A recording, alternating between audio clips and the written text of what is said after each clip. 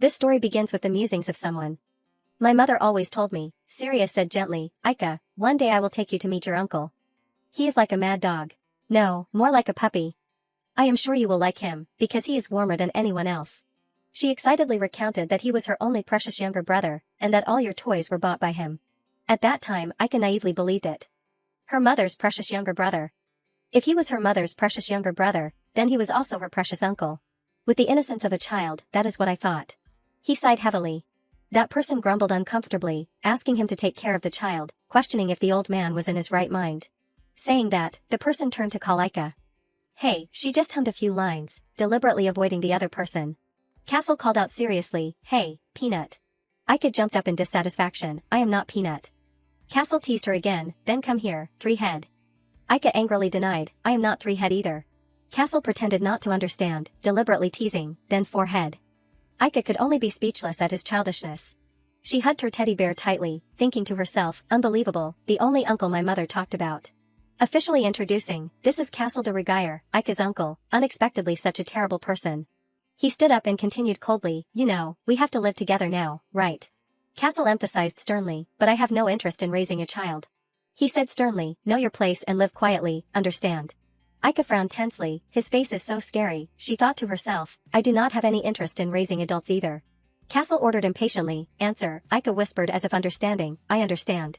Ignoring her reluctant attitude, Castle said impatiently, if you understand, have someone prepare food, and do not act up in front of me. Ika adamantly refused, I ate earlier. Even so, he still insisted on having his way, eat more, or do you want to be Peanut forever? After giving the instructions, Castle opened the door and left, alright, I am leaving. Leaving Ika puffing her cheeks in anger, you bad uncle, it will be useless if you beg me to live with you later. Only after Castle disappeared could she breathe a sigh of relief. Ika hugged her teddy bear, my name is Ika de Valiant. She sadly remembered the recent past, leaving behind my loving grandfather. That was also Ika's first meeting with Castle, and having to live with an uncle who seemed to hate me very much. Imagining him as someone imprisoned in a high tower, she added excitedly, the reason. Ika's purpose could not be more humorous, it is to save her uncle. She could only sigh helplessly, he is so old and does not understand his niece's heart, that foolish uncle. At this time, her background was also introduced more clearly. I live in the vast country of Wofford, which has had its share of conflicts in the past, but now the three families Valiant, Deslin, and Notium are working together with the Emperor to protect Wofford. Ika explained in detail, I heard that among them, the Valiant family, although not having a long history, is the most famous, standing at the top. Because my grandfather is a meritorious servant who has served from the previous emperor to the current emperor, this powerful man is, Ika's grandfather, Ilad de Valiant. Even Castle's identity is not ordinary. He is the strongest swordsman. The next person is Ika's mother, Syria de Valiant. She proudly showed off that my mother is the prime minister for all of Wofford. Ika sadly recalled, the mother in my memories was always busy. Her work days were more than her days off. After giving birth to me, she always worked at the royal palace. She sadly confided, I do not know who my father is. I once asked my mother, but she only said he was someone with great responsibilities. I thought that even without a father, my mother and I could still live happily together. Happiness did not last long, but that incident happened. At that time, a young man was politely greeting Syria. Prime Minister, thank you for coming. She responded cordially, it is my duty. Ika was in the carriage, anxiously urging Syria, Mom, hurry up. You said you would read me a fairy tale. She quickly replied, coming, she kept waving and calling, hurry, Mom. Sunlight streamed through the green leaves along the road. Syria let Ika sit in her lap, but daughter, you are usually so good at waiting, why do you want to come with me this time? Ika hesitated to explain, I do not know why, but I really miss you this time. The affection of her beloved daughter moved Syria deeply, Ika. From afar, two strange figures were secretly watching the carriage. Suddenly, the carriage shook violently, and screams rang out, an attack. The soldiers drew their swords and shouted, protect the Prime Minister. But the assassins were not amateurs. They quickly took down the guards. Amid their weak groans, another person quietly appeared. The assassin coldly questioned, did you find the necklace yet? A subordinate respectfully reported, you have arrived, sir. The subordinate presented an ordinary necklace, we found something, but not the one. The assassin curled his lips in displeasure, it seems they hid it beforehand. He turned to leave, decisively instructing, before they arrive, we will temporarily retreat. The subordinate bowed his head in obedience, yes, sir. He ordered, hide first, then continue the search. They replied in unison, understood. Just then, Ika gradually regained consciousness. Her eyes were filled with terror, with spots of fresh blood on her. Realizing she was being shielded by Syria, Ika cried out in panic, Mom. She gently reassured her daughter, "Don't raise your voice." Syria took out a red crystal and said urgently, "Aika, quickly swallow this." Before she could realize anything, Syria stuffed the crystal into her mouth. Seeing Aika coughing, she felt heartbroken. "My dear daughter, I am sorry I can't protect you to the end." In a daze, Aika could only cry helplessly, "Mom, what is wrong? Does it hurt a lot?" Syria seriously instructed her, "Listen carefully, Aika will now have special eyes." Aika asked naively, "Special eyes?" She continued gently, "Don't be surprised by what you see, because it will save the people you cherish." Syria lovingly stroked her beloved daughter, "You must not tell anyone. This is a secret only Mom and Aika know, understand?" The little girl broke down and cried. "I promise, so please do not hurt, Mom." Before taking her last breath, Syria smiled wistfully at Aika, "Good girl, my daughter, promise me, be careful." The story continues with Aika's sorrow, and then, after I opened my eyes again, my mother was no longer with me. The funeral was held immediately afterward. My grandfather said I was found in a forest nearby, not in the carriage I had been in with my mother. Aika's world was now plunged into darkness. After that accident, my memory became disordered. Although everyone said the royal palace was conducting an investigation, I did not hear any news. This matter quickly spread to the inner palace, besides the fact that His Majesty the Emperor was very angry. Aika sadly thought, because the Emperor is a longtime friend of my mother, he must be very angry. Also, my mother was very intelligent and worked extremely well. She cried, so, he must be very sad. During the funeral, there was someone who secretly appeared at the very end, on the day I cried. Aika looked up and saw that figure. Hair as fiery red as her mother's. This is the memory of Castle that Aika has. I met my uncle for the first time. Unconsciously, she called him by a familiar name, Mom. Aika left her grandfather's arms and quickly ran to Castle's side. She burst into tears and cried out sadly, "Mom." Castle could not hide his confusion. He has the same hair color and eyes as Mom. At that time, I thought my mother had come back to life and returned. After the funeral, Aika clung to Castle relentlessly. Just like that, I hugged my uncle whom I met for the first time and clung to him for days. Under Iloi's protection, I then lived with my grandfather and understood the meaning of my mother's words. Syria's instructions always echoed in her head, "Aika, you will now have special eyes." The following developments made her even more believe in what her mother had instructed. I can sense the danger coming to everyone around me. Even Aika was stunned by this. I possess the power of prophecy.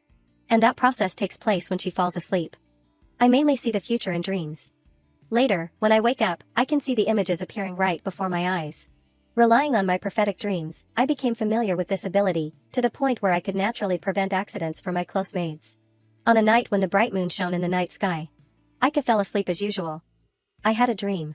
In it, there appeared someone angrily shouting, "You bastard, I won't let you off easy." That person drew his sword, clearly showing murderous intent. He rushed towards Castle, screaming madly, "Die, Regeir." Aika realized that this was extremely serious, a dream about her uncle being in danger. She woke up in the night, crying out in panic, "Uncle, no." Aika gasped for breath, fearfully recalling who was attacking him. She quickly made up her mind, "No, now that I have seen the future like this, I can't sit still." That is why Aika went to Castle herself, for her mother, so that her uncle would not die. His appearance while practicing swordsmanship was indeed top-notch. And Aika was hiding in a corner, her eyes blazing with determination. Her monitoring attitude made Castle extremely confused, "Will stay close and protect him." While drawing in her room, a gentle voice asked Aika, "Miss, do you need anything else?" Aika happily replied, "Zenda, this is the Regeir Mansion's maid, Zenda." Aika stood up and hurriedly continued, "Do you know where my uncle is?" Zenda tilted her head, Master said he would go out. He is probably in the changing room now." Hearing her say that, Aika curiously asked, "Is that so?" Then she ran quickly to the door, loudly announcing, "I am going to see my uncle for a bit and then come back." Zenda exclaimed in surprise, "What?" She hurriedly followed, coaxing, "How about I bring some snacks to your room, miss? I will make you a really sweet cup of cocoa." Aika firmly said, "Later, I have to go see my uncle." Zenda hesitated to advise, "I know I should not say this, but Master does not like anyone around when he is busy." She said steadfastly, "It is okay, I have to hurry before it is too late." Hearing that, she became even more worried, "Miss." But then Zenda had to say dejectedly, "Sigh, then I will take you." Aika happily exclaimed, "Okay." A moment later, Castle suddenly heard a noise. She excitedly announced, "Uncle, I am here." Not hearing a response, Aika stared blankly at the door. She knocked hard on the door and called out loudly, "Uncle." Zenda cried out in fright, "Ah." Aika continued to call, "Uncle, uncle." The door suddenly opened just as Aika called out loudly, "Open the door for me." Castle came out, the buttons on his shirt were wide open, and calmly said, "Hey, did not I tell you not to attract attention?" Seeing him like that, she paused, standing there in a daze. Aika quickly regained her spirit and excitedly called out, "Hi." She cheerfully suggested, Uncle, let us play family. Castle calmly asked, what? Why should I play that game with you? Ika quickly grabbed his leg. Zenda stared in disbelief at the scene. Castle looked at her in surprise, exclaiming in shock, huh? He struggled frantically, panicking, little brat, let go, I have to go now. Ika tried to hold on tightly, she hurriedly pleaded, don't go. Castle said wearily, sigh, this stubbornness, just like your mother. Ika replied seriously, my mother is not stubborn. He angrily shouted, you argue with everything I say. She looked up with sparkling eyes, trying to persuade, I will give you all my snacks, so please do not go, uncle. Castle asked wearily, do you think looking at me like that will solve everything? Ika asked confusedly, what do you mean by looking at you like that? He described quietly. That kind of sparkling, cute look. Castle continued to struggle and angrily declared, enough, let go before I kick you away. She hurriedly pleaded, uncle, just once, really just once, it is Ika's wish. He angrily said, let go, now. Ika suddenly burst into tears, sob. She thought in fear, if he leaves like this, that uncle in my dream will hit him and he will get seriously injured. Ika worriedly pondered, before, I accidentally overheard Grandpa and Uncle talking. Uncle said he was dealing with people who had bad relationships with the Valiant family one by one. She secretly concluded, that means, right now, Uncle has a lot of enemies. Ika sadly thought, if I can't stop him, he will leave far away like Mom. She desperately thought, if Mom was here, would things be different? In her memory, Syria always called out happily, Ika. At this moment, Ika suddenly called out, Uncle. She let go of Castle's leg, then sat down. Tears streamed down her face, Ika sobbed, I miss Mom. He said sadly, brat. Castle gently knelt down. He seriously suggested, if you miss her that much, look in the mirror. Ika exclaimed in surprise, huh? She analyzed confusedly, but I do not look like Mom. Mom is tall, has red hair and looks more like you. Castle asked doubtfully, me, Ika happily exclaimed, yes, you look just like Mom. He rubbed his head in annoyance, then said wearily, sigh, why did you come here and annoy me? It is such a headache. Tears welled up, she asked sadly, is it because I give you a headache that you hate me? Castle exclaimed in surprise, what, who said I hate you? Ika eagerly asked. So you like me and want to live with me? He quickly waved his hand and calmly said, don't be ridiculous. I do not like you, and I do not hate you. I am not good at raising kids. Go back to the old man's house. She sobbed, but I like you. Mom told me a lot about you, so I really wanted to meet you. Ika said sadly, so, I hope you will like me too. She clutched his pants, Ika sobbed pleadingly, I want to live with you. Can I stay here? She said gently, I will only bother you a little bit. Castle quietly looked at Ika. He seemed to see Syria's image in her. Castle mumbled softly, Rhea. He suddenly stood up, Ika exclaimed in surprise, Uncle. Castle calmly said, do whatever you want. She exclaimed in surprise, huh? He said leisurely, feel free to run around and roll around the house, but if you bother me too much, I will scold you. Ika happily exclaimed, really? She jumped up and down, excitedly cheering, really, Uncle. Castle commented wearily, yeah, have you always been lied to? Ika hurriedly rummaged through her bag, then said excitedly, then, Uncle. She joyfully announced, put your finger here, on the paper, it clearly states, Uncle Castle must not kick Ika out. Ika, Uncle. He asked doubtfully, what is this, a contract? Ika quickly urged, what are you doing, hurry up and put your finger on it. Castle commented wearily, sigh, so careful, just like Syria's daughter. I will stamp it later, okay?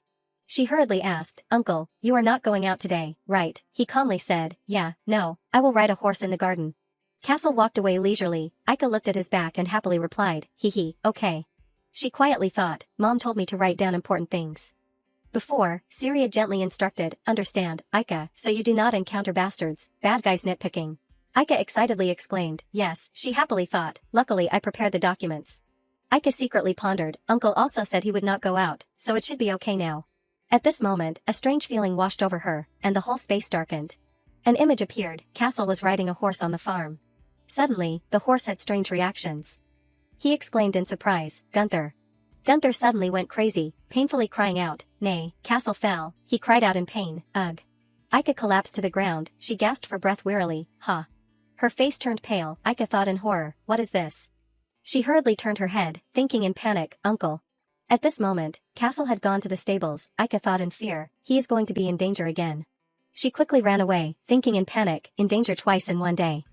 At this time, the butler at the mansion was reporting, that matter, when Ika ran up, she thought annoyedly. Isn't that too much? Then she hurriedly shouted, Uncle. Hearing such a loud call, Leto, the butler of the Regier mansion, could not help but exclaim in surprise, huh, miss. He calmly said, Miss is looking for Master, Master went out riding a horse. Hearing Leto say that, Aika's face paled and she thought in fear, he is gone. She quickly ran out in annoyance. Why is he acting so fast? Aika looked around. She became more and more worried. Clearly, the stables are somewhere around here. Just then, Aika saw the target. Castle was standing in front. She thought excitedly, Uncle. Aika hurriedly shouted, Uncle. She quickly rushed over and angrily called out, You liar, you said you were not going out. He exclaimed in surprise, What? I am riding a horse in my own house. What is the lie? Let go, now. Aika immediately clung to Castle. She angrily shouted, But. Aika firmly declared, You are not allowed to ride that horse, he wearily said, Sigh, Peanut, what have you been saying? At this moment, the horse trembled, painfully crying out, Foo. Castle called out in surprise, Gunther. Gunther continued to moan, Foo. Aika looked at it in surprise. She looked at this scene, then asked curiously, Uncle, horses do not usually lift one leg all the time, right? He exclaimed in surprise, What? Aika jumped down and approached Gunther. She curiously said, Horse, does your leg hurt? It painfully cried out, Foo. Castle quickly pulled her away. Aika exclaimed in panic, Oh. He angrily scolded, Don't you know this is dangerous? Why are you still trying to touch it? She cried out in panic, Ugh. Castle coldly threatened, Do you want to be kicked by a horse? Aika hurriedly explained, No, I am afraid the horse is hurt and you will get injured. Uncle, I am sorry. He calmly ordered, Sigh, take Gunther in for a checkup. The servant respectfully replied, Yes, master. She happily asked, Uncle, you are not riding the horse anymore. Castle wearily said, Yeah, the horse is in pain, how can I ride it? Aika thought excitedly, So, he won't get hurt from riding the horse anymore. She laughed loudly and happily thought, Great. Castle pinched Aika's cheek, then scolded, What is so fun that you are laughing like that, Peanut? Do you know you did something wrong? She softly cried out, Ow. He quietly thought, She should have been protected by the old man. Why did she have to come here and be in danger like this? The door opened. Castle secretly made a decision, that is why I did not want to bring her along. Aika was lying in his arms, she was drowsy and sleepy. Castle gently asked, Sleepy? Aika wearily said, He gently placed her on the bed. Castle secretly pondered, so tired that she fell asleep. What is the reason she keeps clinging to me? She suddenly cried out, Aika grabbed his hand and mumbled vaguely, Uncle, do not go anywhere. Castle quietly looked at her. He made a decision, before I become too attached, I have to do something quickly. The bright sunlight shone on the mansion. 3 days later. Aika tied her hair on both sides with flower strings, looking very adorable. She peeked out from the door. Aika asked excitedly, Uncle, are you there? Castle's escort knight, Gerard, cheerfully asked, Ah, miss, you have arrived. Castle wearily said, Here she comes again. He happily said, We have finished talking, so I will take my leave first. Have a nice chat, you too. Aika excitedly exclaimed, Yes, be careful, Gerard. Castle calmly asked, Why did you come here instead of staying in your room? Peanut, she said annoyedly, I am not Peanut. Aika held up the painting and happily showed off, Tada, I came to show you the painting I drew, you and me. His face darkened, and he asked wearily, This is me. She happily exclaimed, Hee, I drew it well, right. Castle stood up, and calmly said, All right. He said calmly, Have Zenda help you prepare to go out. Aika asked in surprise, Go out. Castle leisurely said, That is right, to the old man's. No, we are going to Grandpa's house to play. She excitedly cheered, Really, we are going to see Grandpa today. He calmly replied, Yeah. Aika happily asked, Can I bring a gift for Grandpa? The cupcake I ate this morning was so delicious, I want Grandpa to eat it too. Castle leisurely said, Bring whatever you want. She excitedly exclaimed, Thank you, Uncle. Zenda carefully brushed Aika's hair, she happily saying, humming. Aika excitedly thought, It has been a long time since I went to see Grandpa. What is up with Uncle? She happily thought, Anyway, this is great. In front of the mansion, a carriage was already waiting. Aika quickly ran out, and excitedly called out, Grandpa. Eyelid opened his arms wide, and happily exclaimed, Aika. She hugged him tightly, and excitedly cheered, I missed you so much. Eyelid gently said, Oh, my granddaughter has arrived. I have been waiting for so long. Castle sarcastically said, Always dyeing your hair so meticulously. He said that because he originally had red hair like Castle. Eyelid angrily retorted, You only know how to cause trouble. I think hair that looks like Aika's is very beautiful. He looked at Aika and happily said, Right, she excitedly exclaimed, Right. Eyelid asked, My little darling, let us go inside. Why have not you gained any weight? Is that damn guy not feeding you? Aika happily replied, No, I eat with Uncle every day. I had breakfast with him today too. He happily praised, Is that so? You are so good. She suddenly said, Oh right, Grandpa, I brought you a gift. It is really delicious. Eyelid happily exclaimed, Ho ho, what can you bring with those tiny hands? My precious granddaughter coming is already. A gift. Aika excitedly said, Hee, the more gifts, the better. He quickly suggested, Is that so? Then let us eat together. She confidently declared, I am fine. I already ate a full meal before coming here. A moment later, Ika put the plate down. She ate until her stomach was full, and exclaimed contentedly, "Hooah, so delicious." Ika still held a cake in her hand, second snack, spotless. Mary gently asked, "Did you enjoy the meal, miss? Shall I bring you more to drink?" Ika happily replied, "Yes, thank you." She suddenly said, "But Mary?" She asked in surprise. "Yes." Ika curiously asked, "When are Grandpa and Uncle coming?" Mary was startled, then exclaimed in panic, "Ah." She hurriedly covered up, "That, they said they had something important to talk about." She asked in surprise, "Is that so?" At this moment, she heard a familiar sound. Ika quietly thought, this sound is the sound before getting into a carriage. Mary worriedly called, "Miss." Her face turned pale. Ika was secretly afraid. Could it be? She hurriedly ran out. She followed and anxiously asked, "Miss, where are you going?" Ika quickly ran to the window. She grabbed the window frame and tried to observe. Ika frantically mumbled, "That is Grandpa and..." Castle was already sitting in the carriage. She cried out in fear, "Uncle." Ika thought in panic, what is going on? Why is Uncle sitting in the carriage? I did not see him at all when I was snacking. She thought desperately, could it be, he is planning to leave me behind? Ika hurriedly ran down the stairs. She loudly accused, "You are a liar." Eyelid hugged Ika, then gently reassured her, "Hey, my little one, you will get hurt if you run like that." She struggled, angrily calling out, "Grandpa, let me go." Ika looked at the carriage driving away, desperately shouting, "Uncle." She sadly thought, "Are you really abandoning me?" Ika sobbed, "Uncle." She quietly thought, "I just wanted to save you." Ika tried to call out, "Uncle, do not go, Uncle." In the room, stuffed animals were scattered all over the floor. She hid under the blanket. Eyelid worriedly called, "Darling." Ika puffed out her cheeks and glared, looking like a sulky little squirrel. He was startled. Eyelid held his head, then exclaimed in panic, "My granddaughter is making that face again." She sadly said, "If I had not been stopped, I could have caught up with him." He gently comforted, "Sweetheart, do not you like living with Grandpa? Stop crying and let us go eat some delicious snacks." "Okay," Ika wearily declared, "I am not eating." She was secretly angry. He must have abandoned me. He promised he would not abandon me. How awful, I do not care about him anymore. Later, at Castle's mansion. Leto gently poured tea. He leisurely said, "Miss has been gone for a few days. The mansion has become quite quiet, do not you think, sir?" Castle calmly said, "I prefer silence." Leto smiled wryly, "Haha." He thought wearily, only Master would be like this. Outside the door, Gerard respectfully reported, "Master, this is Gerard." He calmly said, "Come in." He said worriedly, "What is the matter at this hour?" "That, the Duke Valiant family sent someone. They relayed a message about Miss." Castle was startled, then asked in surprise, "What did they say?"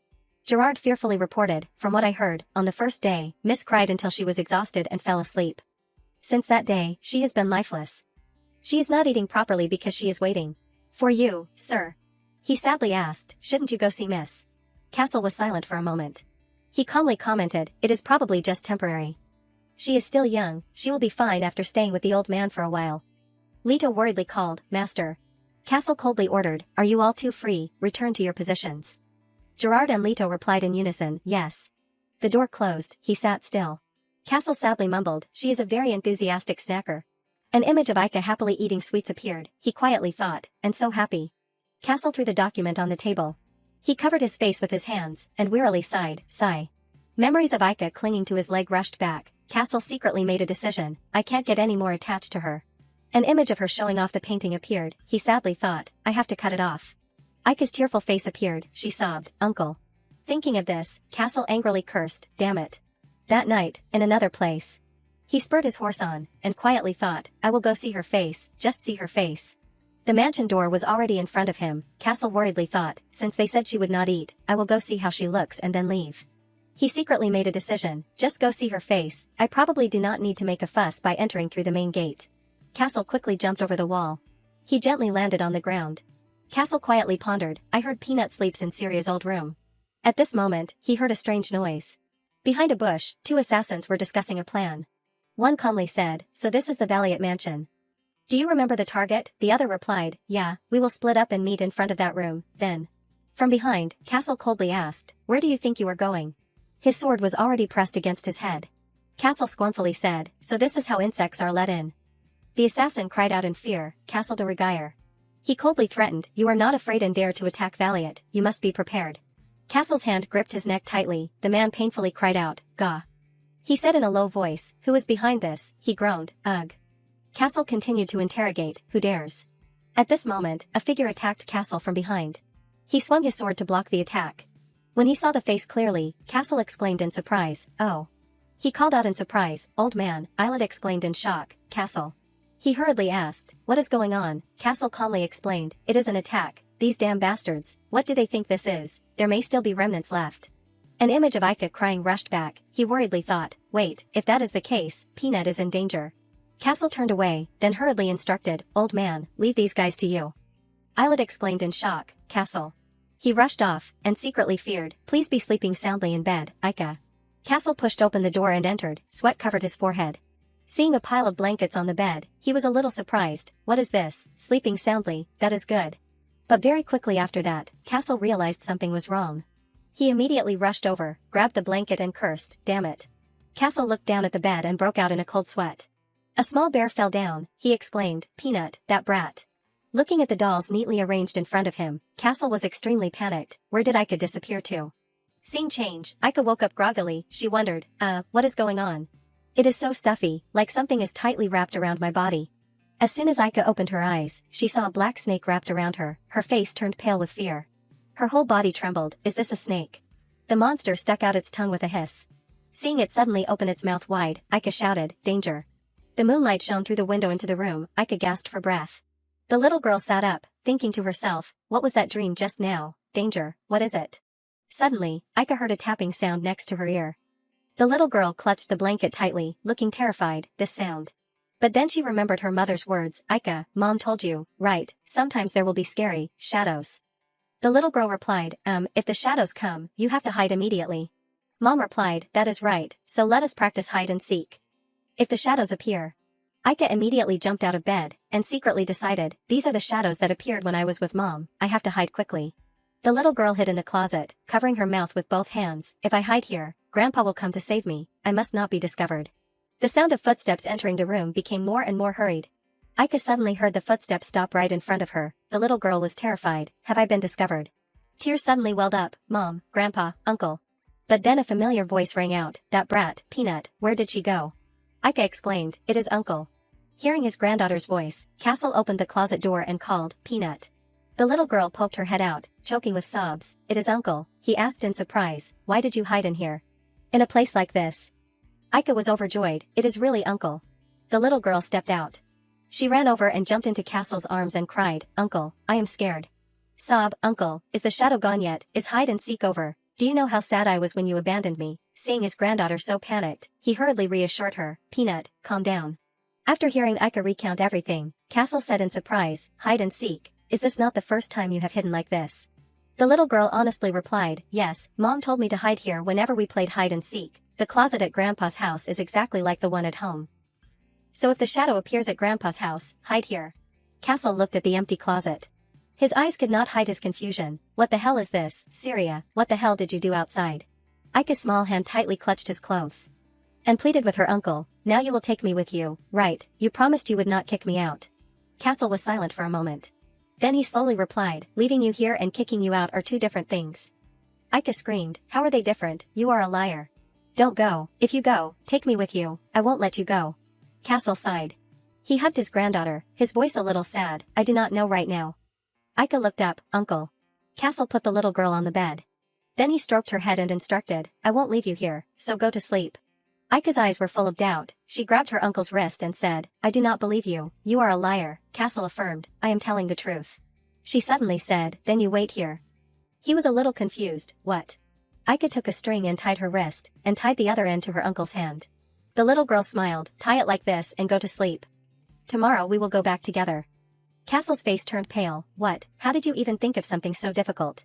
After finishing, Ika peacefully lay down on the bed. "All right, good night, Uncle." He said sternly, "Hey, but there is nothing else I can do." The next morning, when the sun shone its dawn rays through the small window, Eyelid entered the room with a surprised look, exclaiming. He saw Castle and Ika lying on the bed sleeping soundly, with a string tied on their hands and said, "So it ended up like this. And someone was pretending so hard." Scene change. Castle carried his granddaughter out to the carriage. He said to his father, "Things are like this, I will take Peanut home." Ika smiled, "Grandpa, bye-bye." Eyelid looked at his son with a fierce look. "If you make Ika cry, this father will take away your title." Castle sighed, "Yes, yes." Then he turned to his granddaughter and said lovingly, oh, I already miss my little darling, what should I do? Aika stood on the ground and promised, I will visit you often. Eyelid smiled happily, alright, if that guy bullies you, come to Grandpa anytime, okay, the little girl replied loudly, yes. Hearing this, Castle snorted. Then he switched to another topic, did you find all the intruders from last night? Eyelid confidently replied, of course. Daring to look down on Valiant, I will make them pay a heavy price. Castle smiled with a little reassurance, alright, contact me if anything happens. Eyelid called after him, take good care of Aika, Castle, he muttered, I know that without you saying it. Grandpa, Aika waved goodbye, I am going. The two uncles and niece went back to the mansion. Aika got out of the car and called out loudly, Zenda, I am back. The maid cheered happily, Miss, you are back. I am so happy that you are back, everything was so empty without you, I was sad without even realizing it. Aika laughed hee, I missed Zenda too. Zenda said loudly, although I am not strong, I will try my best to protect you, I will try my best to make sure that this does not happen to the places where you do not want to go. I will try to get news for you to the places you want to go. Aika hesitated a little, but I do not want Zenda to be scolded. The maid reassured, I will explain clearly so I won't be scolded. Is that okay, miss? These words gave the little girl some peace of mind, that is good. Aika was overjoyed, it turned out that Zenda was on her side, which gave her strength. Suddenly, she speculated that if she made the others also be on her side, everyone was on Aika's side, if her uncle went crazy. They would protect her, when he got angry and tried to kick her out, would not everyone stop him together, of course, Aika would win then. The little girl smiled and said, I want to be close to other people, like Zenda. The maid exclaimed, oh my, what are you going to do? Aika whispered, come closer. Zenda bent down low, like this. The little girl began to whisper for a while. After listening, the maid covered her mouth and giggled. She praised, what a great idea, miss. Aika laughed heartily, right, with this method, I can make everyone be on my side. Mary and the other maids laughed very comfortably. The butler also happily responded. Castle and Gerard entered the room and saw this scene and felt strange, what is with those expressions, why does everyone look so dazed? Aika ran out of the house. She said happily, hello, Uncle, Gerard, you two are back safe. Castle reminded, didn't I tell you to walk properly? The knight smiled and asked, have a good day, miss, is there anything wrong? The little girl looked at him with innocent eyes and hesitantly replied, that, I have something to give you. Aika held out her hand, inside was a red bow, this is a gift for Gerard. He asked in surprise, you are giving it to me, the little girl said, you can wear it right in front of your chest. I prayed to this flower, hoping that all good things would happen to Gerard, thank you for always protecting me. He was moved to tears, thank you, miss, I will cherish it. Castle thought, since morning, I have been wondering, what is all the fuss about, is this Peanuts doing? Gerard put the bow on his chest and asked, what do you think? Aika smiled brightly and praised, it suits you so well. Castle held out his hand to say, quickly give it to me, but the little girl waved goodbye, I won't bother you now, see you later. He stood still and speechless, his expression stiff. Castle was annoyed, what about me? Everyone quickly went to the dining room. A dish with a rather strange arrangement was placed on the table, Aika exclaimed in surprise, wow, what is this? The head chef of the Leguier mansion, Sophie, replied, this dish is fried vegetables, it is a return gift for the gift you gave me. Aika marveled, although it is not meat, it looks very delicious. She comfortably said, ho ho, next time I will add more fruits and leafy greens. Castle sternly reminded, too noisy. Sophie, do not drag her in. The chef snorted and explained, what dragging, thanks to miss, we have all been very happy lately. He turned to Peanut and asked, haven't you forgotten something? Aika was busy scooping, so she replied casually, no, wow, the potatoes are so delicious. You eat a lot too. Castle said, speak after you finish eating. The little girl said yes and continued to eat. The plate was almost empty in a blink of an eye, at this time Aika suddenly remembered, that is right. I have something to ask you. The little girl took out a piece of paper and held it in front of him. Castle asked, what is this? Looking at the print in the corner of the paper, he realized it was the royal crest. Aika smiled and replied, yes, because I saw my name written on it, so I took it from your desk. Take me to the royal palace, the emperor invited me to play. Castle looked very surprised, do you know the emperor? You were only good at rummaging around, Aika smiled, I do not know, but I know he is mom's friend, the letter said to come and play. But I have never been to the royal palace, so come with me. Castle snapped a little annoyedly, I do not want to. The little girl stamped her hands repeatedly, why? He turned his face to one side, why, because I feel disappointed, that is why. Aika wondered, what are you talking about? Castle stood up and left, enough, I am leaving, eat everything, do not waste it. Seeing him leave her, the little girl sulked, you are so mean. But Aika also quickly realized, he seems very sad. Sophie sighed, I did not expect Master to be such a petty person. The little girl continued to sit and eat, thinking, if this continues, he might not even take me to the royal palace. Sigh, I have no choice. The sound of footsteps echoed in the hallway. Gerard looked at his master's expression and realized that his mood has not been good since earlier. Maybe it is because of the shock of not receiving the pin from the little miss. He felt confused. There is no reason for Miss to forget Master. What is going on? The large study door opened slightly. As soon as Gerard stepped inside, he saw a small box on the table, and was a little surprised. This is the bow just for Castle, it is really special. He happily said, it seems Miss came and put this here, no wonder, she was late because she was preparing the best gift, please wear it. Castle picked up the bow, muttering, seriously, who asked her to? What is so good about this trash? He turned back and asked, Gerard, did you receive a gift box too? He replied, I did not. Perhaps Miss only gives it to people who are considered the most important and wonderful. The size is also much larger, the yellow is stacked on top of each other, looking like marigolds. Seeing his subordinate say flowery words, Castle snorted and reminded, stop talking nonsense and report. Gerard smiled secretly, Master's mood has improved. Thank goodness, Miss. He began to get to the main point, we have checked everything to the fragments of the carriage, of those who attacked the Valiant mansion. Except for 38 people who have been dealt with. We are still chasing the remaining 7 people. Among them, no one is willing to open their mouth. Yes, they all committed suicide, except for those who were tortured. Castle put the bow on his chest and said, suicide as if they were waiting, how ridiculous, find all of them for me. Gerard replied, yes. He gave some more instructions, tell Peanut to prepare to go to the royal palace tomorrow. Tell her, if she is late, forget it. The knight felt surprised, tomorrow. What about the outstanding work? Castle explained, I was going to go in the first place, but I found it troublesome, so I postponed it. Seeing Gerard standing and pondering, he suddenly asked, what else? You are done reporting, go quickly. He hurriedly said, yes, I will tell you immediately. The next morning, when the dawn had risen high, Ika ran over dressed neatly like a gust of wind, saying incessantly, Uncle, it is pretty, right, Zenda made me look so beautiful. Seeing him wearing the bow she gave him, the little girl cheered, ah, you are wearing the pin too, it suits you so well. Castle turned and said nonchalantly, are we going to a party or something, get in the car quickly. Ika called out, ah, let us go together. He suddenly said, oh right. Before leaving, wear this. Saying that, Castle put a necklace on his granddaughter. Ika was sweating, stammering, this is. The royal palace was extremely magnificent, with gold-plated rooftops. As they walked past the hallway, the servants bowed their heads. Ika felt a little nervous. She suddenly asked, Uncle, it seems like everyone is staring at me. Can I take off this necklace? The necklace had a piece of wood with the words Castle de Leguier written on it, your name is too big. Castle said sternly, no, you must always wear it, do not cause trouble. Ika pleaded, but I am embarrassed, I won't cause trouble, let me take it off, Uncle. He affirmed, no. Ika tried to persuade him. Can I really not take it off, I will be good. Castle affirmed again, I said no. The little girl helplessly asked, Hick, when will His Majesty the Emperor arrive? He replied briefly, soon. The two were sitting and waiting on the sofa when they suddenly heard someone say, I tried to make time this morning, but I was still late. Sorry for making you wait.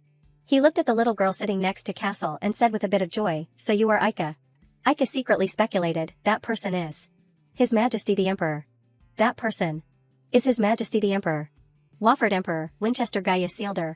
I remember, my mother told me to remember the name of His Majesty the Emperor. Purple pupils are a symbol of royalty. And, hair as black as the night sky. Same as my hair color. Ika thought, when I was learning with my mother, she also said that His Majesty the Emperor Lepel also has black hair, it is more common than I thought. Suddenly she remembered, ah, I forgot to greet him. Ika hurriedly lifted her skirt and bowed and said, I am the granddaughter of Isla de Valiant. Ika de Valiant. The Emperor laughed, haha, very polite behavior, it is nice to meet you. He sat down very low. Then suddenly suggested, if it is okay, can I hug you once? Ika opened her arms. And happily replied, of course. The Emperor smiled friendly. Gently hugged the little girl. I did not expect you to be so big, I have always been looking forward to the moment I met you. Thank you for coming to see me, Ika. He exclaimed, you really look like Syria. The little girl said, really, is His Majesty the Emperor a friend of my mother? Winchester replied, yes, I am a friend of Syria and Castle. He looked at the big necklace on Ika's neck and asked, did Castle give you that necklace? It is quite cute. Hearing this from the Emperor, the little girl felt frozen, ah. Ika explained, he made me wear it. Winchester said, it looks very impressive. She smiled and switched to another topic, oh right, I have a gift for you. The Emperor was a little curious, a gift. Ika rummaged in her bag and took out a bow, it is a gift I made myself. Thank you for inviting me today. Winchester was really surprised, you are giving it to me. Castle coughed softly, signaling after seeing Ika give Winchester a gift. His face shone with unparalleled pride. It turned out that Castle was implicitly signaling that his was more brilliant. Winchester clutched the badge, smiled happily and replied, "Thank you." He affectionately stroked Ika's head. "Among the gifts I have received, this is the most special gift. I will cherish it." She obediently smiled, "Yes." Following that, Winchester tilted his head and said with interest, "Now that I have received a gift from you, I have to return the favor, right?" He quickly ordered his subordinates, "Sala, bring that here." She respectfully continued, "Yes, I understand." She brought Ika a box wrapped in black cloth. She curiously asked, "What is this?" Winchester opened the covering and recounted gently, "It is something that Syria asked me for a long time ago. She said you are very smart, you will definitely need it." He smiled and entrusted it to Ika. "Now I am giving it to you." Winchester's hand began to open the box. He presented an exquisite key, continuing to explain, "It is the key to the Royal Ancient Library." Syria's gift moved Ika to say, Is it from my mother?" Winchester personally confirmed, "Yes, they are very ancient books, they contain knowledge that we do not fully understand." This is the moment he transfers this mission to Ika. "Syria said this to me, if it is Ika, she can find something special inside." After she received the key, Winchester also said kindly, "If you are curious, you can come anytime." He wistfully exclaimed, "It is a gift your mother asked me for." Although Syria is no longer by her side, Ika can still feel her full affection, a gift from her mother. She hugged the key tightly. "I can feel my mother's warmth." Suddenly Ika remembered something. "Oh right, I have to thank His Majesty the Emperor." She bowed deeply and said politely, "Thank you." Winchester excitedly instructed, "In addition to the ancient library, you can also come to visit me." Ika replied with a smile as bright as a flower, "Yes." She directly gave it to Castle to keep. "Uncle, keep it for me." He coldly found fault with his little granddaughter. "You know how to give orders now." Ika repeatedly instructed, "You must not lose it." Castle teased her again, "Look, you can say anything back." At the same time, Winchester said seriously, "Castle, Ika, it is a good time to introduce someone to both of you who just entered the palace." Ika muttered blankly, "Introduce." Winchester calmly presented, "I have a nephew about the same age as you, Ika. I think you two can be friends, so I called him over." The word friends made Ika extremely excited. Friends. A small pair of shoes also appeared in the room. Winchester kept introducing to Ika that, "He looks a little stiff, but he is a good kid, Ika, treat your friend well." Facing Winchester, the boy greeted politely, "Hello, His Majesty the Emperor, the son of the Empire." He kindly called the boy over, "All right, Rusp, come over and say hello." Ika's first impression only had two words, "So handsome." Winchester's nephew had mysterious purple eyes. Rusp's handsome appearance and white hair made Ika infatuated, like moonlight. He walked to Ika, reached out his hand and said gently, "Hello, I am Rusp." Rusp politely asked his new friend, "What is your name?" The story goes back to about 2 years ago. At that time Rusp Winterus Kelpodia said innocently, "So beautiful." He decided to pick those flowers with the thought of giving them to his father. "I wonder if father will like them." As Rusp approached his father's room, he heard voices inside. "If I had known earlier that Winchester was stubborn and unwilling to marry, I would have made you emperor. Other than that, does your brother have any special problems?" Another person angrily shouted, "That is the problem, he has to get married, he does not have an heir." "Is it okay just because we have Rusp?" At that time, Rusp cautiously poked his head inside. "Father." The woman in the room quickly noticed his presence. She was Duchess Paulin Denotium. She said coldly, "Rusp, you have arrived." The other person was Duke Ricardo Willow Kelpodia. He sternly scolded his son, "Why did you come without knocking, Rusp?" At that time, Rusp only knew how to stammer, "I am sorry." Before he could finish speaking, Paulin angrily scolded, "Dirty hands, as a future heir to the throne, should not you behave properly?" She bluntly threw away all the flowers that he intended to give to his father. "Throw away these dirty weeds." Ricardo also firmly echoed, "Yes, this childish behavior, I really can't stand it." Before the strictness of his parents, Rusp could only fearfully remain silent. A cold voice said, "Rusp Winterus Kelpodia." Ricardo indifferently ordered him, "Behave according to your position, go to the royal palace with the young Duke Notium and learn everything you can." His words were no different from subtly chasing Rusp away, and he understood this. Ricardo also firmly instructed that, and if Winchester still has not chosen an heir, Rusp's innocent life was arranged by him from that moment on. "You will become emperor, Rusp." Back to reality, when he was greeting Ika. Rusp's beauty made her stunned and staring. After a while, Ika warmly shook hands with Rusp. "Hello, it is nice to meet you, I am Ika." He smiled and introduced, "It is nice to meet you too, so you are the young lady from the Valiant family. I have heard a lot about you from His Majesty the Emperor." Ika excitedly exclaimed, "Really, the Emperor has already talked about me." This scene warmed Winchester's heart. Look how harmonious the two are. Both are 7 years old, they can be good friends. At that time, his subordinates quickly reminded, "Your Majesty, it is time to deal with state affairs." Winchester had to reluctantly leave. "I know, I will go now." Before leaving, he carefully instructed the two children, Ika, the garden next door is very safe, you can play with Rust comfortably.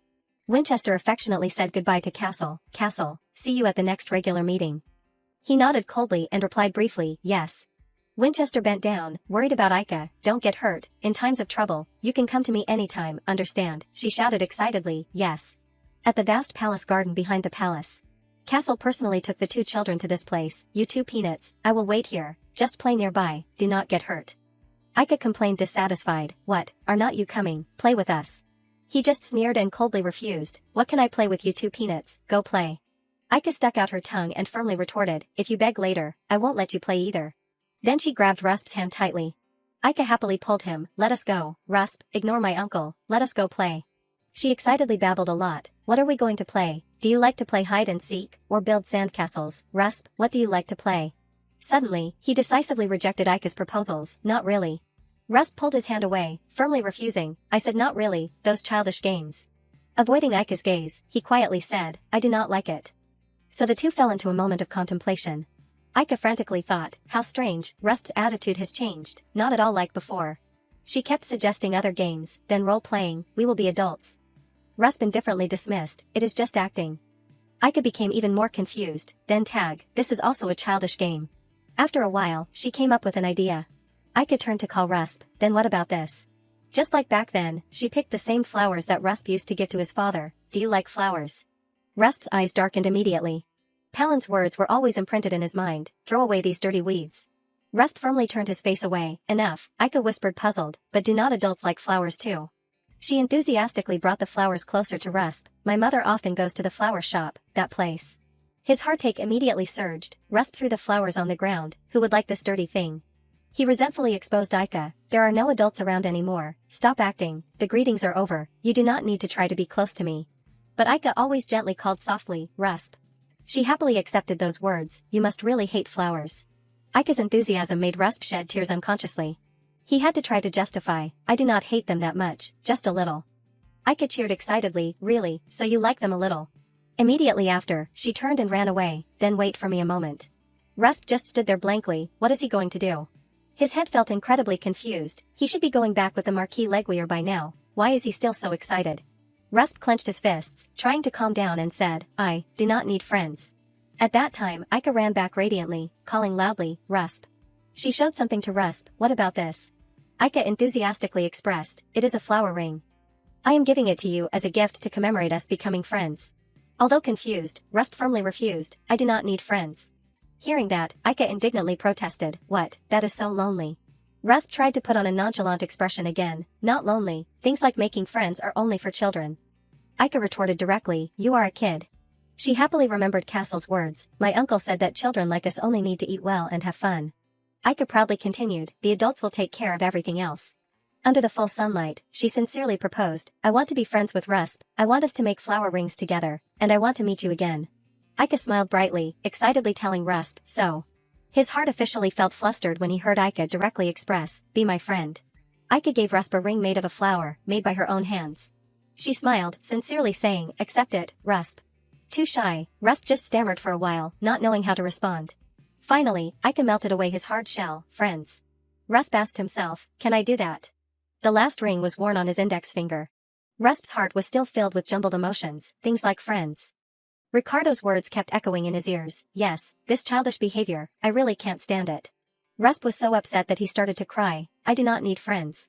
The ring on his hand made him realize his loneliness even more, I should not need it. Seeing his friend cry, Ika was at a loss, Rusp. She panicked and took the blame, do you hate it so much that you are crying? I am sorry, you do not have to be friends with me. But Rusp quickly wiped away his tears, it is not like that, Ika. He officially opened his heart to Ika, thank you, I also want to be your friend. Rusp personally repeated the proposal, let us be friends. After that, the sky became clearer, and people's hearts became lighter, so last time, my uncle bought a really delicious cake. Ika grabbed Rusp's hand, excitedly telling, it is sold at a bakery near the royal palace. I want to try going there directly. Rusp also happily commented, so you like sweets. Come to my mansion to play later, the chef at the mansion is very skillful. Ika radiant agreed immediately, then, I will bring delicious food too. Suddenly, her face darkened with dizziness. Ika stunned realized something was wrong. Russ panicked when he saw his friend like that. Ika, what is wrong with you? Her whole body trembled. I am fine, I suddenly feel cold, so. Russ quickly worried about her. If you feel cold, wear my coat, let us go to the marquee place. Ika weakly agreed immediately. Thank you, Rusp. In her heart, she kept feeling uneasy. Strange, this cold shiver and dizziness are like the first time I saw the future. The weather is not that cold. Ika kept thinking, why? From afar, a mysterious voice said, those are the granddaughter of the Valiant family and the kid from the Kelpodia family. In that person's sight, was the image of Rusp and Ika being close to each other. He belonged to the Duke Deslin family, Legia de Deslin. He curled his lips contemptuously. That Valiant has already started looking for support. Liga coldly commented, how cunning. Let us go back, Ackle. Accompanying him was Legia's assistant, Ackle. He replied respectfully, yes, Duke. That night, the bright moon shone on the night sky. The carriage slowly moved on the road in the inner city. Ika sat in the car, sadly clutching the flowers picked in the royal garden. Castle could not stand it. Seriously, do you feel sorry for having to part with that white-haired peanut kid? You two promised to play next time. Ika still said wistfully, he is my first friend, I want to play with him more. She kept staring at the flowers in her hand. At that time, Ika had to say goodbye to her first friend, Rusp. Sorry for having to go first. She kept instructing Rusp, next time, I will come to the royal palace to play again, let us meet then. He asked sadly, when can we meet again, without hesitation. Ika firmly promised a time, 10 nights, after 10 nights I will come to see you.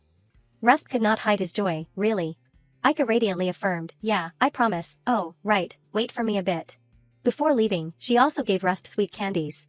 Ika smiled, happily teasing her friend, a gift for you, I only chose the flavors that I like the most. This was the first time Rusp felt the affection of a member of the opposite sex, the most liked. Ika waved excitedly and continued, then bye-bye. Afraid that she would leave, Rusp hurriedly said, I have something for you too.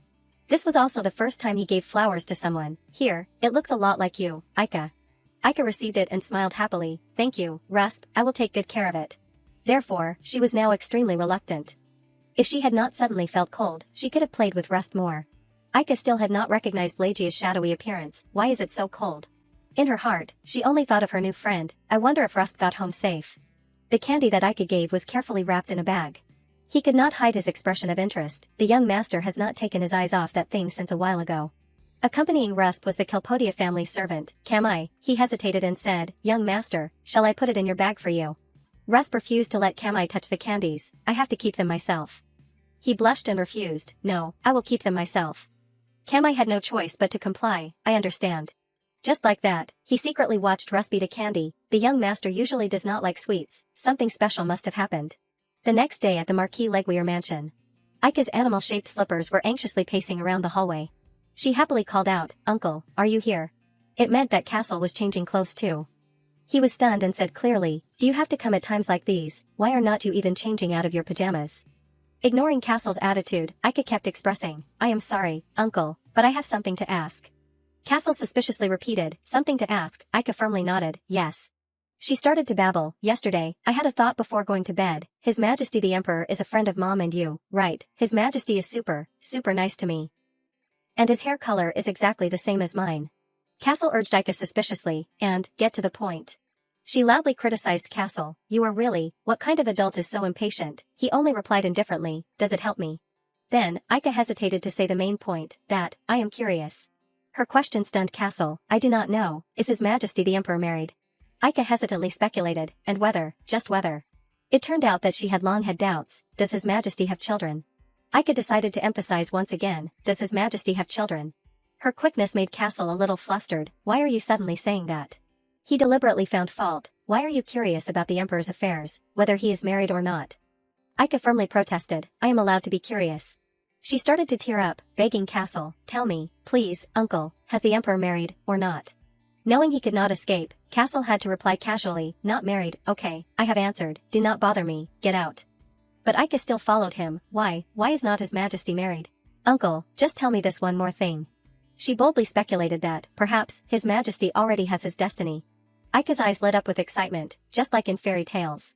Castle still flatly denied, just like in fairy tales, I do not know, let us just say that. Ika excitedly continued, then who is that destined person, Uncle, maybe. But before she could finish speaking, Castle slammed the door shut. Ika pouted, you are friends with His Majesty and you do not even tell me, how awful, today I will back off, only today, it is definitely not because I am afraid of you. A few days later at the Leguier mansion. Castle was suspiciously thinking, Peanut has been a little strange lately. Looking at his niece's meticulous drawing, he became even more suspicious. She used to cause trouble every day, but she has been very obedient these past few days. As soon as she saw Castle, Aika got up and asked, "Where are you going?" He coldly cut Aika off. "None of your business, do not follow me." She just pouted and went back to drawing. "I know." Aika's behavior made Castle suspicious. She did not even beg me to take her with me. He kept feeling uneasy. Comfortable is there, but it is very suspicious. Finally, Castle turned and walked away. "All right, I am leaving. Do not cause trouble and take care of the house carefully." Aika replied brightly, "Yes, be careful on your way and come back." Even after reaching the door, Castle still felt uneasy. Why did she give up so quickly today? Is there some conspiracy? Her being so obedient makes me worry. A long line of carriages had been waiting here early. Castle calmly entered, the first banquet held at Valiant after his sister's death. Finally, the old man has made up his mind, but why did he tell me to come here? His subordinates quickly arrived. "You have arrived, master, let us set off now." Castle coldly ordered, "Report first, how far along is the work I assigned?" The subordinate thoroughly continued, "The remnants have almost been dealt with, we are still continuing to chase the remaining 7 people." Castle seemed quite satisfied after hearing this. "All right, search carefully, do not leave any names behind." The large gate of the mansion slowly opened. The carriage carrying Castle quickly moved to the royal palace to attend the banquet. He put on his glasses, still feeling uneasy about Aika, thinking about it, I should have checked on that peanut brat again before leaving. At that time, Castle was certain that it was probably her bedtime. Suddenly, Castle noticed something unusual. In his carriage, there was suddenly a wooden chest. Castle coldly ordered, "Get out." He said sternly once again, "I said get out." The movements inside the carriage seemed to be very scared. Just then, a small hand reached out. It turned out that the person secretly hiding inside was Aika. She deliberately acted as usual. "How did you know?" Castle only coldly said, "Get out first." Aika had to pout and obey, "Yes." After she sat properly, Castle questioned, "When did you get in?" Aika truthfully recounted, "When you were talking to Gerard earlier, I was curious about what people would do at the party. But you did not want to tell me, so." This time, Castle got really angry. "So you climbed in here." His anger was indeed beyond question. "I really do not know where to tie this duckling so she would stay still. She is noisy all day and night. Why do I have to have a headache because of this brat? I swear I will." Angry as he was, he still allowed Aika to come along. "Whatever, do whatever you want." Aika cheered happily, "I can come with you." Ignoring Castle's indifferent appearance, Aika rushed over and hugged him. "You are the best, coolest, most amazing in Wofford and in the world." In the end, Castle could not resist his granddaughter's super cuteness. "Stop flattering and sit properly, I will tie your hair up." Aika smiled excitedly, "Yes." She could not hide her excitement. "Grandpa organized the party, right? I am so looking forward to it. It has been a long time since I met Grandpa, there must be a lot of good food." "Right." Once again, Castle recognized her cleverness. "You," secretly looked at the letter. Aika hurriedly defended, "No, I am just looking forward to it too much." Castle coldly threatened, "Do that again and I won't take you out at all." Islet's majestic mansion stood towering before Aika's eyes. She enjoyed admiring the scenery here, sparkling like stars. Aika's small hands excitedly waved. "This is Grandpa's mansion too. It is so beautiful." Castle quickly reminded his niece, all right, do not run around." Now, Aika fondly recalled the past. Sometimes Mom would dress up beautifully and go out in the evening. If I had known she was going to a party like this, I would have followed her once. Holding Castle's hand tightly, Aika excitedly asked, "Uncle, Grandpa is already here, right?" Castle replied indifferently, "How would I know?" Castle's beloved niece insisted, "Grandpa is your father, you must know." Suddenly, Aika noticed the silence around her. She looked around. Why, is everyone staring at us again? It turned out that because of Castle's appearance, all the attention had been focused here. Oh my, is not that Marquis Leguier? I was hoping he would come, what a sight for sore eyes. I will go say hello to him later. Whispers constantly rose. Who are those children next to him? They are the Prime Minister's child. The commotion made Aika unconsciously scared. What is going on? People I am meeting for the first time know me. Suddenly, she felt dizzy again, just like the first time she played with Rusp. Aika was sweating, her breath suddenly became rapid, a cold wind from somewhere. My heart is beating fast. Someone came forward to greet Castle. Really, I was wondering why it was so noisy. It turns out that someone who rarely appears at banquets. He only coldly retorted, "Am I not allowed to come to my family's banquet?" The other person laughed, showing friendliness. How could that be? That person tapped his cane hard on the floor.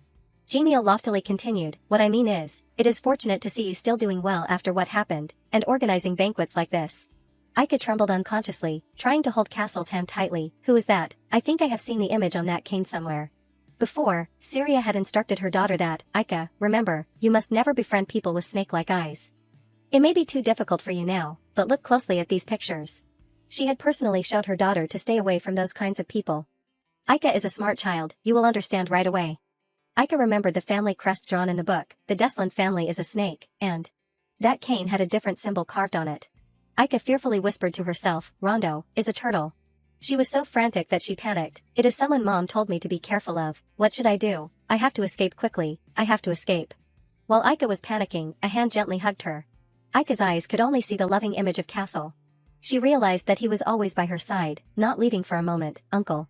With forceful words, Castle coldly cut Genial off. The older you get, the more you worry about nothing, Marquis Rondo. The man frowned. He is a member of the Marquis Rondo family, Genial de Rondo.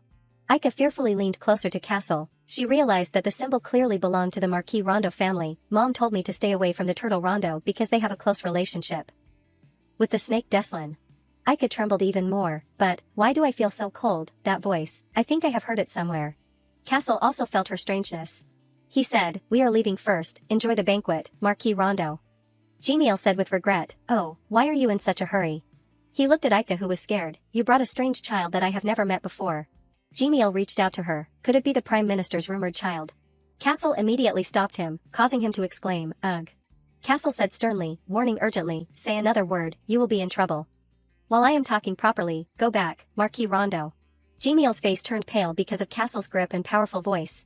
He hurriedly pulled his hand back, rubbing it. Oh my, I will be careful, I did not mean anything, do not misunderstand.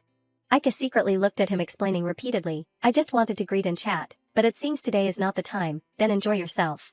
And the party returned to its original majesty. Castle and Aika continued to move forward. Aika seemed to pause a bit. It turned out to be Eyelid. He came, smiling brightly and calling her, Aika, Grandpa's princess. Aika also immediately replied loudly, Grandpa.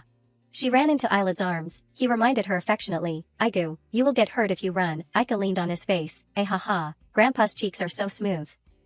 Eyelid smiled brightly, is that so? Why is my little darling so late? Grandpa has been waiting for you for so long. Suddenly Aika looked up, oh right, I have something to ask Grandpa. Eyelid replied affectionately, what is Aika curious about?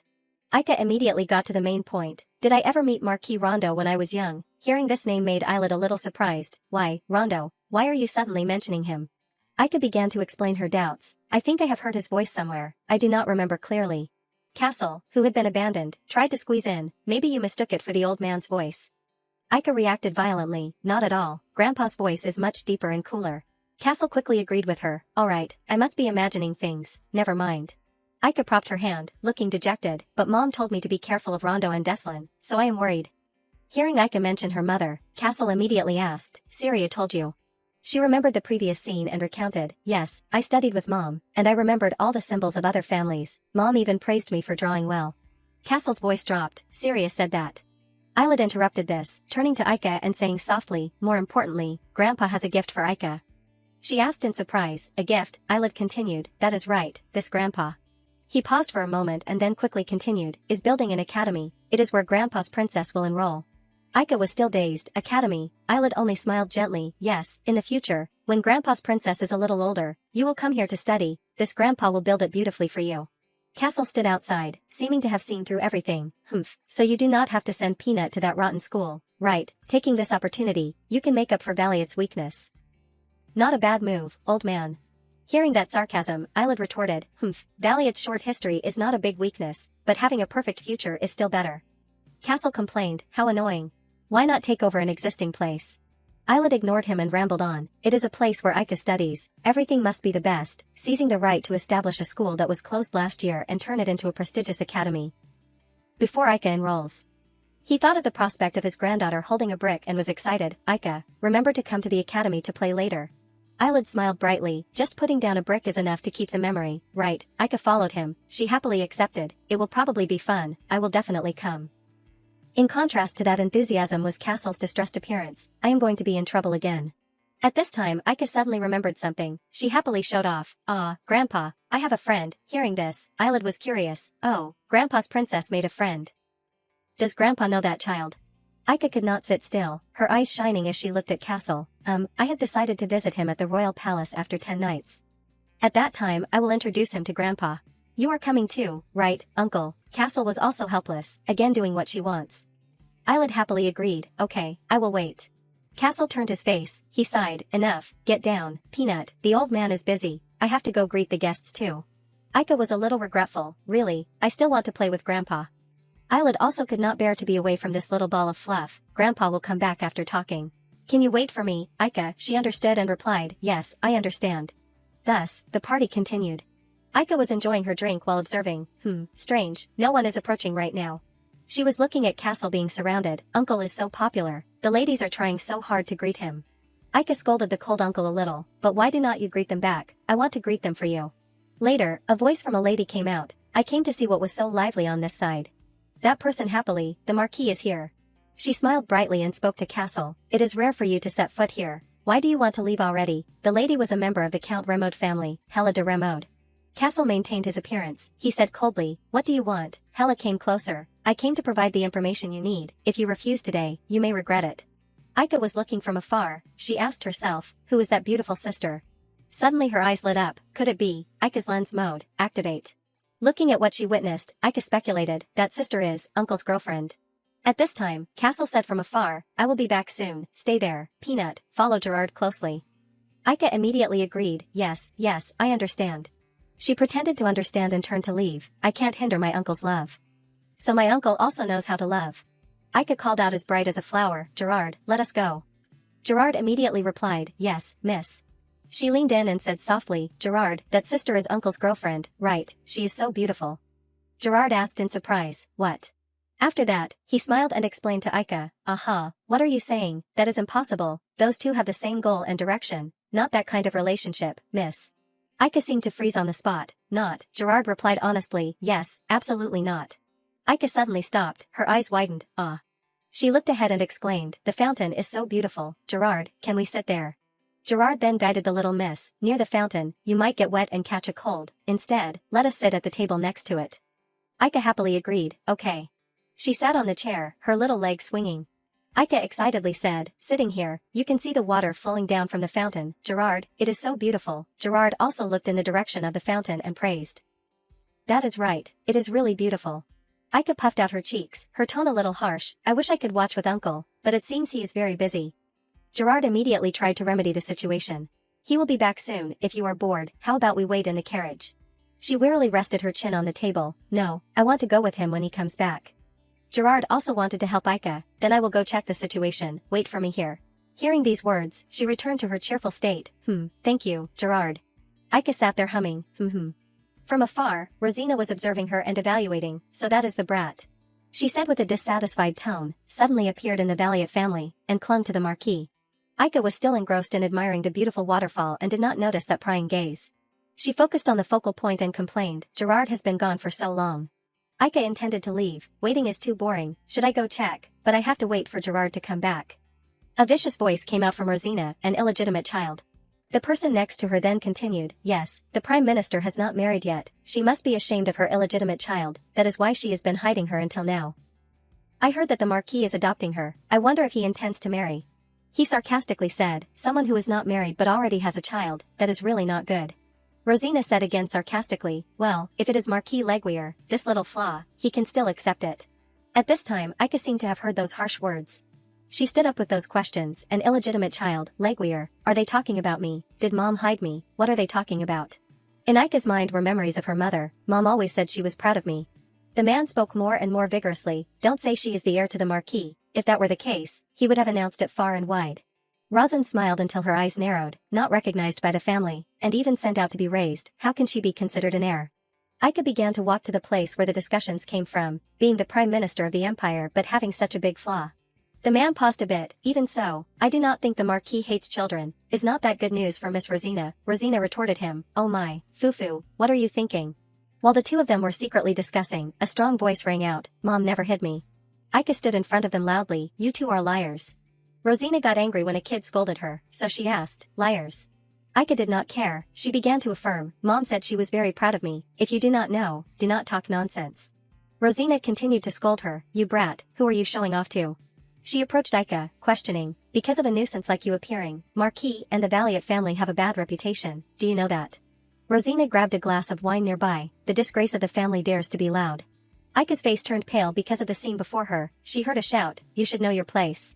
Aika just waited for the wine to be splashed on her, huh? But, in front of her now was Castle's back along with a cold voice, haha, it is true that you see all kinds of things in life. Rosina had become trembling, you. She struggled to call Castle's name, Marquis Leguier. And Gerard had supported and asked Aika, Miss, are you okay, come over here with me. She slowly called his name, very softly, Gerard. Castle turned his head and ordered, take her away first. Gerard immediately obeyed, yes, master. Rosina's face had turned green with fear, her hands and feet trembled, since when, could it be that he heard everything? No, if he heard everything, what should I do? She was reassuring herself, the Marquis had accepted the glass of champagne that I gave him, only I am special. Castle's cold voice rang out, why do not you keep going? Rosina wilted, yes. Castle continued to attack her, keep talking, you were so excited just now, why are you silent now? Rosina stammered, how can I say such impolite words? Castle said each word forcefully, it is like a sentence for Rosina's family, that cheap mouth dares to mention my niece casually, Rosina Green, Tommy DeMito, in the future. Be careful to protect your wallets. He was turning to leave, leaving the words, before it is empty, at least earn a dress. The two were confused by those words, what are you talking about? Wait, Marquis. Night fell with sparkling stars in the sky. Castle was walking under the moon when he suddenly stopped, He saw Aika and asked her, Peanut, it is cold, why are you standing outside? Castle immediately raised his voice to blame, TCH, I told you to watch her, what are you doing? Gerard bowed his head in apology, I will accept all punishment. Aika immediately spoke up to defend him, don't be angry with Gerard, it is not his fault. Castle snapped his fingers, decisively saying, if you know, go bang your head. Aika clutched her skirt, she hesitated, more importantly, uncle, I remember. She repeated the instructions of her deceased mother, Mom said, those who scold others without reason are bad-hearted people, they think they have to harm others to be happy. Aika looked at her uncle as if he was emitting a halo, her voice full of anticipation, therefore, forgive them once. She continued, we will be even cooler. This made Castle remember the past, Syria had also said the same thing, forgive them once, we will be cooler. Castle was lost in memory for a moment. After that, he blushed a little, turned his head and praised Aika, alright, well done. Hearing the praise, Aika was excited, I am good, uncle, do you like me a little now? Castle was confused, what, Aika was still radiant, you just praised me. Castle realized he had been tricked, I won't say any more. Aika asked innocently, why, aren't you praising me, uncle? On the streets, a few days later. Aika held a name tag in front of her neck, she cheerfully shouted, thank you for coming with me. Castle's voice was calm, do you like it that much? Aika was very excited, yes, we are going to buy gifts for Rusp. Last time we could not play much and had to say goodbye to him. It is such a pity, but tomorrow I will get to meet him. I am so looking forward to it. She turned around, not staying still, chattering non-stop, you know, the flower shop we are going to is the shop I used to go to with Mom, the owner is a super nice person. Before that, oh, that looks so delicious. I know. Castle was going crazy, he said, be quiet for a moment. Aika looked at Castle with her sparkling eyes again, but uncle, you know, I have never been to a market, can we visit other places too, uncle? He turned his face away, coldly, don't make trouble, just buy flowers. Aika's ability to coax was activated again, her eyes filled with tears, market, I want to go to the market. She kept pouring into the cold uncle's ear, going to the market will be so fun. Aika listed the things she wanted, I want to buy a lot of things, dolls and sweets too, it will be so fun to see. After listening for a while, Castle had no choice, he made a promise, Hayes, I will take you next time. Aika quickly changed her tone, really, uncle, you promised. After a while, the carriage stopped. Castle got out, he looked at Aika in front of him and instructed, walk slowly, be careful not to fall and get hurt. Aika ran and smiled radiantly, yes, you come here quickly too. The two uncles and niece arrived at the flower shop, someone spoke inside, welcome. Neri turned to look at her customers, welcome. She stopped all movements when she saw the person at the door, Neri covered her mouth with her hand, she exclaimed in surprise, Miss Aika. Aika greeted and replied to her, Sister Neri, long time no see, have you been well? Neri immediately hugged Aika, Miss. Tears streamed down her face, fortunately, you are safe. Aika was also touched, she listened to Neri's words, you must have been so scared, and how sad. Neri felt guilty, if I had known things would turn out like this, that day, I would not have let Miss Syria leave like that. These words made Aika confused. Castle stood outside observing everything. Aika asked back in a loss for words, why? Aika asked Neria anxiously, about my mother's accident, do you know anything? Neri wiped away some of her tears, she recounted that, actually, on the day before the accident. On that fateful day, Miss Syra came to buy flowers, I still remember Miss Syra's smile when she looked at the flowers very clearly. Then Neri smiled, containing a sense of relief, anyway, it is so good, I have missed Miss Ika so much during this time, thank you for coming here again. Ika's big round eyes were teary. Sister Neri.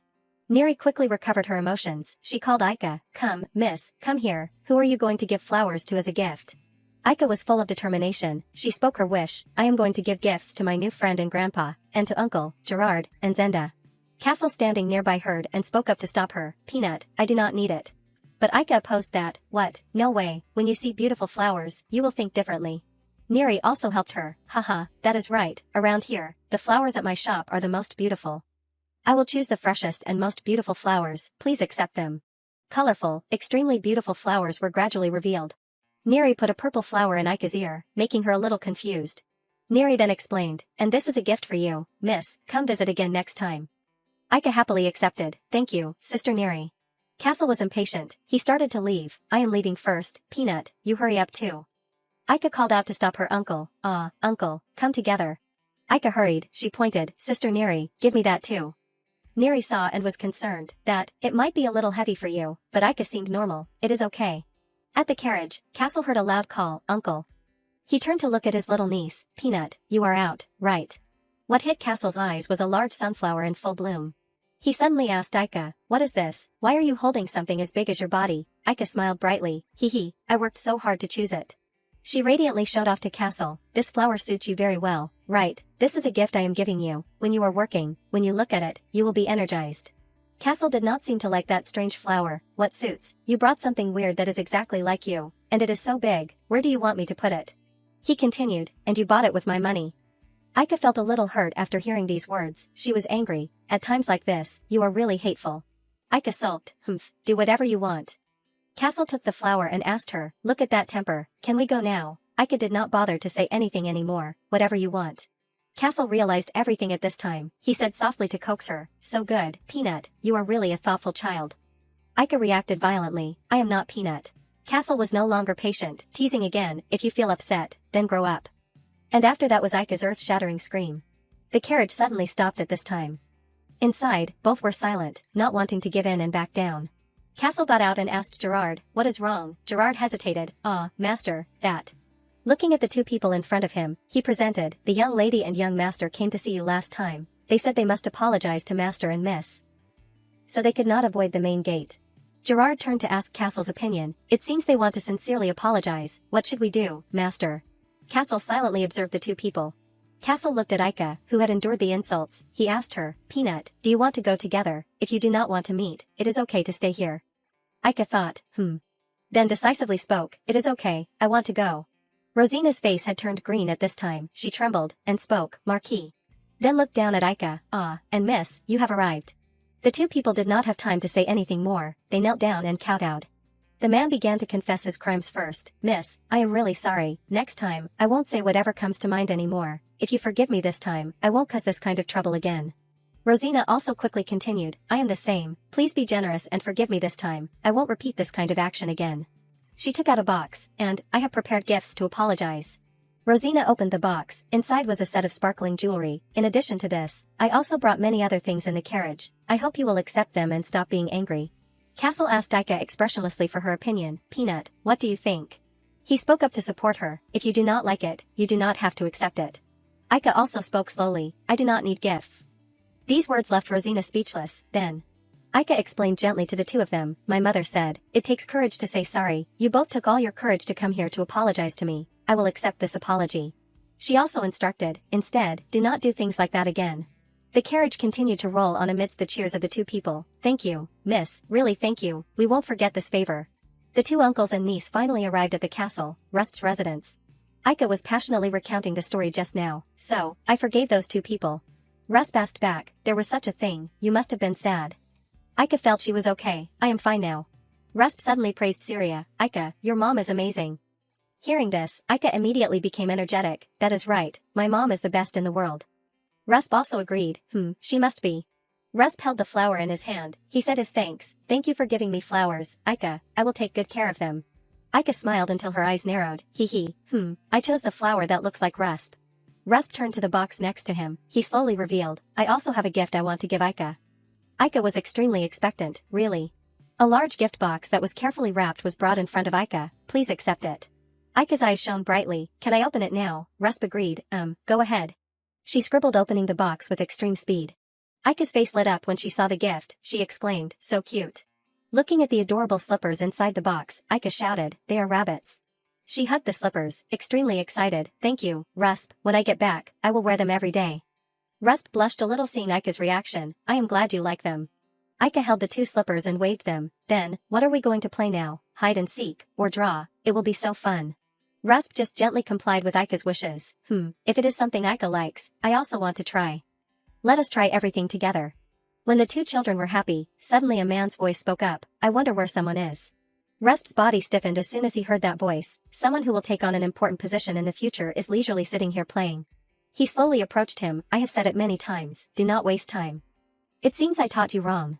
Rusp said with a serious face. The first words he spoke to the other person were an apology. I am sorry, because today is a holiday, so.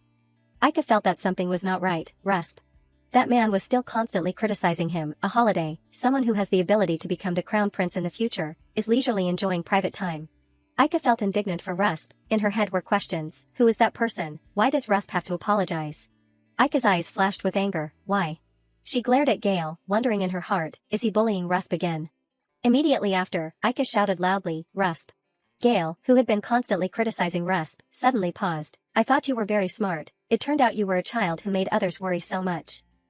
I also have a day off, but I am personally teaching you. Come here quickly. As fast as the wind, Aika rushed in front of Rusp. Seeing that, Gale snorted coldly. Humph.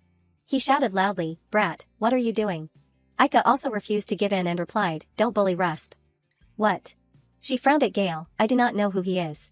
Aika looked up at the features of the person in front of her, green hair, blue eyes, and a symbol of a shield surrounded by vines. Suddenly, she realized, he is a member of His Majesty the Emperor and is close to the Valiant family, Duke Nodium. The more she thought, the more serious her expression became. Mom said that the Nodium formula is an admirable person, but why is he bullying Rusp? At this time, Gale asked Aika curiously, Brat, who are you? She carefully replied, I am Aika de Valiant, with her hand still blocking Rusp. Unexpectedly, Gale still had an indifferent attitude after hearing, Valiant, so you are not hiding it anymore. He unceremoniously lectured, what an impolite child, I am Gale de Nodium, Gale, different from the name Duke that I saw in the book. Suddenly, Aika remembered something, so he is the Duke's son, no wonder I kept feeling strange. Gale still did not intend to let go. He sarcastically said, hey, did not your grandfather teach you to be polite to adults? Hearing that, Aika frowned and replied, I have learned, but adults who bully children are bad people. You are bullying Rusp, are not you? The atmosphere became more tense. You valiant brat, you are still young so you do not know. The road for Rusp is not easy. Rusp can't waste time like this. Rusp stood behind Aika. He blankly looked at her without saying a word. Rusp is only 7 years old like me. Mom said this is the age to go out and see everything. Not just study. If you want, you can go ask His Majesty the Emperor. Mentioning Winchester, Gale immediately disclaimed responsibility. The Emperor, there is no need to go that far. You are really a valiant, with the same hot temper as your grandfather. Aika loudly affirmed, you are not allowed to bully my friend, you bad person. Rusp remained silent, I am not bullying. Ignoring Gale, he spread his arms wide, go back quickly, you brat. Rusp hugged Aika from behind. Seeing that, she looked over blankly, huh. Aika wondered and called, Rusp. Rusp happily replied, thank you, Aika, I am fine now. His hands still did not intend to let go, the strength of his hands became stronger. Gale took all of this in, suddenly a call attracted his attention, young Duke, why? He politely affirmed, I deliberately made time today, I have never neglected my studies and swordsmanship training, and I have never done anything that affects His Majesty the Emperor.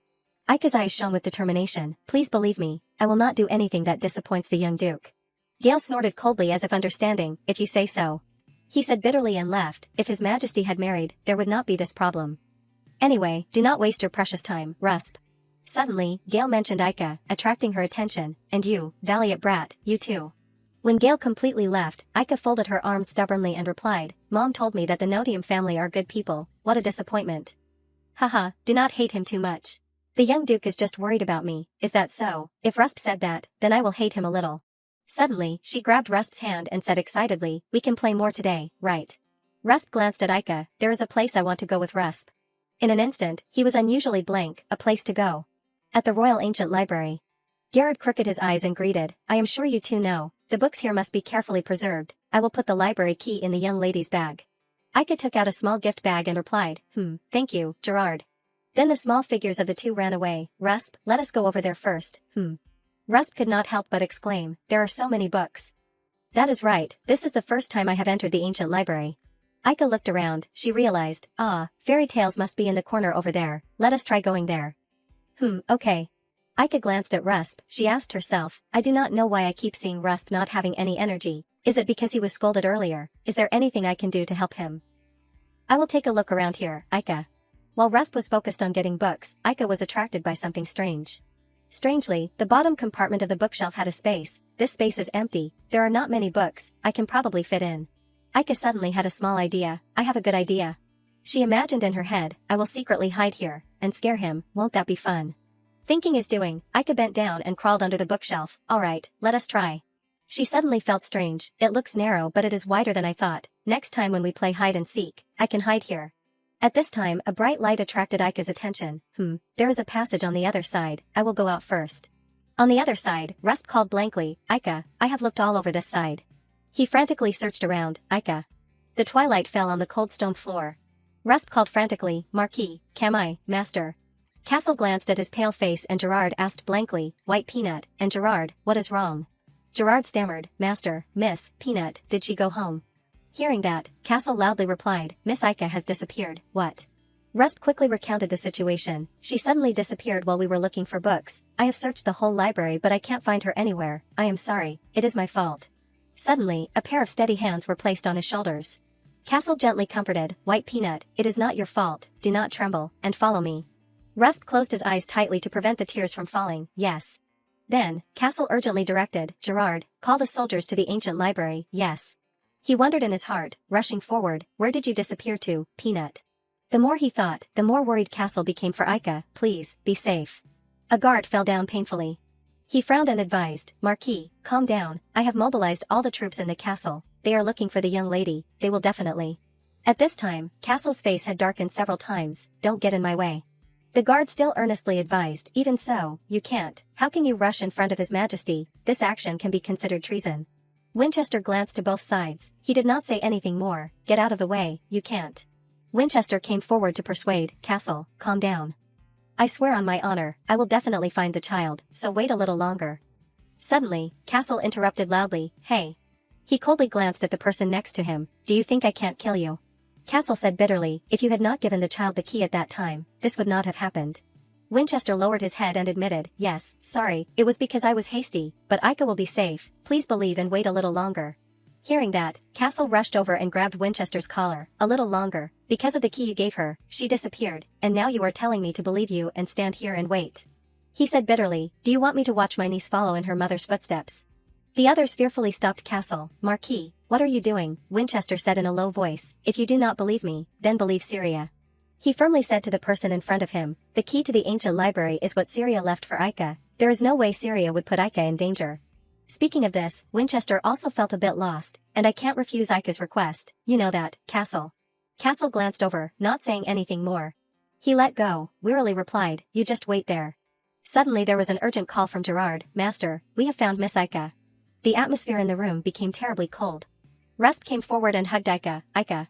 He anxiously glanced at her, fortunately, you are safe, are you hurt anywhere? Aika nodded in agreement, I am fine, sorry for scaring you. Suddenly, a shout rang in the ears of the two, Peanut. Aika glanced at Castle, who was coming from afar, burning with anger, Uncle. Listening to him ask, where were you? Aika suddenly stammered, Uncle, that, I was planning to scare Rusp, so. Before she could finish speaking, Aika suddenly paused. Castle rushed over and hugged her. She said softly, Uncle. He said sternly, scaring others, and did you get hurt anywhere? Aika replied, I am fine. Castle immediately instructed, then that is good, from now on you are forbidden from coming to the royal palace. Hearing that, she shouted, what? Rusp stood quietly beside them watching, why can't I come, why, you are always causing trouble. Suddenly he spoke, causing the two to stop and listen, wait, please wait, Marquis. After that, Rusp said a little worriedly and softly suggested, next time, please bring Aika, there won't be another incident of Aika disappearing again. Aika's face clearly showed joy, Rusp, but Castle replied with a cold voice, I said I forbade her from entering the royal palace. What are you saying standing there? If you want to play, go home and play. Rusp clenched his fists, then tried to speak again, next time, a similar thing will definitely not happen. The affirmation from him made him surprised, because I will definitely protect Aika. Castle was surprised by this strangeness. What is going on? The air just now. Did I see wrong? But it clearly came from that brat. After that he left, silent for a moment, and said, I will think about it. You should go back quickly too. Ika quickly said goodbye. Rusp, hear my words clearly, I will definitely come, see you next time. He also happily waved goodbye. Yeah, see you next time, be careful on your way. Then she slumped on Castle's hand. Sorry for lying to you, but I can't just say that, who would believe this? What happened, a few hours ago? Looking at the pink rabbit in front of her, Ika was excited. A rabbit. This strange rabbit wore glasses on one eye. It stared at her intently. Suddenly a voice rang out. Who are you? Ika was very panicked when she heard this. Huh, did that little rabbit just talk? That voice continued. Who else is there besides me? Lepus squinted his eyes and approached her. It spoke again. Do you know Syria? Ika was surprised and wondered. Does the little rabbit know my mother? Lepus asked back in surprise. Mother. After finding out, his eyes lit up and happily greeted. So you are Syria's daughter. It is nice to meet you. I am Lepus, a friend of Syria. Ika touched her chin. I did not expect Mom to be friends with a rabbit ghost. Lepus got angry immediately. What? I am not a ghost. He then looked at the clock next to him. It is already this time. Lepus asked her, Syria's daughter, what is your name? She then replied, I am Ika. After asking, Lepus turned and ran away. Alright, Ika, wait here, I will be right back. It jumped into a strange hole that suddenly appeared.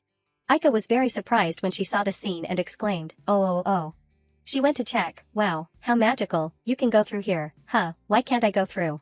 She was studying when the space hole reappeared. Lepus brought back and gave her a stone tablet with ancient text carved on it. Take it, it is what Syra left behind. Ika took it and wondered, what is this? Lepus intended to explain. Ika interrupted without paying attention. Is this a little rabbit? Lepus honestly replied, yes, I was originally sleeping inside this stone tablet.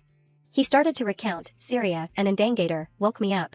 Ika heard that strange name, Inda. What? Lepus repeated, indangator, in other words, an adventurer. Did not Syria teach you? Ika's voice dropped when she mentioned her mother. Not long ago, my mother passed away. Lepus seemed to understand. So that is how it is. So that is why she said that. Ika wondered. Said what? Lepus continued to recount. One day, Syria's important person will come to this place. It seems that person is you. I did not think you would be so young. Then his voice became more serious. She said that one day she would let you know everything and protect you from predator. Ika repeated confused. Predator. Lepus raised his hand. A light then appeared. Look here. Each page of the book flew up and connected into a row. Wow. A page of the book appeared right before her eyes. This is predator, meaning hunter. They are extremely dangerous people. Lepus began the anecdote. Originally, there was a Holy Spirit who governed the balance of the world. Mysteries were gradually revealed, but one day, that God disappeared, leaving Absolute, the absolute being, as the representative of the God, and entrusting that person with 10 hierotica. 10 relics containing the power of the God. Lepus pondered when mentioning these things. However, even the God found it too difficult to maintain balance, so how could the absolute being bear it alone? So the absolute being divided the relics among the adventurers, messengers of the God, and together they maintained the world. Lepus spoke of what needed to be protected and their enemies, but that peace did not last long. Those who were jealous of the adventurers hunted them down and robbed them of the relics. They were the hunters. They had appeared. Ika listened and turned pale. Their power is still present to this day. The adventurer seeks relics, and the hunter hunts the adventurer. And Ika, you inherited the power of an adventurer. Understand, she fearfully stammered. Wait, is it saying that I will be hunted? Ika was very worried. I will be hunted. She was not very reassured. But, how can I protect you? Lepus gently explained. If the adventurer awakens a relic that is sleeping, the person who awakens it will gain a special power. He also knew a lot of information. Besides me, Syria awakened many other relics and possessed different sources of power. She had the ability to hold others in place for a certain amount of time. Lepus continued to add, and also the ability to avoid the rain. This was the first time Ika knew about this. My mother possessed such abilities. How wonderful. She suddenly realized something strange. After eating the gem Mom gave me, it seems I also have the ability to see the future. Is this also everyone's ability? Lepus could not help but be curious. Ate what? Castle turned around sharply. He opened his eyes wide in astonishment. Lepus understood the whole situation. It turned out that Syria had forced herself to summon power, but she did not know anything. He did not want Ika to waste precious time. No matter, Ika's important thing is to collect the relics, increase her strength to fight against the hunters. The adventurer can feel the aura of the relic. Lepus warned in advance. Hunters can't trace relics, but they can recognize adventurers. They try to harm adventurers, steal relics, and satisfy their greed. He explained diligently the reason. In order to avoid hunters, adventurers must use their abilities skillfully and hide their aura. Nothing can escape Lepus' eyes. You have met Serpens but have not completely awakened him yet. Right, Ika looked bewildered. Serpens. He suggested that Aika remember, have not met, the snake with one red eye, but Aika was still blank, snake. She was tightly wrapped by a snake, snake, I think I have seen it. Aika boldly affirmed, but that was in a dream. He reminded her to be careful, a dream, I do not know why it appears in that way, but you have to awaken it as soon as possible if you want to survive. She was a little hesitant, how to awaken it, Lepus pointed out a simple way, call its name, Serpens. Aika did not want to face it, call its name, now, that snake is so scary. Lepus warned her to prepare mentally, no, there is no time now, something scary is at the door, you go back first. Aika was frightened, something scary. He spoke cryptically, I do not have time to explain, get out before you get scolded. She did not understand Lepus, get scolded, what are you talking about? He flicked Aika's head hard, go confirm it yourself. Aika did not expect this, Lepus. She also had to endure, and I got scolded. On a beautiful morning, a few days later, the Legweir mansion.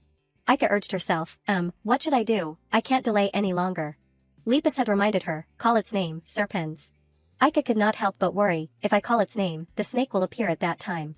She imagined the image in her dream, that snake. Aika was about to freeze, too scary, even so, try it.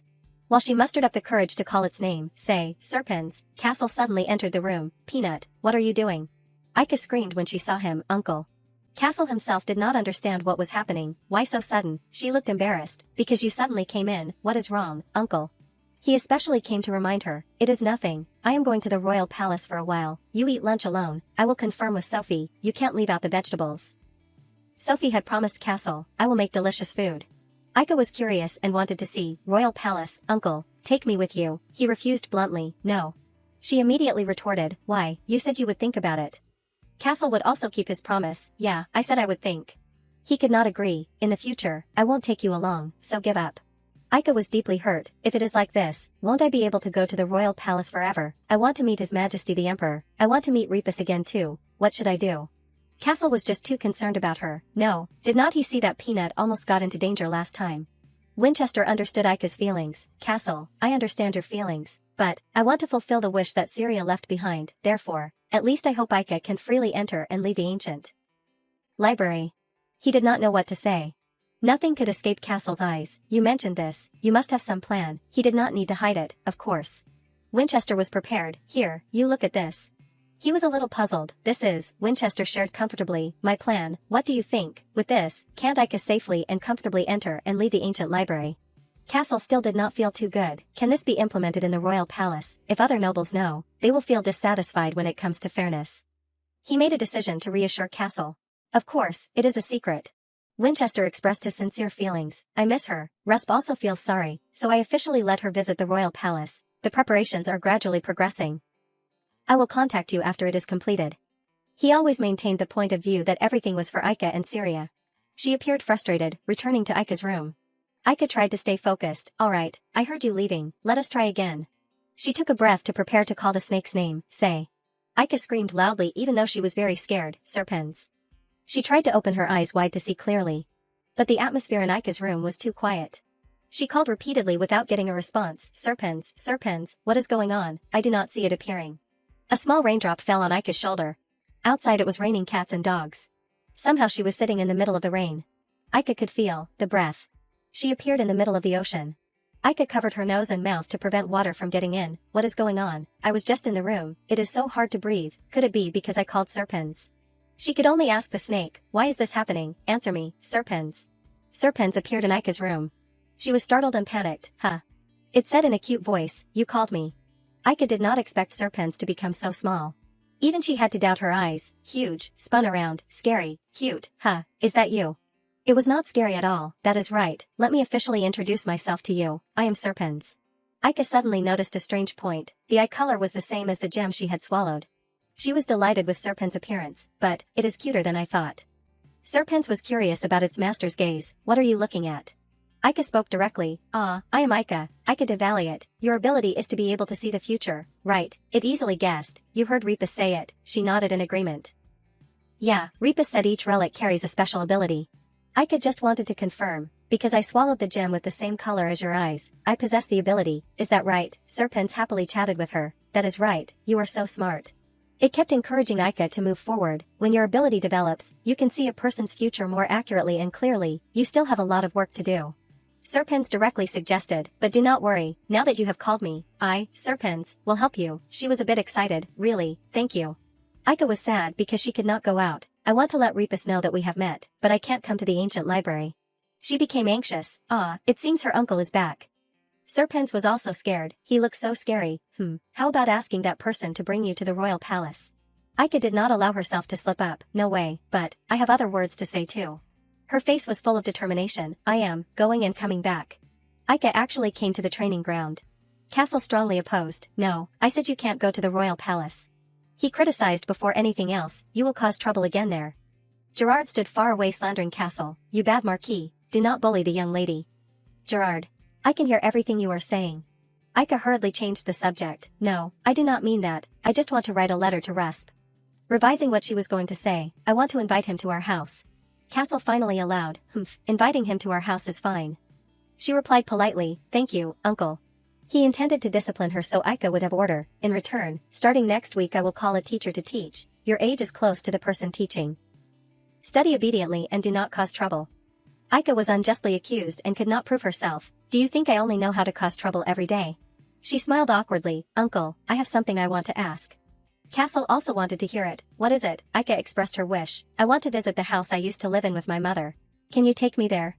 She thought in her heart, maybe mom left something in that house, like Repus and Ser. Going to the ancient library is very important, but I also have to stop by this side. He did not express any attitude. Castle turned and left. In the future, when it is a little safer, I will take you there. She excitedly followed. Really, uncle? Aika was still planning to discuss more. Then he interrupted. Don't include a bunch of strange conditions. Do you know how much it costs to get your uncle to lift a foot? She innocently replied, oh, it is okay. I also have something very expensive.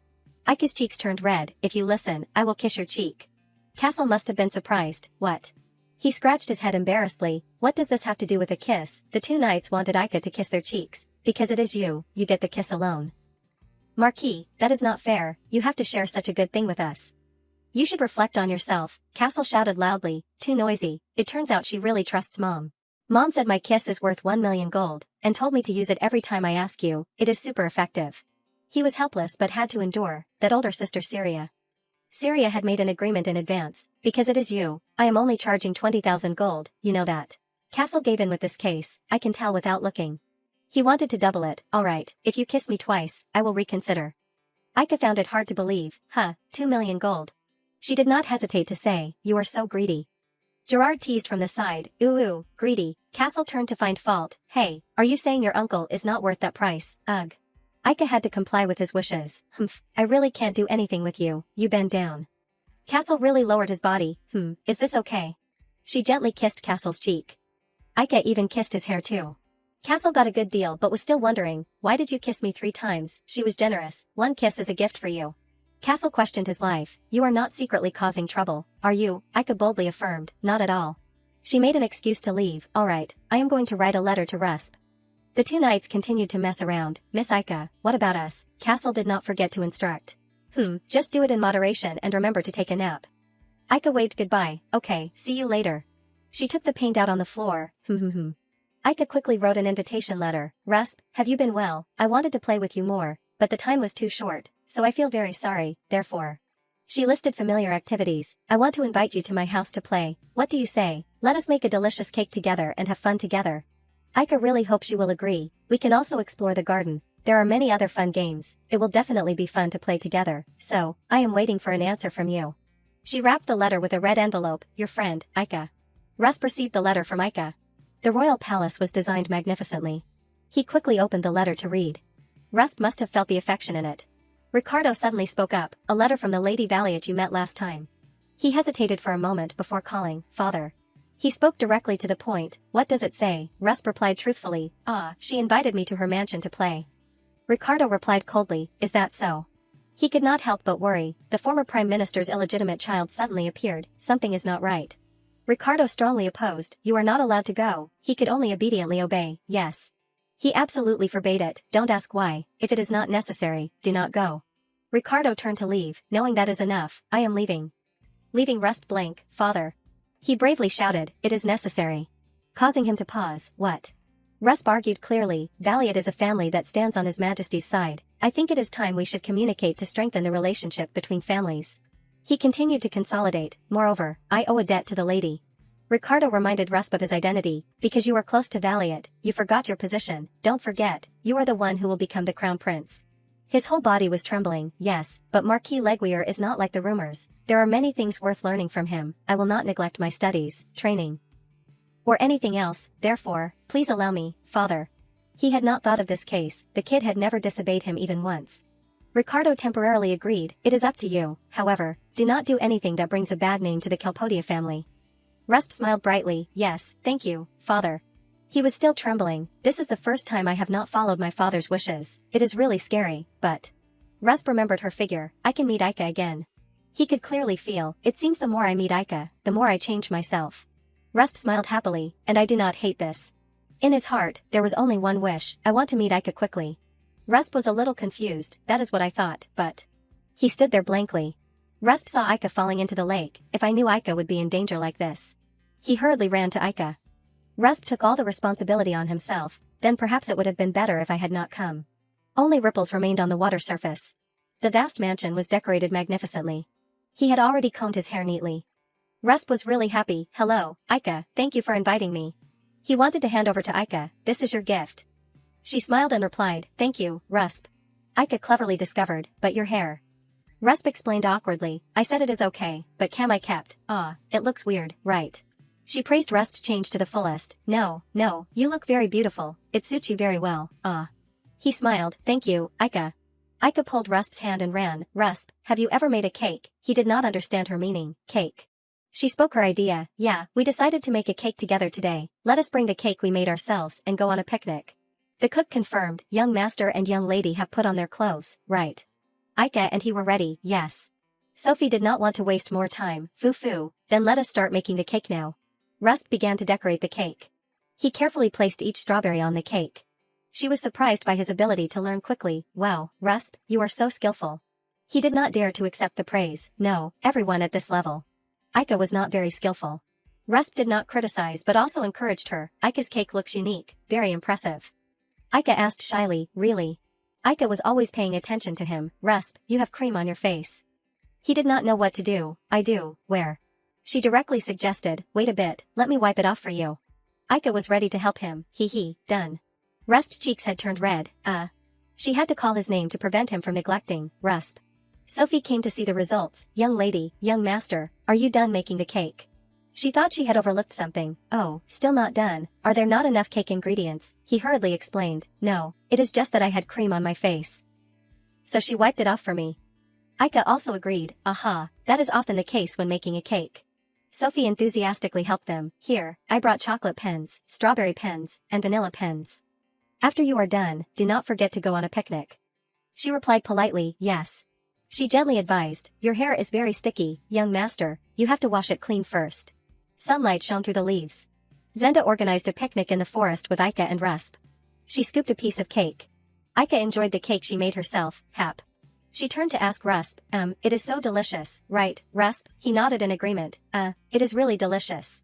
She also had to admit, haha, the cake you make yourself is even more delicious when you eat it, huh? Zenda asked for permission to leave, I will go get more drinks, young lady, young master, have fun.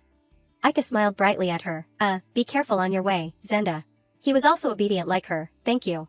She wanted to share the joy with her friend, oh right, Rusp, I will show you this, it is so beautiful. Rusp could not help but be curious, what is it? Aika showed off a small gift, Tata, cute, right, it is a bag mom made for me. She excitedly told many stories, I usually put important things in here, there are also candies here. Rusp took the candy from Aika, thank you. Aika suddenly noticed the scenery, there is a lake over there, let us go play there. Before he could finish speaking, okay, but playing too close to the lake is not. A black crow perched on the tree had noticed her. It snatched Aika's small bag. Aika immediately chased after, no, my bag. Aika looked very worried, I can't lose it, inside there is also the contract with you. Rusp loudly reminded, Aika, wait, do not go far from here. He accidentally tripped over a rock. Rusp fell face down on the lawn. He still tried to call her name, Aika. Aika's small bag was hanging on a branch. She stood close to the lake, that bird let go of the bag, but why is it under the lake, I can probably get it at this size. Aika reached out to reach the bag. She persuaded herself, a little more. Aika kept getting closer to the branch, just a little more. Her knees had lunged out of the ground, almost there. Unexpectedly, Aika rushed forward. The water in the lake splashed everywhere. She could not swim, so she sank into the lake water. Aika hurriedly covered her mouth to prevent water from getting in. It is hard to breathe, it hurts so much. But she could not breathe at all, Mom, Uncle. It seemed Aika had given up hope of living. She saw Rusp using magic, Rusp. Aika also opened her eyes to see clearly. She was quite surprised by the current environment. I can breathe. He used bubbles to bring Aika out of the water. She almost could not say a word, Rusp. Rusp reached out to take Aika's hand. He gently reassured, it is okay now, Aika. She could not believe her eyes. Rusp, did you save me? Aika and Rusp made eye contact. She could not help but be surprised when she was saved ashore. Aika's feet touched the ground. She tightly held Rusp's hand. He put his hand on his forehead, making Aika worry. Rusp, are you okay? She blamed herself. Where does it hurt, or is it because I brought you here that? Rusp calmly explained, Phew, I am okay, I am just a little dizzy. He officially confirmed, and it is true that I brought you here, Aika. Aika also did not expect it, really. She especially praised his talent. Rusp, you are so amazing, how did you do it? No wonder, light keeps coming out around you. Rusp smiled and replied, that. I used magic. Aika thought simply, wow, magic, isn't that something that is only in books? He hoped Aika would keep it a secret for him. Aika, keep this a secret. Kamai said that people who can use magic are very rare, so it is best to hide it. Kamai had repeatedly instructed, you must, absolutely, keep it a secret, young master. Rusp was also tense because of that, I know. She now understood everything, Rusp possesses magic. Rusp agreed with that thought, it seems so. He returned the bag to Aika, here, yours. She was also surprised, this is, my bag. Rusp told Aika the reason he got it, I summoned it with magic.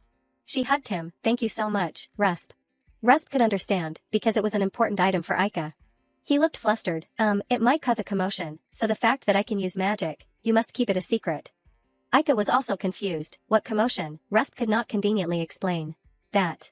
She was so startled that she jumped. Aika agreed without hesitation, no, you do not have to say it. I will definitely keep it a secret. My mom says important people have their own secrets. She smiled brightly, I want to keep Rusp's secret. He felt somewhat relieved, Aika, thank you. Aika is still being so polite with Rusp. I am the one who should thank you. He considered it natural, we are friends. Saving you is the obvious thing to do. Zenda ran off to look for them, young lady, young master, where are you? She quickly realized, that is Zenda's voice. Aika grabbed Rusp's hand, let us go, Rusp. He nodded in agreement, okay. She continued the conversation, Rusp, you know what, I will also tell you a secret, making Rusp curious, a secret. Aika innocently shared, my front tooth is loose, and my bottom teeth are a little weird. Zenda knows about the loose tooth, but only you know about the weird bottom teeth. She instructed Rusp not to reveal it, you have to keep that a secret, okay. Zenda said I will have to pull it out later, but I do not want to, so I have not told her. He would naturally help Aika, okay, I will definitely keep it a secret. She noticed as soon as she saw them, what is going on that the young lady and young master are so happy. Aika refused to say, it is a secret. The candles were lit. The teacher asked a question, now, Princess Aika, what is the answer to this question? She picked it up very quickly, yes, the answer is the 3rd year of the next empire. Coil praised Aika highly, correct, very good. The princess's comprehension is excellent. The historian Coil Veneta said, alright, the rest will be homework. I have something I want to tell you. She was a little surprised, what is it? Coil knew some information, it seems the next imperial language teacher had a minor accident, so that teacher won't be able to make it today. Aika was looking forward to it, so, I can't see them today, she gently comforted her, yes, it is a shame. Coil finished the lesson, alright then, I will be going now. Princess, do not forget to do your homework. Aika also liked the teacher, yes, please get home safely. I still want to see you again, so please do not get sick or hurt.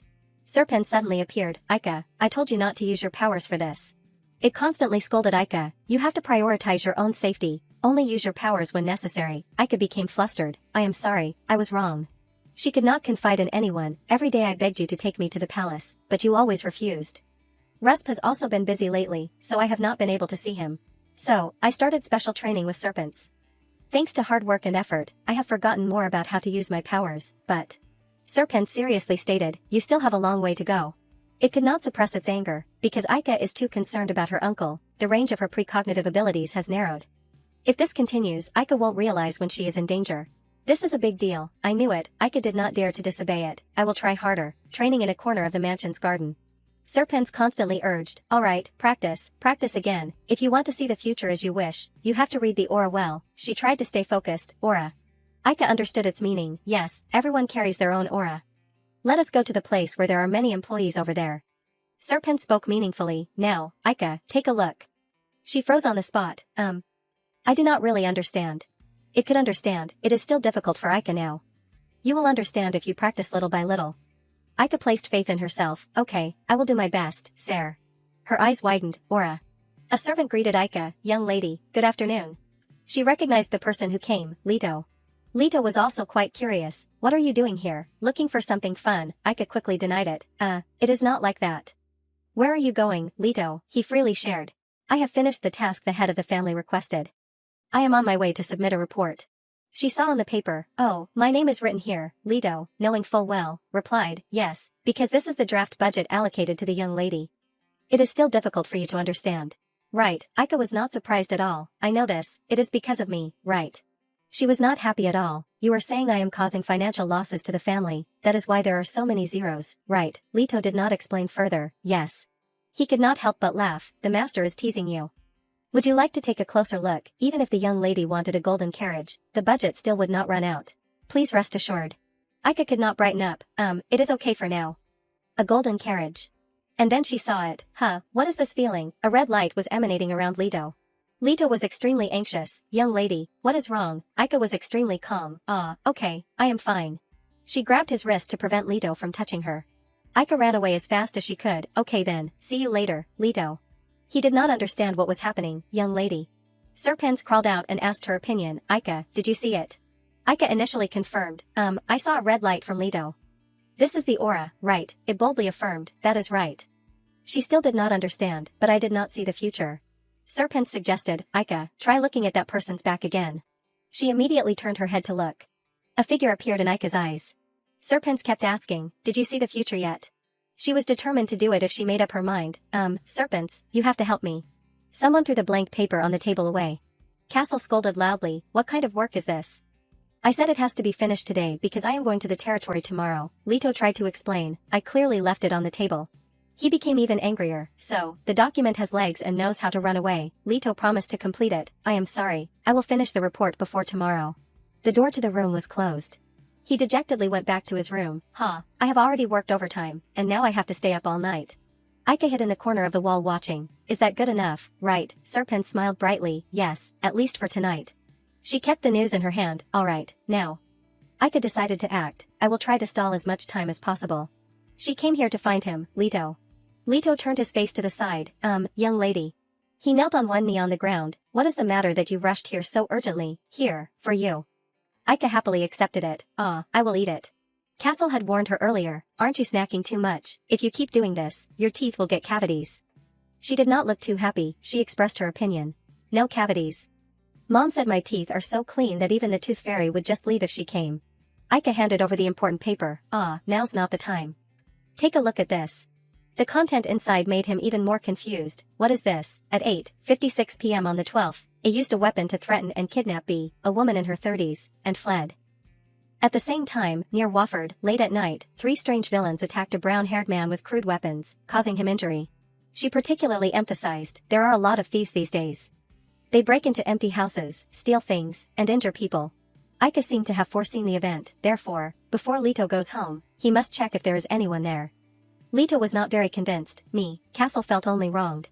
Hey, Peanut, are not you worried about him?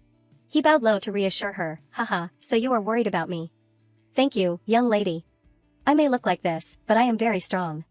Aika still had to remind him. It is okay, I am not kidding. Leto has to be really careful. What if the thief injures Leto? Wah. He directly picked her up and left. I know, do not get in the way anymore. Go play with Zenda, you guys are too busy. Aika screamed, Uncle, put me down, Uncle. Castle was prepared, and from tomorrow, you are staying at your grandfather's house. I will send teachers over, so stay there and study. She could not understand, why. He hit her weak point, I have to go to the territory. You will only be at your grandfather's house for a week. I won't take you with me, do not even think about it. Aika's voice was weaker than before. Hick, I understand. She did not say anything. Aika looked depressed. Did I do well? Serpens comforted her. Yes, even though you did not listen to the warning, you stalled enough time, so it will be okay. She prayed silently in her head, I have done what I can. I just hope Leto is safe and sound. Night had covered everything. Leto leisurely rode his horse home. He also felt Ika's abnormality. Today the young lady is acting differently than usual. She kept coming to the office as if she wanted to stall for time. Perhaps because she is young. The young lady is curious. Leto decided to listen to her. Even so, I am happy that the young lady is worried about me. To be safe, I will have to be careful in the future. The young lady has a keen intuition. He opened the door to the house, but there was not a ray of light inside. Leto noticed the abnormality. He quickly chased after someone. Something flew over the roof. Leto looked out the window and saw the thief running away. He froze for 5 seconds. What is going on? Only now did Leto jump in shock. Could it be? Leto rushed up the stairs. He also guessed the situation. The drawer locks are all broken. Leto saw the situation was out of control. Is someone targeting something? I have to report this to the Marquis. The mansion sparkled in the dawn light. Castle was very surprised. Someone broke into the house. He had already arranged for someone to investigate. Yes, I thought this was an urgent matter to report, so I came back. Judging from the traces left behind, there were about 3 people. I have sent people to chase them. Leto raised his guard. Because I listened to the young lady, I was very careful. I am so glad. Castle immediately gave the order. All right, take a guard with you for now. He was not happy at all. Humph. When I told you to take someone to protect you, you refused. Serves you right. Leto could only laugh awkwardly. Haha, I know you are worried about me. Then, I will take my leave now. Castle still kept a blank face. There was a piece of paper in the cabinet. He skimmed through the contents of the paper. At 8:56 p.m. on the 12th, A used a weapon to threaten and kidnap B, a woman in her 30s, and fled. At the same time, near Wofford, late at night, 3 strange villains attacked a brown-haired man with crude weapons, causing him injury. In the cut-and-paste drawing from Ika's newspaper, there were strangely detailed parts. Castle pointed out the details. For example, the thief is changed to a stranger. He analyzed, black hair is changed to brown hair, woman to man. Castle could not help but feel strange, and one person changed to 3 people. He thought for a long time, if you look at Ika's edits, is not it very similar to the situation where strangers broke into Leto's house? But Castle could not say anything. He did not dare to think wildly. No way, even if my niece is a genius, she would not be this good. Suddenly Castle had a premonition, or, she can see the future. The next day, at the Valiant mansion. Ika greeted with a smile. Grandpa, he observed from afar, here we go again. Eyelid was very happy to see her visit, Grandpa's princess. Castle strictly instructed Ika, you bit your tongue again, the teachers have all been called here to teach you, remember to study hard, do not just think about playing. She could not help but be stunned. What? He continued to ramble. Also, the previous Imperial language teacher could not come because they were busy, so I have replaced them with a new teacher. That is all you need to know. Ika had to obediently listen. Hick, I understand. He always spoiled Ika, Grandpa's princess, do not be too sad. Instead, Grandpa will give you anything you want. Okay, what do you want to play? Is there a place you want to go? Let us go to the toy store, you and me. Her eyes lit up. The place I want to go is. Castle whispered in Ika's ear, the royal palace. She tried to defend herself. No, I did not say the royal palace, it is a royal carriage, a golden one, I want a golden royal carriage. Eyelid nodded in agreement. A golden royal carriage, right, the family carriage is a bit dark, I understand, Ika. Ika prayed in her heart, a small one, Grandpa, I will use it to carry dolls, a tiny doll. She screamed silently, I do not need a golden royal carriage, I was going to ask Grandpa to take me to the royal palace, but he is here, so I can't say it. He smiled brightly. Okay, Grandpa knows, Grandpa will make it for you. Then Eyelid continued, it seems your Imperial language teacher has arrived. That person slowly walked towards Ika. She looked at the teacher, Logis formally greeted her, greetings, Princess Ika. He introduced himself, I am Velpoi Logis, in charge of teaching the Imperial language to the princess. In the morning light, a voice began to introduce, I am Velpoi Logis, who will teach the Imperial language in place of Mr. Bovel. Logis happily said, please feel free to call me Logis, princess. He asked her, do you know how to write the Imperial script? Ika raised her hand high, yes, I know a little. Logis praised, you are already so good at such a young age, please write the words you know for me. Ika immediately agreed, yes. She began to put pen to paper. Mom is Syria, Grandpa is Ilub. Ika wrote the names of her loved ones. Uncle is Castle. She worked diligently, and suddenly she stopped, with a horrified expression. She was stuck because she did not know what to write next. How do you write the P in Rusp? Please write my name too. It is not the one I wrote wrong last time, is it? Logis saw her stop writing and spoke. It seems you are done writing, let me check. He snatched the paper away, even though Ika cried out, hey, I have not finished writing yet. Lo just looked at the paper in his hand and evaluated. Humph, you only know how to write the names of your relatives, because you are the daughter of the Prime Minister. I had high expectations. It seems the Prime Minister does not have the qualities to teach.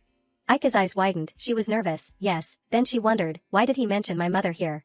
He gave her advice, you must try harder so as not to embarrass the Marquis and the Duke who have taken care of you. Serpens was dissatisfied on Aika's behalf. Kia, what the heck is this guy saying? I am going to beat him up right here right now. After that, the lesson continued, word of diligent teaching. Aika listened attentively. Someone entered from outside the door. Aika called out, Zenda. Zenda immediately asked, is the class interesting, young lady? She went in and made a suggestion to the teacher, Mr. Logis, I think the class should stop here today. It is the young lady's snack time. Logis accepted with a regretful expression. Is that so? The young lady is someone worth teaching, what a pity.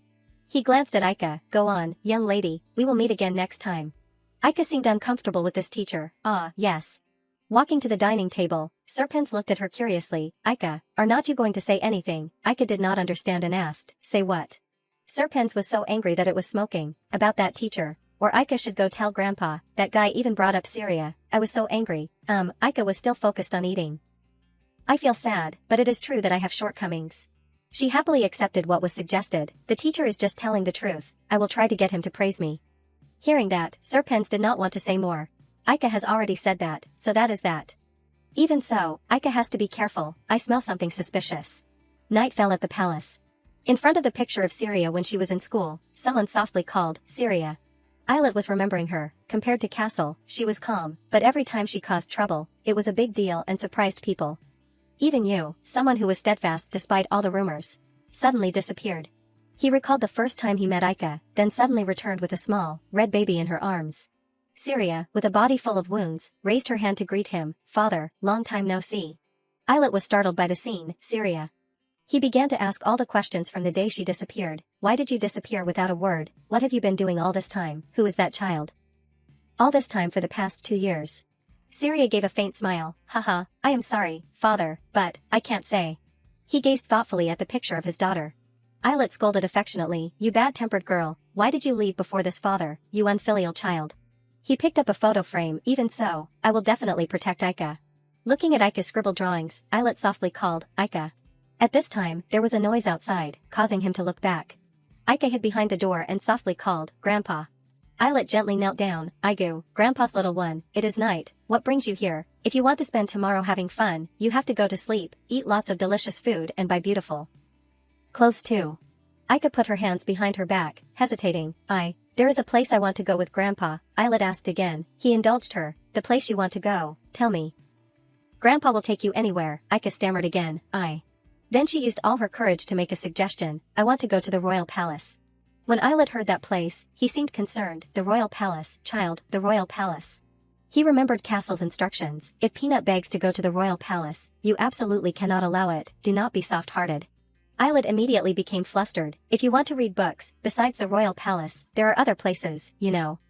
Our Valiant family also owns a library. But Aika did not accept it, no, I want to read books at the ancient library, Islet panicked again, what? She repeated it again, it has to be the ancient library. Aika pouted, her eyes widened, looking pitiful, I want to read in the place Mom left for me. Islet sighed, child. He asked again, you want to go that much? Aika's eyes were as bright as stars at this moment, she was, answering with her eyes. Islet also softened, then, you will only play in the ancient library, can you promise Grandpa? Aika raised her hand and hooked fingers with him, yes, I promise. This is a secret, Grandpa can't tell Uncle. Islet immediately agreed, alright. The next morning, Aika was happily sitting on the chair humming, Zenka was doing her hair while worrying, young lady, are you really going there? If the head of the family knows, he will probably be furious. Aika was confident. It is okay, Grandpa promised to keep it a secret from Uncle. She quickly jumped off the chair, oh my, hey ho.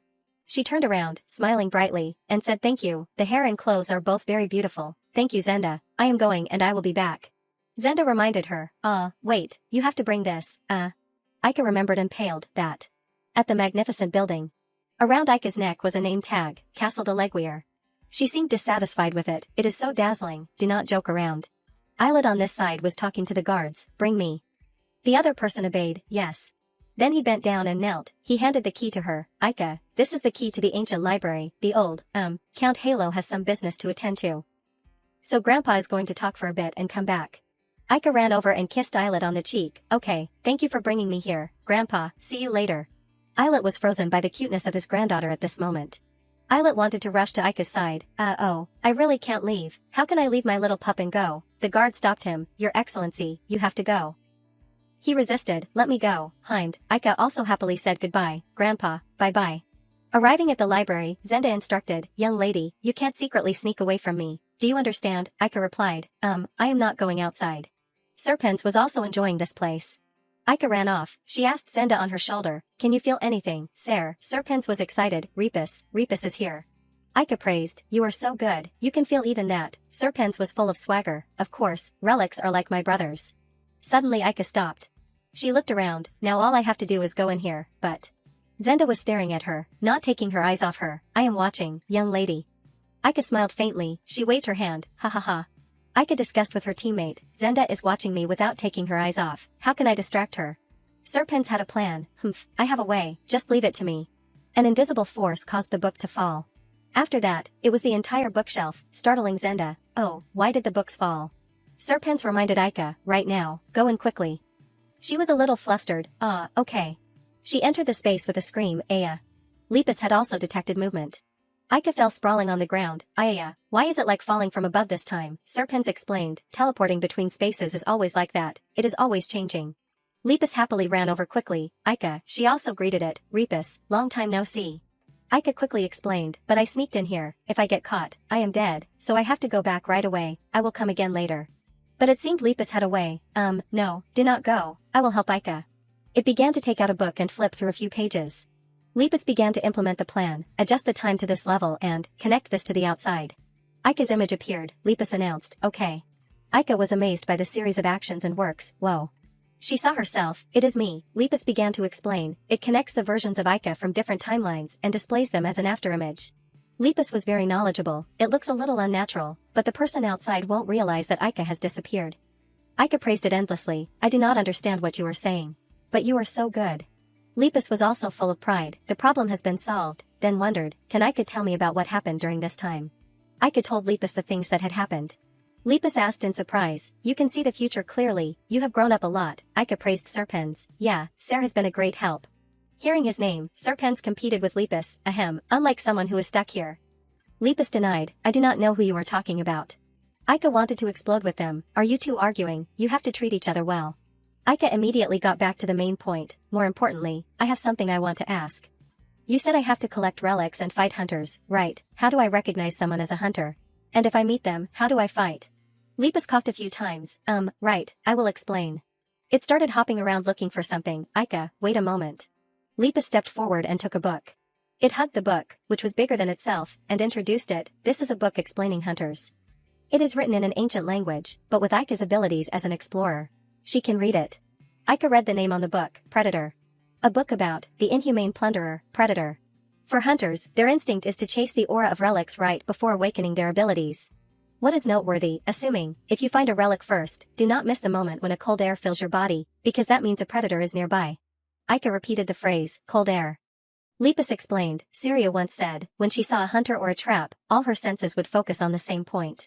Lepus asked her, has Aika ever trembled or felt cold for no reason? Aika immediately turned pale. Could it be? She remembered, at that time Rasp asked her, Aika, what is wrong? But her feeling at that time was unclear. Nothing, I suddenly feel a little cold. Now, Aika understood, so that is how it was.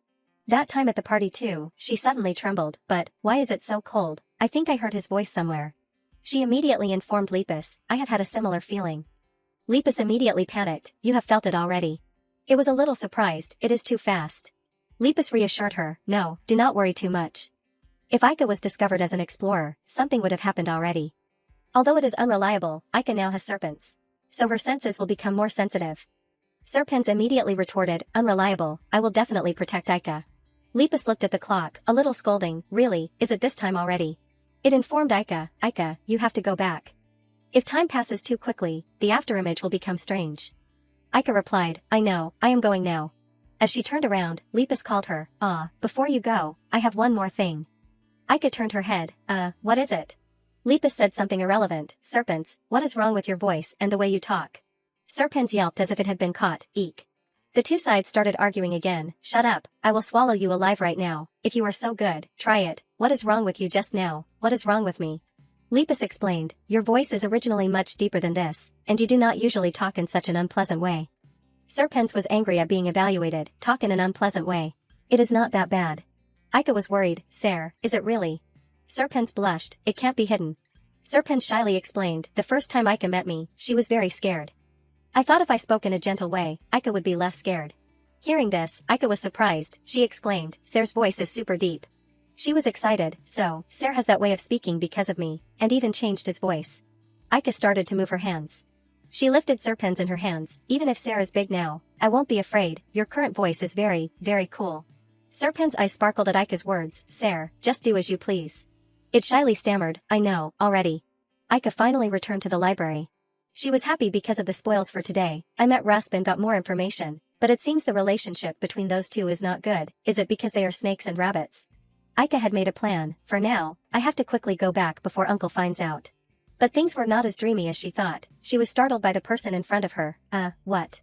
Castle was standing tall in front of her. She panicked and shouted, Uncle.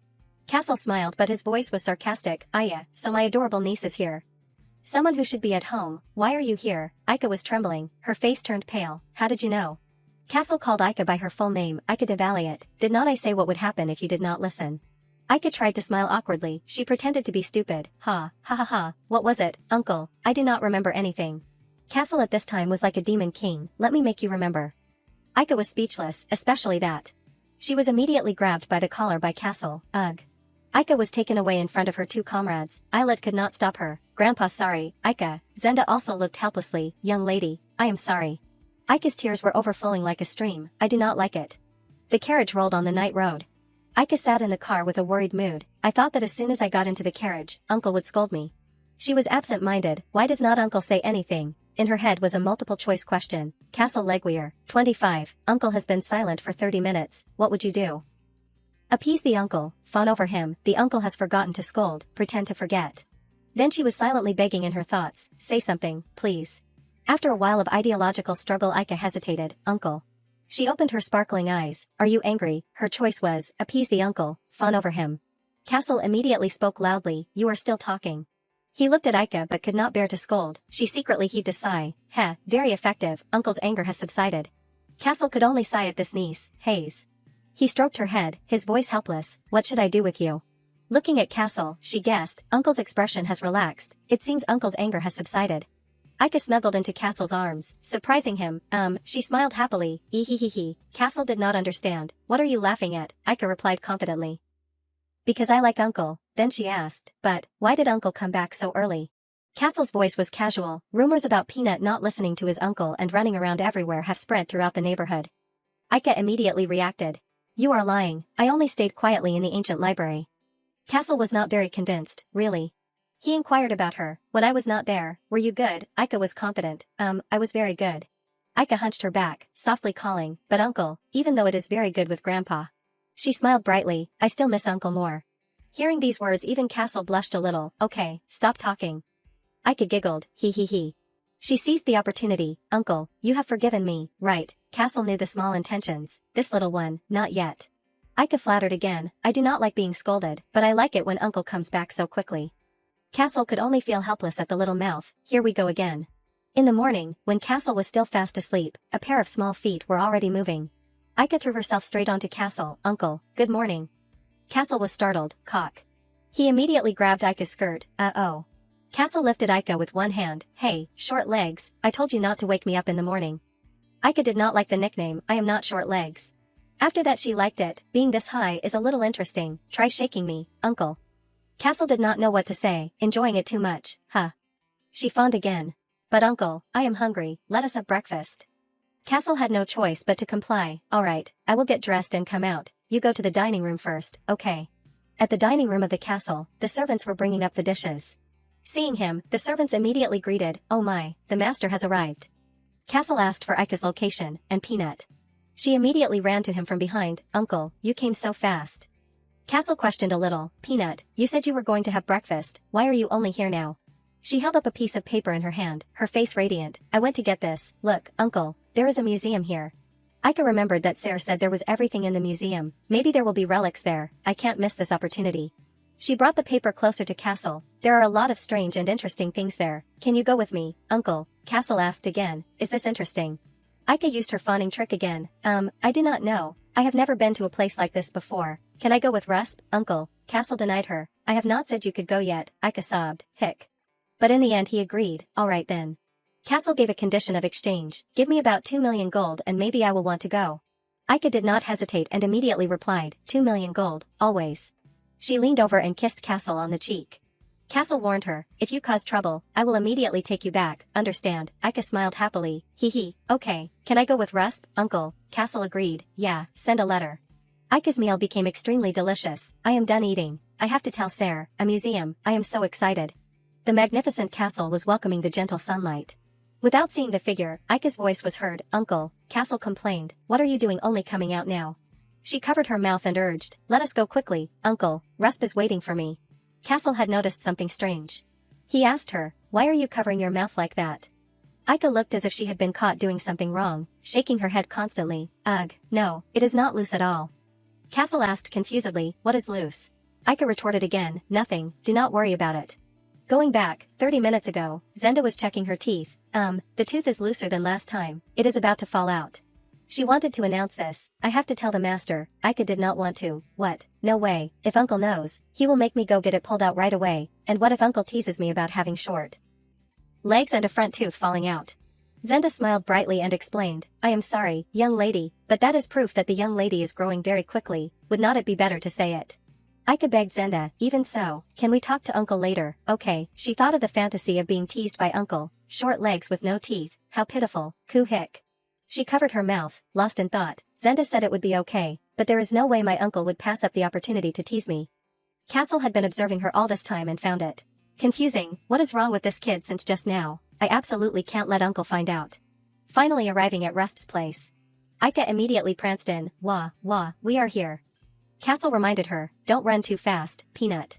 At this time, someone called her, Aika. Oh. It was Rusp's voice. She also called out his name, Rusp. Rusp greeted with a smile, hello, Uncle. Aika grabbed Rusp's hand, long time no see, that outfit suits you very well. Rusp blushed, thank you. Rusp's eyes sparkled, but Aika is much cuter. She accepted the compliment, thank you. Kamai also stepped forward to greet Castle, greetings, Your Excellency, thank you for taking the time for my young master. Castle also replied, yeah, you have worked hard too. Aika gave Rusp a hat, alright. She asked him, ready, Rusp? He immediately replied, of course. Rusp pulled the hat on his head. Aika had also put on her new, pretty coat. She pointed to the front, let us go, we will thoroughly investigate the museum. Rusp followed, yes, Detective Aika. The two adults were still confused, what is that game, I do not even know. The two kids had arrived at the museum. Rusp called her name, Aika. Aika softly replied, He looked at her with endless gratitude, today, thank you for calling me. Aika stared blankly, that coat really suits you. The two people chatted happily, thank you, Rusp is also very cool today. Castle was helpless because of Aika's lively personality, she is my niece, but she is not tactful at all. He stood from afar and instructed, you two peanuts, do not play tricks, once you get in there, be quiet, do not cause trouble. She took Rusp's hand and replied together, yes, Marquis. A little later, the museum slowly appeared before their eyes. The jewelry appeared one after another. Aika's eyes widened in surprise because of these novel items. Whoa, it is so dazzling to look at again and again. Ah, Rusp, look, I am seeing this pattern for the first time. Rusp stepped forward and said excitedly, I heard that this is a ceramic head excavated in the East 100 years ago, and that thing over there. Suddenly, attracted by Aika's gaze, he turned his head. Aika, why are you looking at me like that? She asked curiously, there is nothing written here, how do you know so much? Rusp replied shyly, young master, this relic, I have explored before, he stuttered embarrassedly. I have been researching the museum that is located here. She smiled brightly and praised Rusp, Rusp, you know so many things. Before Aika could finish speaking, Castle had stepped forward to stop her. She blankly looked up at him, what are you doing? Aika saw that Castle still did not move, and said, Uncle, Rusp can't see, step back. On the contrary, he still maintained a calm appearance, what, step back? Before, you said there was only me, I am bored too, let us play together. He closed his eyes and thought, this kid is not bad, even so, he still can't be taller, my niece is doing a great job. Gerard and Kamai paled as they tried to explain, I am sorry, my lord is still not mature, Hey, let us go over there. Ah, I am going too, Lord, young master is still young. Haha, so that person was like that back then. Aika's journey to discover the antiques began. Museum tour, start, needs a knowledgeable guide.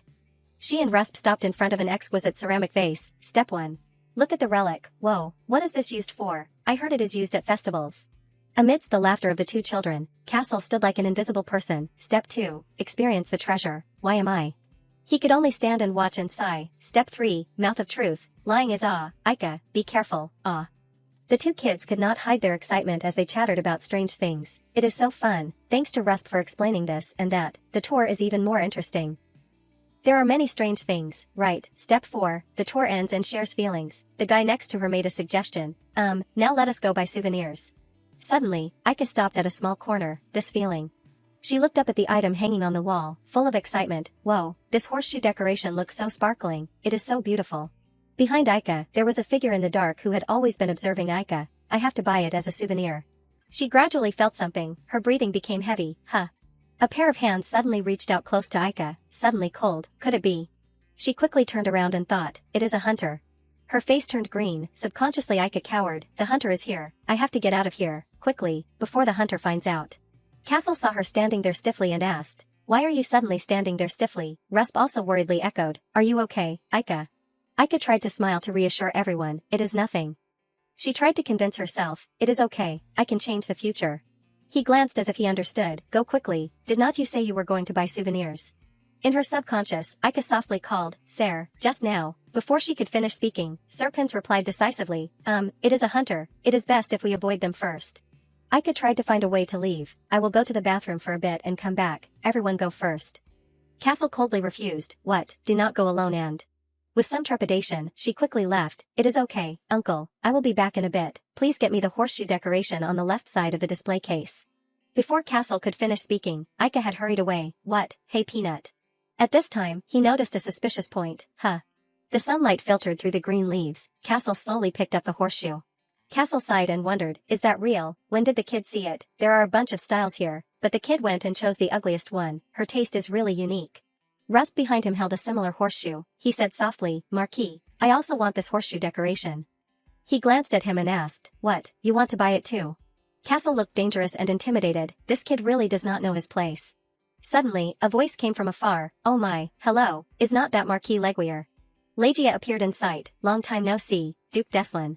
Only then did he notice the presence of Rusp next to him. Oh, young master of Kelpodia is also here. He politely greeted, greetings, your excellency, Duke Deslin.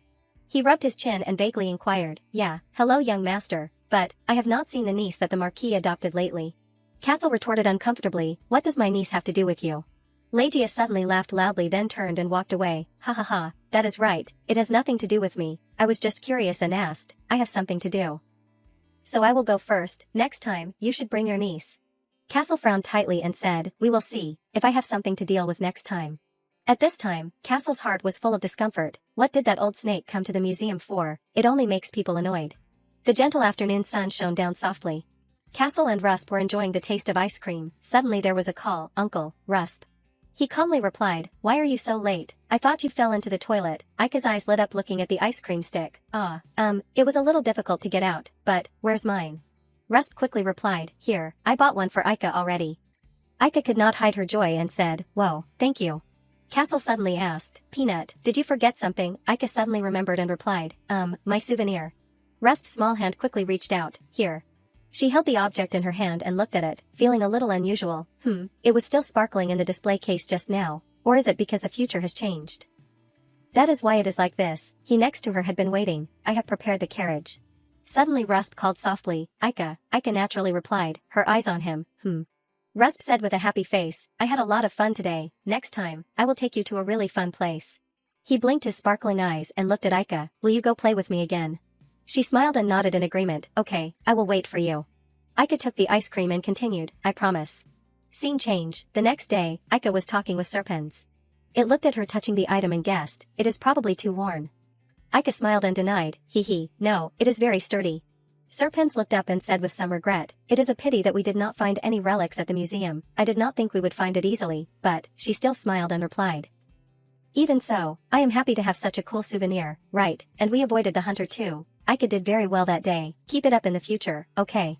Suddenly a voice rang out, young lady, I am Velpoi Logis, may I come in? Aika said happily, ah, the teacher has come. Logis placed a book on the table and said with a smile, today I have prepared materials based on the previous test, the young lady only needs to copy the words on the paper into the notebook and practice. Again. She obediently replied, yes. Aika seriously took notes under his supervision, Logis suddenly put his hand on the book and said casually, now that I think about it, I heard that the Prime Minister has a close relationship with His Majesty the Emperor. She opened her eyes wide and proudly continued, yeah, the Emperor is very close to my mom. He asked insinuatingly, the young lady has met His Majesty the Emperor before, right? Aika naively replied, yes. Unconsciously, Aika felt uneasy when Logis mentioned this, what is it? Why did he suddenly ask that? The horseshoe in her heart seemed to sense uncertainty. Logis rubbed his chin thoughtfully, has met His Majesty the Emperor before, huh? At this time Aika was also very confused in her heart, why did he ask that? Serpent suddenly called out, Aika, say no. Aika implicitly understood, sir, got it. She quickly replied, I have never met him. Logis still thought or asked further, you have never even received a letter. Serpents next to her reminded her further, say no to that too. She complied and replied, never received. At this time Aika stiffened and thought to herself, what does my mom's matter have to do with the lesson? Why does he keep asking? Logis muttered unintelligible sentences, more innocent than I thought. After that, he asked a little hastily, then, is it possible that the Prime Minister, Aika raised her voice and interrupted, teacher. She decisively said, what does my mom's matter have to do with the lesson? Logis turned pale, not expecting this attitude from her. TCH, I was too complacent because she looked stupid, I did not expect her to be more sensitive than I thought.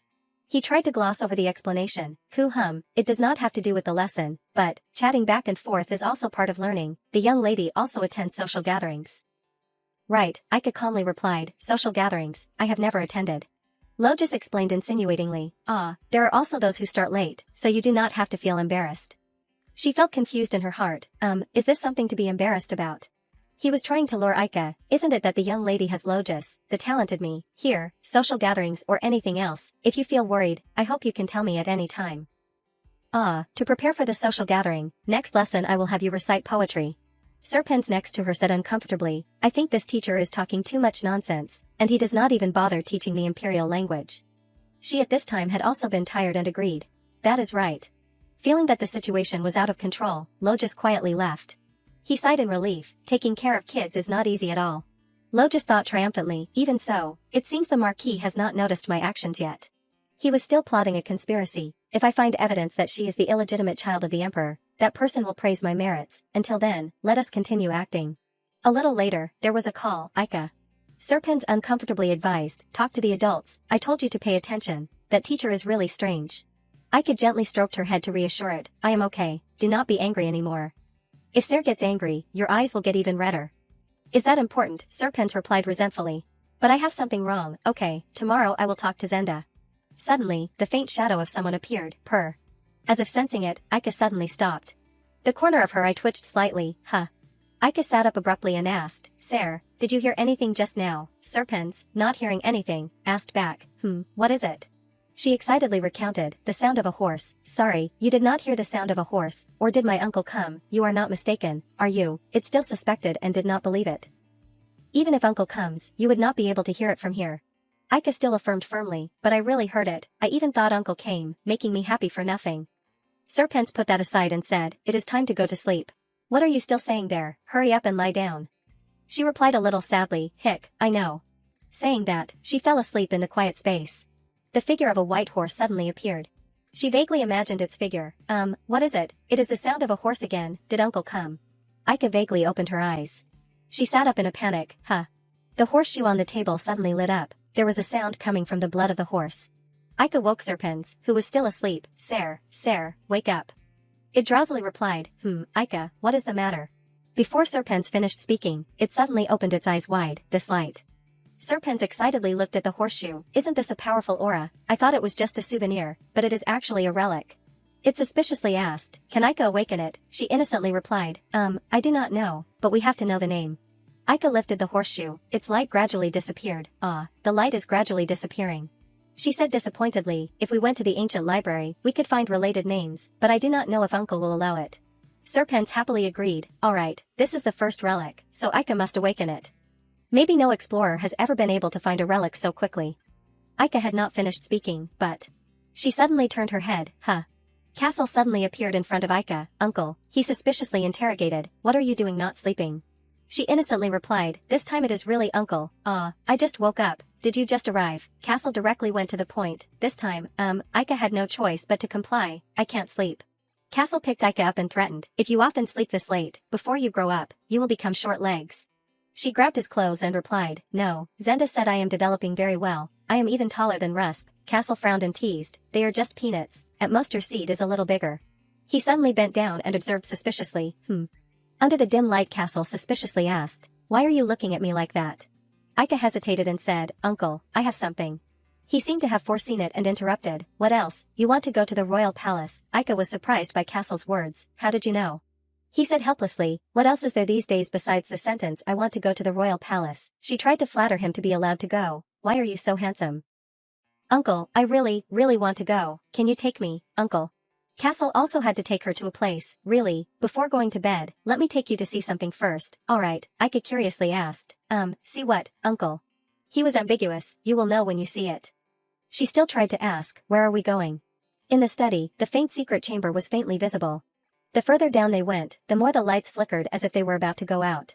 Aika trembled as she sat on Castle's arm. Basement, uncle, I heard Zenda say there is nothing interesting in the basement. He replied, there is now. He rhythmically took each step. Suddenly, Aika noticed a strange light on the opposite side. A pillar emitting a strange light appeared in sight. A large building appeared fleetingly. Aika lay in Castle's arms and curiously asked, what is this? Are you planning to build a secret base? He sighed and explained, what would I do building that? This is a spatial transfer tower, you can use it to go straight to the ancient library. Castle looked at her and said, now I do not need you to go to the royal palace anymore, right? Aika asked in surprise, why do not you stop me anymore? Castle said coldly, what else, even if I say do not go, you will beg grandpa and sneak off anyway. If I stop you, will you not go anymore? She guiltily turned her head to the other direction. That. The figure of Winchester flashed in her mind for a moment, don't secretly go and get hurt. Use this, it is a gift from your uncle and the emperor. Aika snuggled into Castle's arms and called, His Majesty the Emperor.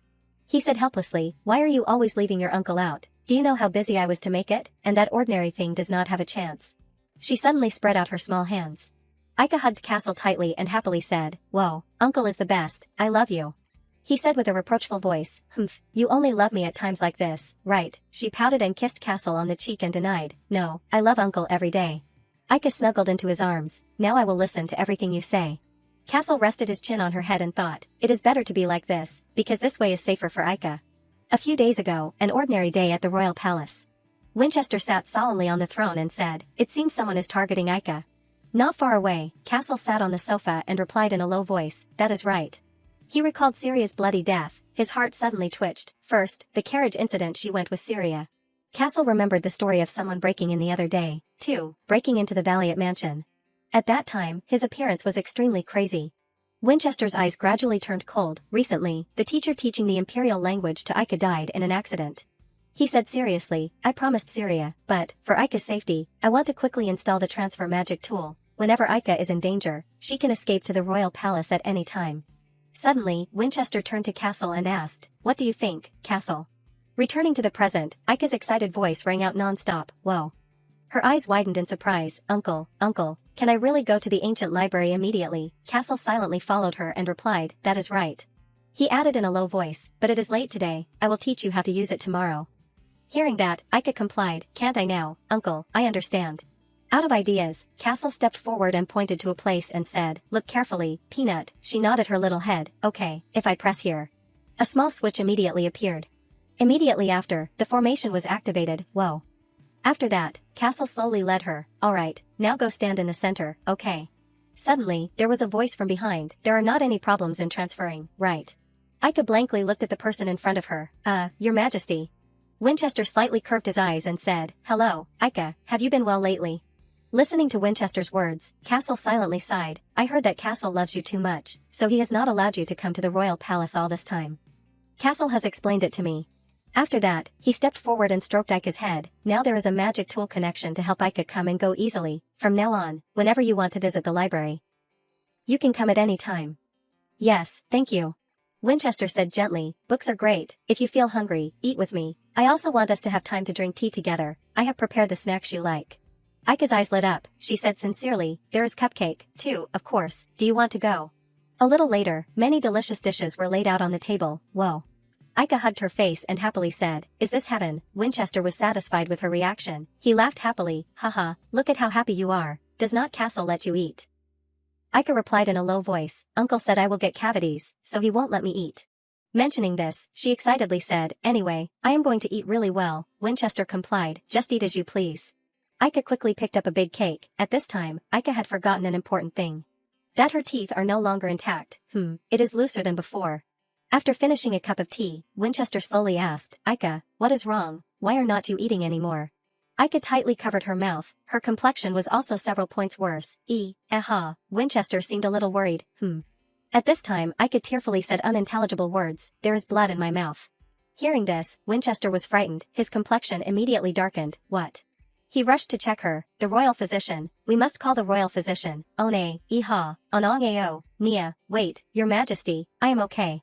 Winchester anxiously asked again, are you really okay, or is there something in the cookie? Aika shyly replied, that. She closed her eyes tightly and stammered, Ong Kanong Oi, Nia, tooth, my tooth has fallen out. Winchester suddenly did not react in time, he repeated, tooth. Saying that, Winchester hugged his face and forced a smile, that is right, you have reached the age of losing teeth already. Aika blankly looked at him, is your majesty happy that my tooth fell out? Sorry for scaring you, Aika. Next, Winchester stepped forward and gave her a handkerchief and said, hold this to stop the bleeding, we must call Castle quickly, yes. Hearing that, Aika immediately panicked, Hong Duok, your majesty Ang Kan Noi Oi O, he suspiciously asked, why, do not you like Castle, after all, it is a secret. Clenching the tooth in her hand, Aika said to herself in her heart, I have to clean up the evidence so uncle does not know. Thinking it, Aika was about to rush off to dispose of the small tooth. Hey yo, seeing this, Winchester intended to stop her. Already, Aika, if you are going to throw it away. Let me throw it away for you, okay, this. The little girl explained in a panic, this is a secret with uncle. Winchester immediately negotiated, okay, let us go to the treatment room first, okay, yes. The afternoon sun gradually set, Castle said in a low voice, I am leaving now. Winchester glanced behind him and said, by carriage, Castle nodded and replied, it has been a long time since Peanut came to the royal palace, I will take her on a tour. Aika covered her mouth and said gently, please stay healthy, your majesty. Hearing this, Castle sighed helplessly, the kid is in such a hurry, did not she make a fuss wanting to come to the royal palace, haha. Suddenly, Winchester turned to look at him insinuatingly and said, Castle, I have something for you. Castle frowned and replied, what? Winchester gently lifted his hand towards Castle. I promised I would not say it, but, if I keep it a secret like this, I feel too bad. Castle suspiciously asked back, is it something very special? Even so, Winchester still smiled leisurely and meaningfully, definitely, you have to go home and open it. Castle replied incomprehensibly, it makes people feel uneasy. The carriage began to depart. Through the window, Aika eagerly admired the sunset, whoa, the weather beautiful. Before long, the wheels had rolled back to the villa. From afar, there was Winchester's instructions, hey, Peanut, remember to change your clothes, and do not forget to write a reply letter to White Peanut. Hearing this, Castle wondered in his heart, why does Peanut's pronunciation seem unclear as usual, or am I hallucinating? Night gradually fell, Aika breathed a sigh of relief and sighed, I am so tired. She stretched her body on the large bed, I have changed my clothes, and I have finished writing the letter, now it is time to go to sleep. Suddenly, Serpens appeared and reminded her, Aika, you have to experiment with that. Aika only now noticed it, Serpens helplessly prompted, those names you found at the library, the memories gradually rushed back, she said loudly, that is right. After that, Aika approached the cabinet and took out the horseshoe from before. She meticulously observed the paper. Taking a deep breath, Aika began to chant, Ugira, Kabalu. She tried to say the ancient words loudly, Ahihu, Ikushu. Observing for a while, Serpens suspiciously asked, or is it a pronunciation problem? Hey, hearing that, Aika was a little disappointed, so I will never be able to call it out. Undeterred, she continued to call loudly, no way, Equus. Serpens shook his head in boredom, as expected, no reaction. Suddenly, his eyes flashed. The horseshoe in Aika's hand gradually flew up, emitting strange golden lights. Both Aika and Serpens held their breath and watched this light. A tall horse body appeared, Equus. Aika's eyes opened wide to observe it, that is. Before long Aika and Equus faced each other, the third relic. Feeling Equus's gaze, Aika realized, Equus. Unexpectedly, it pouted and snorted loudly, what a disappointment. Equus twisted its aching legs and said irritably, that person who is supposed to be my master, my name is so elegant, why is the calling so poor? Aika hurriedly explained. Someone, I also want to call it correctly, but I lost my tooth. In the end Equus also said gently, anyway, thank you for awakening me. After that, it grabbed Aika, making her jump. I have to repay you, right? Aika screamed. Ah, Serpens next to her was also scared witless. Aika. Aqua stepped into the ready position. Aika sat on its back, her face was pale at this time. Oh ah. Equus rushed quickly into the starry sky. In the sky. Aika sobbed and said loudly, it is too high. After a few minutes, she trembled and placed her hand on the cushion. Equus shook its head in boredom. I can go further than this. Aika trembled and did not dare to think. Next time, Aika, are you okay? At this time Equus turned to ask, Master, what is your name? She wearily turned back and replied, I am Aika, Aika de Valiant. It nodded and repeated, Aika ah, what a cute name. Saying that, Equus said triumphantly, alright, you have ridden me, so what do you think? Try to say how you feel. Aika tried to think seriously, feeling, right. Saying that, she replied in a low voice, the back is stiffer than I thought, because it is too high, I am a little scared, but... Aika recalled the surprise trip just now, her heart was full of satisfaction. Under the moonlight, Equus's fur shone sparklingly. She nodded in agreement, and it really looks very cool when it runs. Hearing that, Equus was a little proud. You know quite a bit, I am quite cool, and handsome, right? Aika blankly denied it, I did not say handsome. Aika looked at it with curious eyes. What is Equus's ability? Equus shook his head in boredom. Didn't Master just see it? It said loudly and triumphantly, in just a blink of an eye, I can get to any place, mountains, seas, anywhere. Aika looked at Serpens. She asked casually, Ser can be invisible, can't Equus do that? Equus replied confidently, does Master think this is something I can't do? Invisibility is easy peasy. She pondered, but is it okay for only me to be invisible with my ability? Hee, young lady. Saying that, Aika denied herself, not okay at all. Equus held her head high and replied, so that is it. Finally, it nodded and added, the greetings are also done, I will return to the inside of the horseshoe as always. If you need me just call me, you can also call me even if you do not need me. Accordingly, Equus turned into a stream of light and returned to the horseshoe. Ah, it is gone. Serpens sighed helplessly, that name is unusual. It turned to praise Aika, no matter what, you have found the third relic. Aika, you are really very good. She smiled and replied, I think I am a little cool. You did a good job, it is late now, let us go to sleep quickly. Good night, Ser. At the study of the mansion. Castle pensively read the letter in his hand. To Castle, my dear friend. Gerard stood on the side and pursed his lips, hiding his smile. Carriage, you did not open the bag to see, right? For Aika, I hope you won't do something regrettable like that. On the table was a small bag that had been opened. Inside was Aika's small tooth. To try inside the bag is Aika's milk tooth. The kid wants to keep the secret about the lost tooth from you. Do not let the kid's new teeth get infected. While reading Winchester's letters, Castle imagined his appearance. From now on, continue to take good care of Aika. I only trust you, your friend, Winchester. Suddenly, the atmosphere in the room became unusually silent. Gerard hesitated to say, Lord, in the end, the young lady's milk tooth. Before long, Castle's mood had gradually worsened. Peanut, that kid, is hiding such an important thing again. He clenched the letter in his hand, his whole body seemed to be on fire. I will cast a magic preservation spell on the milk tooth. From now on, tell the chef to prepare soft food for the kid. Hearing that, Gerard quickly left. Yes, I understand. He walked and hummed a small tune. Unexpectedly, Gerard caught sight of a familiar figure. Unable to restrain himself, his lips slightly twitched. So it is here. Immediately after, he rushed to hug Zenda from behind. Sister. She was frightened and turned back to pinch Gerard's cheek. Why are you calling like that in a place with so many people? Gerard immediately struggled. There is no one here. I even cleaned up the trash outside. You should praise me. Hearing that, Zenda was also suddenly surprised. You mean those guys who attacked the Valiant mansion? Gerard rubbed his swollen cheek and said, although I did not catch any of them. It is enough for them to take as an example. If they dare to target Leguier, what will the consequences be? Suddenly, he remembered an important thing. His eyes lit up. More importantly, I have extremely good news. Zenda replied unenthusiastically, what news? From inside the sachet, Gerard took out Aika's small tooth. Tada, the young lady's milk tooth has fallen out. Zenda could not help but get closer to observe carefully. Oh my, when did it happen? When I checked it last time, I saw it was about to fall out. Whoa, look at the tiny tooth. It seems it fell out while eating dessert at the royal court. She was startled and realized, so the master also knows about this. The young lady looked very worried. Gerard nodded and confirmed, he is holding back a lot. But he is probably planning to pretend not to know. While saying that, he remembered Castle's dark face just now. The master is very gentle with the young lady, who would have thought he is the mad dog in the rumors. Coincidentally, Zenda laughed unconsciously when she heard that. He really is a mad dog. Just now he was only angry and made me shiver all over. She happily added, foo-foo, but I did not expect there to be such good news. I have to prepare that. Do you want to go with me? What is that? Night was gradually falling. In the dark room, the sound of pounding on the table was heard, those damn Valiant. Accordingly, a string of curses was heard, that brat Lagier, he does not participate in the noble council, he only knows how to swagger around there, and now he does not know his place and still wants to establish an academy.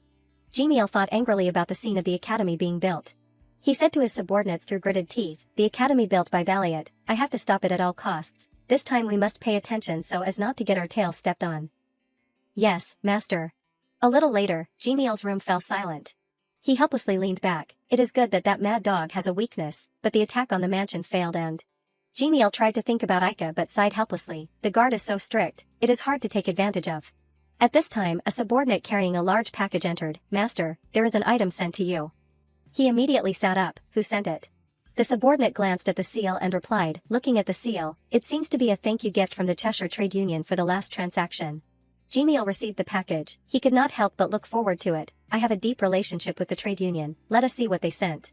As soon as he opened it, Gemiel turned pale. He screamed, what the hell is this? The box was thrown hard to the ground by Gemiel, the items inside popped out accordingly, that was, the head of the white snake. Gemiel coldly ordered, the look of panic on his face still had not subsided, check who sent this box to me. Suddenly, a subordinate stopped him, wait, master. There is a piece of paper inside the box. A small piece of paper hidden behind the snake's skin, over that night, I received. Castle's voice rang out like a whisper through Gemiel's ears, I sent the head as a return gift, tell your master to remember to take care of his neck. Gemiel tightened the letter in his hand, he said each word, Laguier, you bastard. On this side, Castle was also quietly looking out. He approached the glass window with a thoughtful look. Suddenly, Castle curved the corner of his mouth meaningfully. Feeling the moonlight outside, he wondered, has he received my gift yet?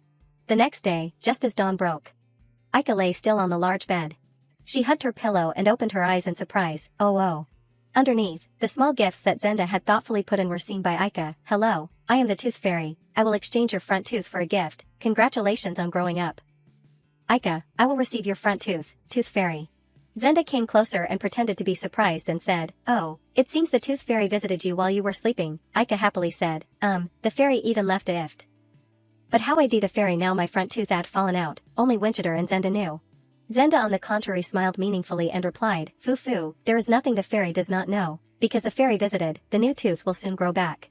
Hearing that, Aika shuddered and looked up at Zenda, what if the Tooth Fairy told Uncle, she gently advised, the fairy came at night, so the master does not know yet.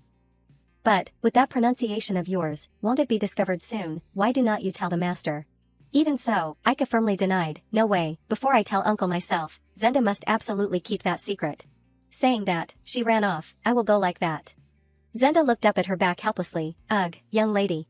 She thought to herself in her heart, the efforts that Gerard put in yesterday have all gone down the drain, I hope the young lady will like it. Zenda hugged her face and looked forward to Aika, if only the young lady was not so embarrassed about the lost tooth.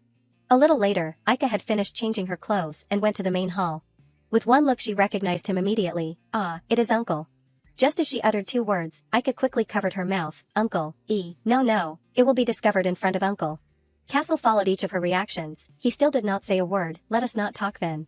Suddenly, Castle called Aika back, hey, Peanut, she responded awkwardly, trying to gloss over the matter, yes. Castle asked meaningfully, isn't it tiring to do that all the time? Not tiring, Aika shook her head and refused, I am exercising.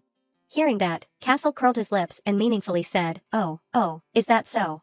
He leaned close to Aika's ear and whispered, that is right, there is a letter from White Peanut for you. She immediately forgot about the previous matter and hurriedly asked, from Resp. At that moment, Aika suddenly realized, ugh, Castle's face darkened and said, there is a hole in Peanut's upper jaw, you thought Uncle did not know, show Uncle a closer look, let me see. Aika grimaced and thought to herself, hick, His Majesty and the Tooth Fairy had hidden it, how did Uncle know, is he a ghost?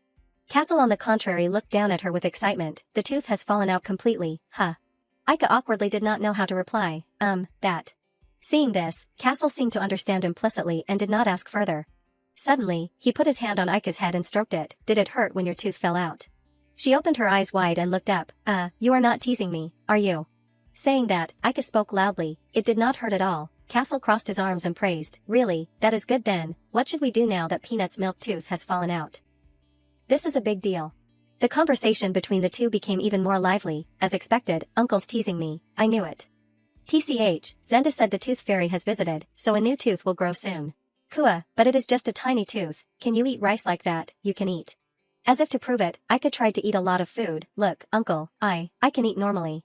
Castle helplessly advised, slow down, you will get full. In a flash, the corner of his eye flickered.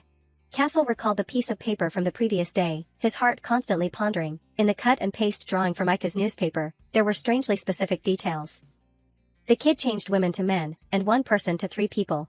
Castle's gaze remained unchanged, not understanding what he was hiding and just enduring it himself. Returning to Ika's room. Zenda happily entered. Young lady, I am Zenda, I have brought what you like.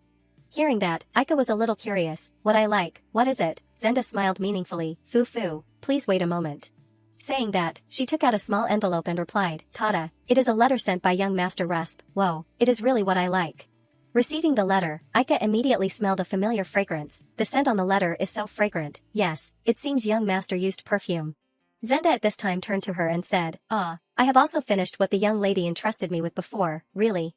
She took out a small horseshoe necklace. Yes, that is right, I have turned the horseshoe decoration into a necklace. Ika happily let her put the necklace on her neck. Wearing it like this, you won't be afraid of losing it. She smiled and replied, thank you Zenda. Immediately after, Ika opened Rusp's letter.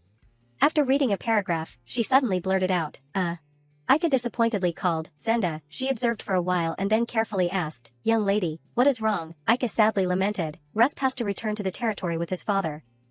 So it seems he can't write letters for a while. She looked up at Zenda and asked softly, is it far from here to the Marquis Kelpodia territory? It is quite far, young lady, because it is located between the Wapodia and Tori territories. Hearing that, Zenda had to tell Ika, that place is as vast as Castier, the Marquis Leguier territory. I even heard that it still snows for a whole week even in the summer. So it is very cold. Castier is located in the extreme south, so it is warm even in the winter, right, and Tori is located in the extreme north. The sun had risen higher, emitting warm golden rays. So that is how it is. Ika saw the small flower in the letter and said excitedly, there are also flowers inside the letter. Oh my, it is so beautiful. The purple ones are lilith flowers and the yellow ones are primrose. She fondly read each stroke. They are the flowers that bloom in the garden of the mansion and it takes a lot of time to dry. Ika thought and imagined Rusp's figure. Perhaps Rusp dried them himself to give to me. Zenda took the letter. This is a gift containing the young master's heart. I will preserve the flowers so they do not get damaged. Ika asked curiously. I also want to give him something. Do we have enough time now? Zenda thought for a while and then hesitated to say, I am afraid there is not enough time to dry the flowers. Why do not we make pressed flowers next time? Let us prepare another gift now. What do you think? Ika suddenly lost a little joy. Another gift. Zenda immediately had a great idea. For example, since Kelpodia is a cold place, the young lady can buy a fur hat or a scarf. Ika opened her eyes wide and looked at her. That is a great idea. Rusp said he is leaving next week. We can probably prepare it before he leaves. While thinking, she imagined Rusp wearing the clothes she gave him. Should I choose a white or purple hat? But either color suits him. Ika looked forward to the future of the two people. When Rusp comes back, the two of us will make flowers together. On the table was the unfinished letter she had not finished writing. I am already excited. Suddenly, Serpens appeared and reminded, writing letters is fine too, but Ika, you probably have not forgotten that we decided to practice controlling your powers today. Right, at this time Ika seemed to wake up and replied, of course. Serpens said full of momentum, knowing the colors that signify danger is important, but only when you practice receiving aura into your body will Ika see the real danger. Not those fragments of the future anymore, understand, how long will Ika save the maids? Hearing that, Ika hesitated for a moment and then replied, but, seeing those people being harmed, should I ignore it? Serpens decisively agreed, yes, ignore it. That is why I am saying it for Ika's sake. It warned in a deep voice, Ika has not fully utilized my power yet. If you keep focusing on small dangers, Ika will miss bigger dangers. Saying that, Serpens tried to convince Ika, you were born with the power of an explorer. Ika's life may be in danger if you do not observe selectively. She sighed helplessly, I understand, sir. Serpens began to guide Ika. Alright, controlling power is still too much, so for the time being, I will select the future that I see and show it to Ika. She looked up at it in surprise. You can even do that, that is amazing. Unexpectedly, Ika's voice became resolute. Even so, you have to show me the future where he is in danger like last time, because the initial reason I came here was to save my uncle. Serpens silently followed each of her words. I will protect the people I love, and also the people my mother once loved. In the end, it also gave in. I understand. Ika smiled brightly and replied, definitely, you promise. She held out her little finger in front of Serpens and said playfully, come on, let us pinky swear right here. Suddenly, Serpens became flustered. It held out its small snake tail and tightly grasped her hand, just like that. Immediately after, in a dream, Aika was urgently running. I thought Ser would keep his promise. Suddenly, she froze on the spot. In front of Aika, Castle was in a deep coma without a sound. Uncle. Returning to the present, her voice rang out again, let us pinky swear right here. Aika followed Serpent's gesture. She realized, Sarah's a liar again. Suddenly, the space of the room became silent. Ser, what are you saying? Aika's whole body stiffened. She asked softly, he is going to get hurt, so do not be too surprised. Serpent frowned tightly without replying. It tried to comfort her. I am sorry Aika, but he did not die, he just got a little hurt. Before Serpent could finish, Aika shouted loudly, Ser. The corners of her eyes suddenly stung. She said tearfully, you liar, other people are fine, but you have to show me about uncle. I always tell you I will protect my uncle. Serpent explained softly, doing that is also for Aika. Even so, Aika's anger still had not subsided. Enough, Ser, do not talk to me. She said loudly, for the time being, I do not want to talk to you. Serpent exclaimed with loss, Aika, because you did not reveal it to me, Aika. In the quiet night, Aika rushed out. She ran and worried in her heart, uncle, uncle. At this time, tears had filled her eyes. What if uncle is seriously injured, uncle? Suddenly, Gerard appeared outside the study. Aika was startled and fell back. Ouch, Gerard asked worriedly, young lady. He quickly reached out to ask, are you okay? Even so, Aika ignored Gerard's question. Gerard, what about uncle? Didn't he come back? He replied suspiciously, yes. Gerard gently comforted her. Haha, the Lord has not come back yet. More importantly, young lady, it is time to go to sleep. I will take you back to your room, okay? Aika on the contrary ignored his words. Did not Gerard go out with uncle? Why did you come back alone? Observing the other person's reaction, Aika gradually realized, whenever he lies, Gerard usually has a very strange expression, because I needed to go to the bathroom urgently. So, clearly he is hiding the fact that uncle has come home. Aika ran inside. She resolutely said, enough, I will go to uncle's place. Gerard did not have time to react. He called worriedly, young lady, wait. In the large mansion, Aika took small steps closer to the study. She recalled her previous conversation with Castle. If you come back, you will immediately come to the office. You are busy, play with me, uncle, you will definitely be there. Immediately after, Aika silently looked inside. Inside the room, Castle was alone bandaging a large wound. As expected, it is uncle. On this side, Castle was still calmly changing the bandage for the wound. Gerard, you are back. Is Peanut asleep yet? If the kid wakes up, do not let the kid come down to the second floor. Bring another roll of silver bandage. Aika called out in despair, uncle. Hearing that, Castle was startled and looked over. Huh.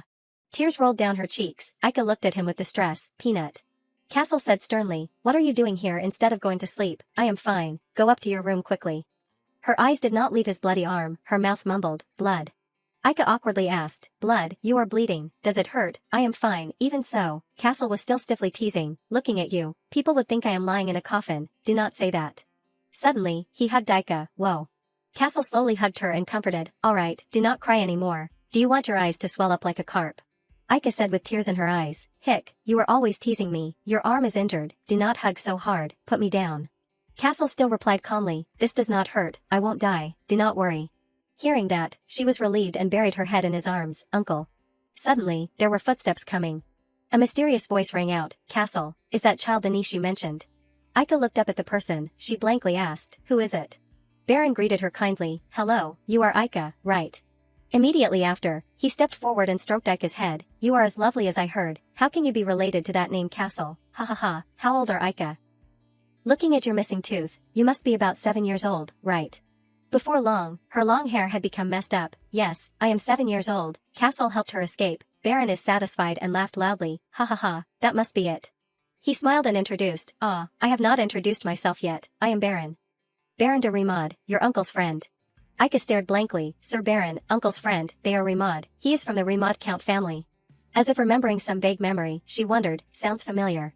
Baron happily replied, Sir Baron, I am the same age as your uncle. Just call me uncle comfortably. Aika hesitated. Oh, so. Immediately after, she quickly called, Uncle Baron.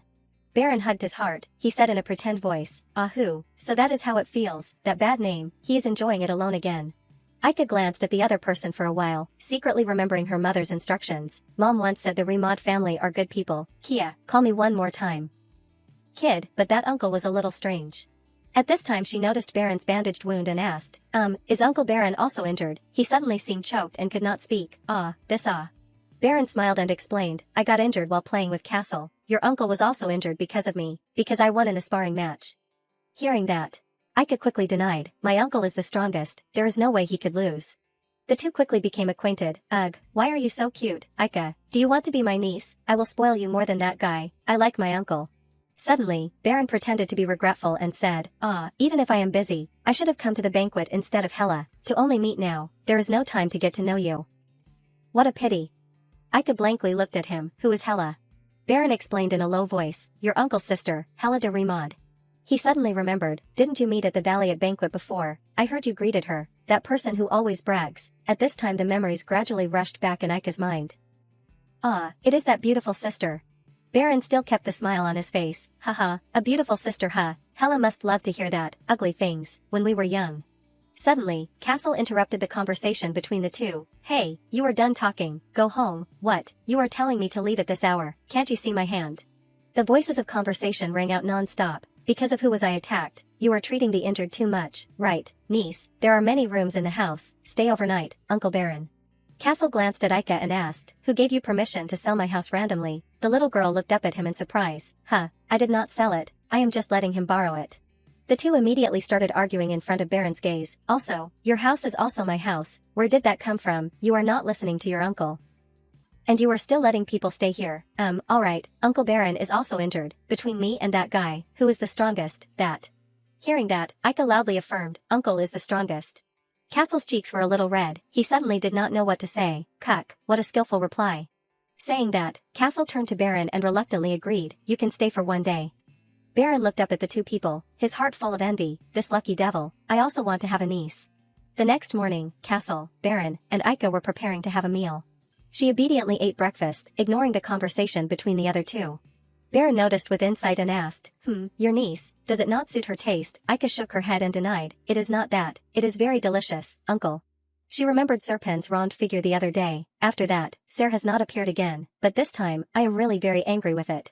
Suddenly, Castle called out, don't daydream, chew carefully, Peanut, we are going out today. Hearing that, Aika looked up at him and asked softly, going out, where are we going, uncle? Castle replied without changing his expression, didn't you always say you had a place you wanted to go? Taking this opportunity, we will go see it once. At Syria's mansion, to the house you used to live in with your mom. The sky was clear without a cloud. The mansion's carriage slowly moved. Aika sat in the carriage, she could not contain her happiness in her heart. We are finally going home, I am so happy, uncle, will everything still be the same? Sitting on the opposite side, Castle rested his chin and lazily replied, before you left, everything was still the same, the house has people taking care of it regularly. So there is not a grain of dust. He saw the luggage on Aika's side and asked sharply, but, what are you doing carrying such a big bag? Are you planning to collect all the toys in the house? She laughed it off, trying to gloss over the matter, that is right, uncle, I am planning to bring a bunch of toys back. I am planning to bring back important things or things that look like relics. At times like this, my uncle is really sharp. The flower garden of the mansion appeared, the flowers competed to show their colors. The fountain with the clear water was still the same as it was in the beginning. Aika stood from afar and could not help but exclaim, whoa. She happily said, it is my home. After that, Aika slowly took each step on the familiar road. Everything was still very familiar to her. Aika slowly closed her eyes to enjoy the peace here, that is right, this is my home, I have returned to the place where I used to live with my mom. Suddenly someone appeared. Accordingly, the words that were said could not hide the happiness in her heart, young lady, you have really returned, Roa came out with the polite posture of a butler, Roa, the manager of the mansion. Immediately after, Aika ran and threw herself into the other person's arms, Roa, long time no see. Me too, young lady, have you been living well lately? The two happily greeted, what about Roa? I thought I would not see Roa again, she smiled and denied, how could that be? I will wait to welcome you back, my young lady, you have grown up so fast. Roa held Aika in her arms while she happily boasted, I have gotten taller and even lost a tooth too, look, Roa, she agreed with a smile while there was a footstep approaching them. That is true, in the time we have not met, you have grown this much, I am very proud, Miss Aika. A familiar voice rang out, attracting the attention of Aika and Roa, Peanut, you are too excited, she excitedly called when she recognized it was Castle, uncle. He smiled gently, full of tenderness, exuding handsomeness under the sunlight. Roa politely greeted, have you been well lately, Marquis? This is the first time I am greeting you directly. Aika curiously looked up at her, She innocently asked, Roa, do you know him? Yes, I am the manager of the mansion, she revealed, we occasionally contact each other by letter, he will regularly talk about the young lady's situation. Hearing that, Aika was extremely panicked. Uncle is revealing information about me. He probably did not say I caused trouble, right? If Roa gets angry, it is scary. Castle asked sternly, have you finished handling everything? Roa reported the situation. Yes, I have put everything in the box as you said. Aika was curious. Box. He turned away indifferently. Little one, you do not need to know, she angrily asked. Why, this is my house.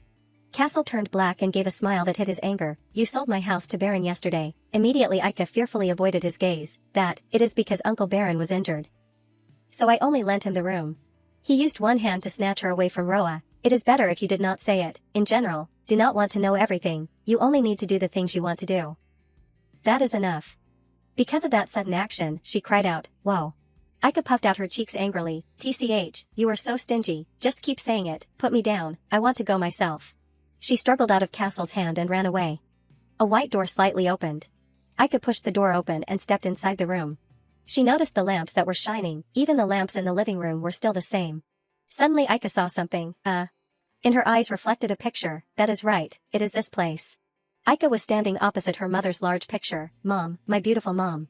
She remembered being held in her arms when she was small. Aika, what do you think? Is mom cool? She softly replied, Aika looked at Syria with those innocent big eyes and firmly believed, mom is much more beautiful and cool than that. She was somewhat touched and praised her and instructed her.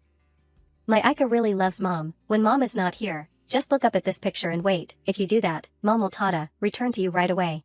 Thinking of that, Aika's eyes filled with tears. Mom. Suddenly a voice rang out, startling her. Aika misses mom a lot. She recognized it was Serpens. She waved her hand and reminded, what is it, Sir? We are still angry at each other, do not talk to me. Unexpectedly, it apologized, making Aika stop. I am sorry Aika. Serpens tearfully regretted, before, I was narrow-minded, I am really sorry. Suddenly Aika smiled faintly, starting to be happy again. She gently admitted her mistake and apologized to Serpens. Me too. I am also sorry for speaking rashly, I thought you would run into trouble. Finally, the two decided to make up. Let us make up, okay. Time slowly passed. Aika went to Syria's room and exclaimed, whoa, it is the first time I have seen mom's room so clean. She pointed to the desk in her mother's room. Over there, it is over there, it used to be full of documents. Serpens replied, really? Aika stepped forward and rested her chin looking at the desk and recalled, I used to sit here and stamp for mom. Serpens was surprised, you could even do that. She revealed, you just need to stamp it neatly, that is all. She remembered when Syria praised her when she stamped it right. You did it right, good job. Aika opened the drawer but they were all empty, but, there is nothing in the drawer. Serpens thought that, maybe Syria hid the important things away. She frowned and thought seriously, if it was mom, where would mom hide important things? It reminded her softly next to her, think carefully. Aika was muttering and thinking, important things, then suddenly she remembered, She said excitedly, Sir, I know where it is. Serpens was no less excited, really, she confirmed, it is not in mom's room, let us go to my room. In the past, Syria had suggested playing a game, let us play hide and seek, okay, can you do well? Based on that Aika ran quickly to her room, if mom left something for me, it must be in that place. She opened the door and stepped inside and searched, the position is exactly the same as Grandpa's house. Aika found the box and opened it. Inside was a small notebook and several rolls of paper. Aika was moved, tears streamed down as she held the two things, my favorite yellow ribbon, these are definitely the things mom left behind. She startled herself and scolded herself, no way, do not cry, I promised mom I would not cry. After stabilizing somewhat, Aika smiled brightly, Sir, this is probably it, let us go back now. Serpens immediately agreed, okay. Her eyes gradually became firm, mom will definitely leave things that will help me, I have to go home and find out carefully. Evening came very quickly. At the Kelpodia mansion. Ricardo sat seriously at the desk looking at Rusp standing in front of him. Rusp, I allow you to meet this person or that person, however. He coldly ordered, from now on, keep your distance from the valiant young lady. Rusp was surprised and speechless. Ricardo asked again, do you understand? The silent night enveloped the entire quiet space. Rusp's eyes widened in shock, keep my distance from the young lady. Ricardo's voice rang out sternly, I told you about this before, the situation has changed. He calmly added, it seems there is a leak of information on the noble side, I heard you are close with a young lady with an unclear origin, and you are even planning to get engaged. Rusp paused in surprise, what? He stammered and asked again, engaged, such a relationship. Ricardo stood up, reminding him, it would be different if that young lady was officially announced, but getting involved in controversy is not good, it is best if you act cautiously. He slowly took steps towards him. Ricardo put his hand on his shoulder, Rusp. He faced Rusp and reminded, don't forget, you are the sole heir to the royal family, you must always appear perfect, and not let anyone grasp your shortcomings. Ricardo's voice was slow. I believe you understand everything I said. Alright, get in the carriage, we are preparing to go to the territory. Having said that, he stood in front of the window and looked out. Ricardo's gaze looked far away. He remembered, the clear voice of a woman rang out, to be honest, I am very worried about Rusp. After starting the education about the Heir, I no longer see the smiling face of my son. She hugged her face and turned back. The kid is still at the age to play. Is it too much for him? Rosisha Homkelpodia, Rusp's mother. Ricardo lifted a cup of tea. Right now, this is the best way. He slowly explained, to restrain the nobles and support the royal family, we need to consolidate Rusp's position. This will protect Rusp. Rosisha replied softly, if you have decided like that. She went behind Ricardo. Even so, it seems like lately, my son is much happier playing with the valiant young lady. He replied, really? Rosisha continued, the two seem to be exchanging letters too. She added, perhaps because they have been hiding it for as long as 7 years. The valiant side is also very careful. He looked down, the young lady Ricardo remembered Rusp's words, because Rusp wanted to, I allowed it, but that child has too many suspicious points. Valiant is both the strongest weapon and the shield of the royal family. He said in a low voice, let us continue to watch then. Ricardo thought to himself, at least until Rusp grows up and is able to protect himself, I have to prepare everything. Returning to reality, he looked into the distance. Ricardo's voice softly rang out, letters, should be okay. On a beautiful day, Rusp stepped down from a large carriage. He picked up the letter and read, hello, Rusp, the flowers you gave are really beautiful, the purple ones are like stars, and the yellow ones are round and beautiful like the moon. Rusp pulled down his hood. Zenda said the Kelpodia territory is very cold, you must not let yourself catch a cold. I also wanted to give something, so I sent a purple fur coat. It looks very good on you. He thought to himself and then stepped forward, if I knew I would receive a gift like this, I should have tried to meet him before returning to the territory. Rusp looked up at the void. Ika. Thoughts rose in his heart, I already miss you, what are you doing right now? Castle's voice rang out calling Ika, Peanut, look uncle. She was flustered, he urged, quickly, Ika cried and opened her mouth revealing her missing tooth, Castle teased, Aya, another one fell out on the way back, at this rate, they will all fall out before long, this is not good. She hurriedly explained, no, the tooth is still growing up. Ika pointed at her tooth and asked, but uncle, why does the new tooth look like a saw? Castle replied, because you did not listen. He continued, did you send a reply letter to the tooth fairy? She happily said, I wrote asking for a beautiful tooth. Castle hummed. He asked again, you must be too mischievous, do not we need to bribe the fairy? Ika immediately retorted, hey, I am not mischievous, Zenda said because I was good, I received 2 cards. Castle casually said, usually the one who is hated receives an extra one, she said angrily, I hate you. He sighed and reminded, be careful not to offend the fairy. Ika said loudly, I know myself. Castle asked, that is right, I will be going to the construction site of the academy later. Do you want to go see it? She said excitedly, the academy, can I go too? He replied, yeah, go visit grandpa. Ika smiled brightly, I will go. If Rusp comes back from the territory, can he go together, uncle? Castle reminded, have you asked White Peanut? She replied, I have not, but he will probably go. Castle repeated in surprise, you have not, but he will probably go. She suddenly rushed to bite his leg playfully, hick, I am not scaring you. Castle shouted, oh my, that hurts, uncle, I am done with work, go pack your luggage. Ika's voice echoed, you have to pack. She said seriously to Serpens, Sir, do you know what it is? It replied quickly, absolutely not. Ika curiously said, what is the code? On the table was a piece of paper written, pink flowers, hunger, oil lamp. She picked up the paper and looked carefully, hunger is telling us about a stomach ache. This snowman looks like it is lying down, is not this the infinity symbol? Ika looked at the picture on the paper were the emblems of the families that Mom had taught, but the meanings below were completely incomprehensible. Serpent suggested, the ring, or should we decipher something else first? She hesitated, Mom said to solve this first before opening the rest. It asked, can't you look through it? Ika was frustrated, I wanted to, this looks like a clue I used to see when playing treasure hunts with Mom. Serpens asked confusedly, a clue, she explained. Mom would write down the words that tell us where the treasure is. Ika remembered, at that time, I also had to follow the clues in order to find the treasure. If this is something Mom left for me, it is probably similar. She frowned and thought, until now, I have learned a lot, and I have also played treasure hunts with Mom many times, I will be able to solve this riddle. Serpens reminded softly, that is right, you do not need to be too hasty, Ika's power is gradually developing, you are already able to see the future you want. The horseshoe hanging on Ika's neck lit up. Equus appeared and decisively said, don't forget I am here too. Its tone was confident, when you need to go far or secretly go to a place, I will take you there in just a blink of an eye. Ika smiled, thank you, Equus. Serpens was confused, but I did not call, why do you always appear? She butted in, so what? A few days later, at Aika's mansion. Zenda had a dark face and clasped her hands. Young lady, I think that is very dangerous. She replied confidently, it is okay.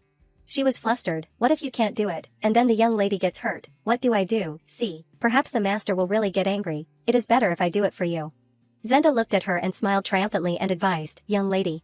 Aika pondered, what is the code? Pink flowers, extremely, hunger, oil lamp. She stared at the paper, until now, I have learned a lot, and I have also played treasure hunts with mom many times, I can solve this riddle. Aika secretly evaluated. After going to the house I used to live in with mom and returning. She recalled her actions, during the day, I train my power with Heir, I am training to see the aura. Aika happily recalled, in the evening, I will find out about the hints that mom left in the library. She thought of the happy moment, at night, when I need to go to the library, I will, sneakily ask Equus to take me there. But one day. Zenda tried hard to stop her, young lady, I think that is very dangerous, Aika stood up, it is okay. She was flustered and worried, what if you can't do it, and then the young lady gets hurt, what do I do? Perhaps the master will really get angry, you should let me do it for you. Zenda begged, young lady. Aika bluntly replied, no way, she stopped. She held the needle in her hand and the embroidery frame, Rusp is finally coming back, I want to give him a gift made by my own hands. Zenda held the thread and came over and pleaded, even so, about embroidery, how about the young lady chooses the embroidery thread, and then we can do it together. Aika continued to be firm, choosing only the embroidery thread can't be called doing it together. She looked pensively at the embroidery frame. Aika's eyes sparkled like a small squirrel, Zenda, I will only do a little bit, okay. She completely collapsed, who? Zenda picked Aika up, the young lady is using such an attack, your begging skills are improving, she was confused, attack, she continued, if this continues, what do I do? Zenda gently touched Aika's hand, I will hold your hand like this, let us try to embroider a little, and after you choose the embroidery thread, I will complete it, she said happily, okay. She said softly, what pattern should we embroider, young lady? Aika looked up, the two flowers that Rusp gave, I want to embroider both. Zenda agreed and guided her, alright, first we will start with the yellow color, do not strain yourself, okay, Aika followed, I understand. She carefully looked at each stitch. A small pretty yellow flower was completed. Castle peered in curiously. He looked at Zenda who was guiding Aika to embroider the scarf. Castle smiled faintly and left. The small flower was embroidered to completion, Zenda asked, young lady, what do you think, do you like it? Aika's eyes sparkled, wow, it looks like a real flower, it is so amazing, I made it with Zenda, she reached out to wipe her sweat, that is right, we embroidered it together. Zenda quickly completed the embroidery, Aika's eyes widened in surprise, Zenda's hands, I can't see it, her eyes flashed, the rest, I will complete it beautifully for you. Zenda showed her the complete flower embroidery, here, young lady, it is done, Aika beamed, it is like flowers blooming on a handkerchief, thank you, Zenda. She carried the embroidery to the table with a box and ribbon ready. Aika carefully folded it and placed it in the box, I can't let it get dirty on the way, put it in the box, and tie it up with ribbon. She carefully tied a bow for the gift. Aika smiled and hugged the gift tightly. She looked at Zenda, if he receives it, will Rusp like it, she agreed, of course, because this is a gift containing the young lady's heart.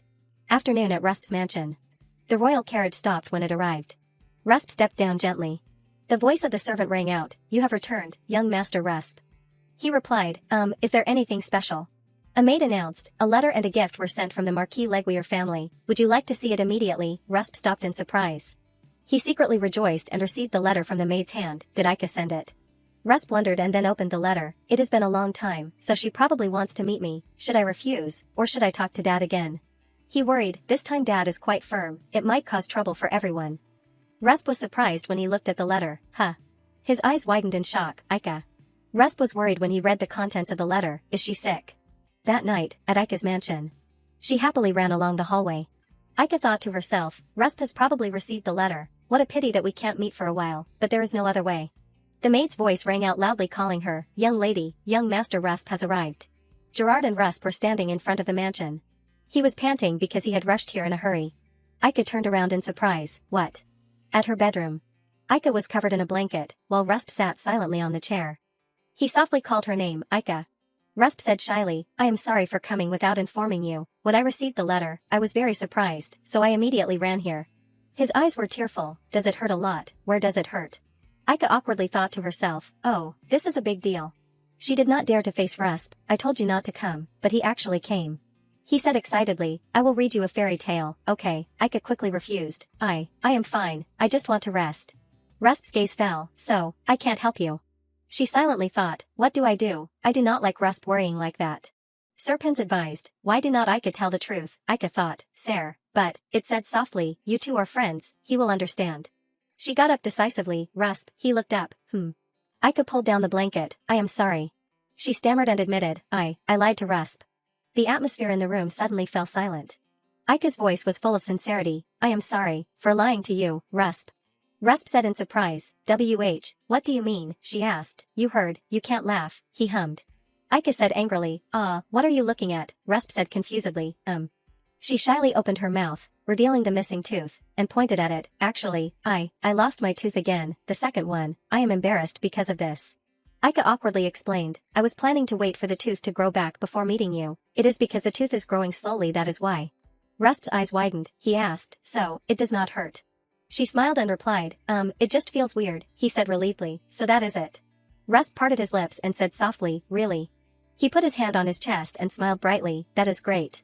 Rusp happily chatted, it is lucky you do not feel pain, also, I have lost teeth before too, Ika said wide-eyed, Rusp has too, when, he added, it seems it was on my birthday last year. And the time in autumn. Rusp reached out and took her hand. He said gently, I am just like Ika, everyone experiences losing teeth, so you should not feel embarrassed. Rusp asked again, you are really not sick, Ika awkwardly said, not at all, I am sorry. She silently looked down. Ika jumped out of bed. She went and took his hand, Rusp, since you were already here, stay and play with me, okay, you were staying overnight today, right? Rusp stammered, that, he thought, I sneaked here, so I have to go back quickly, what do I do? Castle came and interrupted, you two peanut kids, are you done talking? Ika and Rusp were startled and said in unison, Uncle, Sir Marquis. He quickly stood up, Sir Marquis, he said softly, White Peanut. Castle suddenly said sternly, see me privately for a moment, Rusp was confused. At Castle's office. The two silently stepped inside. He opened his mouth, White Peanut, I heard you went out without saying a word, Rusp was startled, that I. He lowered his head, his voice trembling, I am sorry, I will go back immediately. Castle sighed without saying anything. He suggested, it is late now, stay overnight today. Rusp said in surprise, yes. Castle turned around, I have talked to your dad, no need to worry. He approached Rusp, you ran all the way here because you were worried about Ika, I have to repay you. Castle happily suggested, today, have fun with Peanut, as for scolding, let us leave it for tomorrow, I am giving you time to think of an excuse. Rusp was unexpectedly speechless. He nodded and smiled, thank you, really thank you, Marquis. He replied, all right, work is done, go play. That night, the sounds of laughter and play echoed, hey, Ika, Zenda gently reminded, young lady, young Master Rusp, it is time to go to sleep, Ika said in surprise, huh. She and Rusp stopped the game, Ika said regretfully, it is already time, I still want to play more. Zenda asked, are your pajamas comfortable? He nodded, very comfortable. Ika continued, me too, she smiled slightly, phew, that is good, I will turn off the lights now. Zenda smiled and brought the night light, I will turn on the night light, but you two can't stay up too late, Ika said excitedly, we will go to sleep right away. Rusp agreed, we will go to sleep right away. Her voice was gentle, then good night, young lady, young Master Rusp, Ika happily said, good night too, Zenda. The bedroom door closed. On the bed, she turned to face Rusp. His cheeks were flushed as he looked at Ika. She excitedly took Rusp's hand, today was so much fun, I wish we could play like this every day, he smiled and agreed, me too. Ika softly called, Rusp. She asked curiously, after going to the territory, what did you do, was it fun, Rusp thought, He recounted, I greeted the people managing the mansion and went to inspect the territory. Ika asked confusedly, inspect the territory. Rusp explained, it is riding around the area in a carriage, to see if there is anything unusual or dangerous in the territory. She said excitedly, that is great. Rusp is like an adult, just like Uncle. He carefully narrated, actually, that was also the first time I went to inspect, at first I did not like going so far, but later I found it more interesting than I thought. Rusp gave a bright smile, in the future, I will go with Ika too. He suddenly sat up from the blanket, she said in surprise, Rusp, what is wrong? Rusp hurriedly left the bed, I almost forgot, wait a moment. He rummaged through the things in his bag. Rusp opened the bag wide, I found it. He called her, Ika. Ika looked over, Rusp. Rusp held out a small purple gift box, this is a gift for Ika. He scratched his head shyly, I was planning to send it with the letter, but I feel happier giving it to you myself. Her eyes sparkled looking at the gift box. Thank you, can I open the gift now? Rusp said, it is Ika's gift. Ika opened the gift box. Inside was a red ribbon with sparkling yellow jewels, just like the color of her eyes. Ika excitedly held the gift, wow, it is so beautiful, it is sparkling. Rusp climbed back onto the bed, It was made by the famous craftsman of my family, do you like it? She happily replied, I like it very much. Aika tried the ribbon on, like this, attached to this place, he explained. People say it is attached to the collar or on the chest. It can also be used as a ribbon.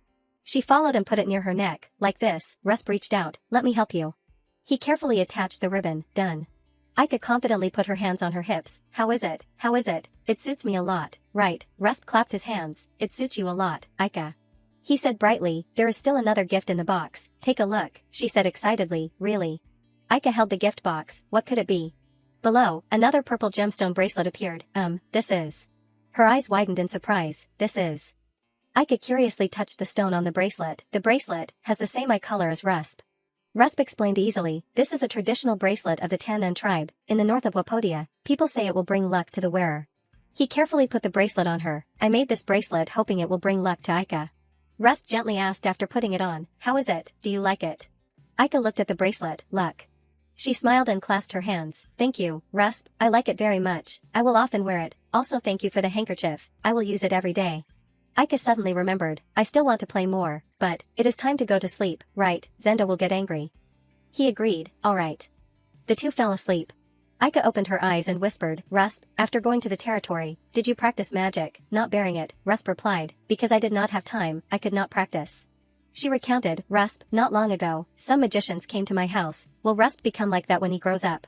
Rusp was silent for a moment. He replied vaguely, I do not know. Thoughts rose in Aika's heart.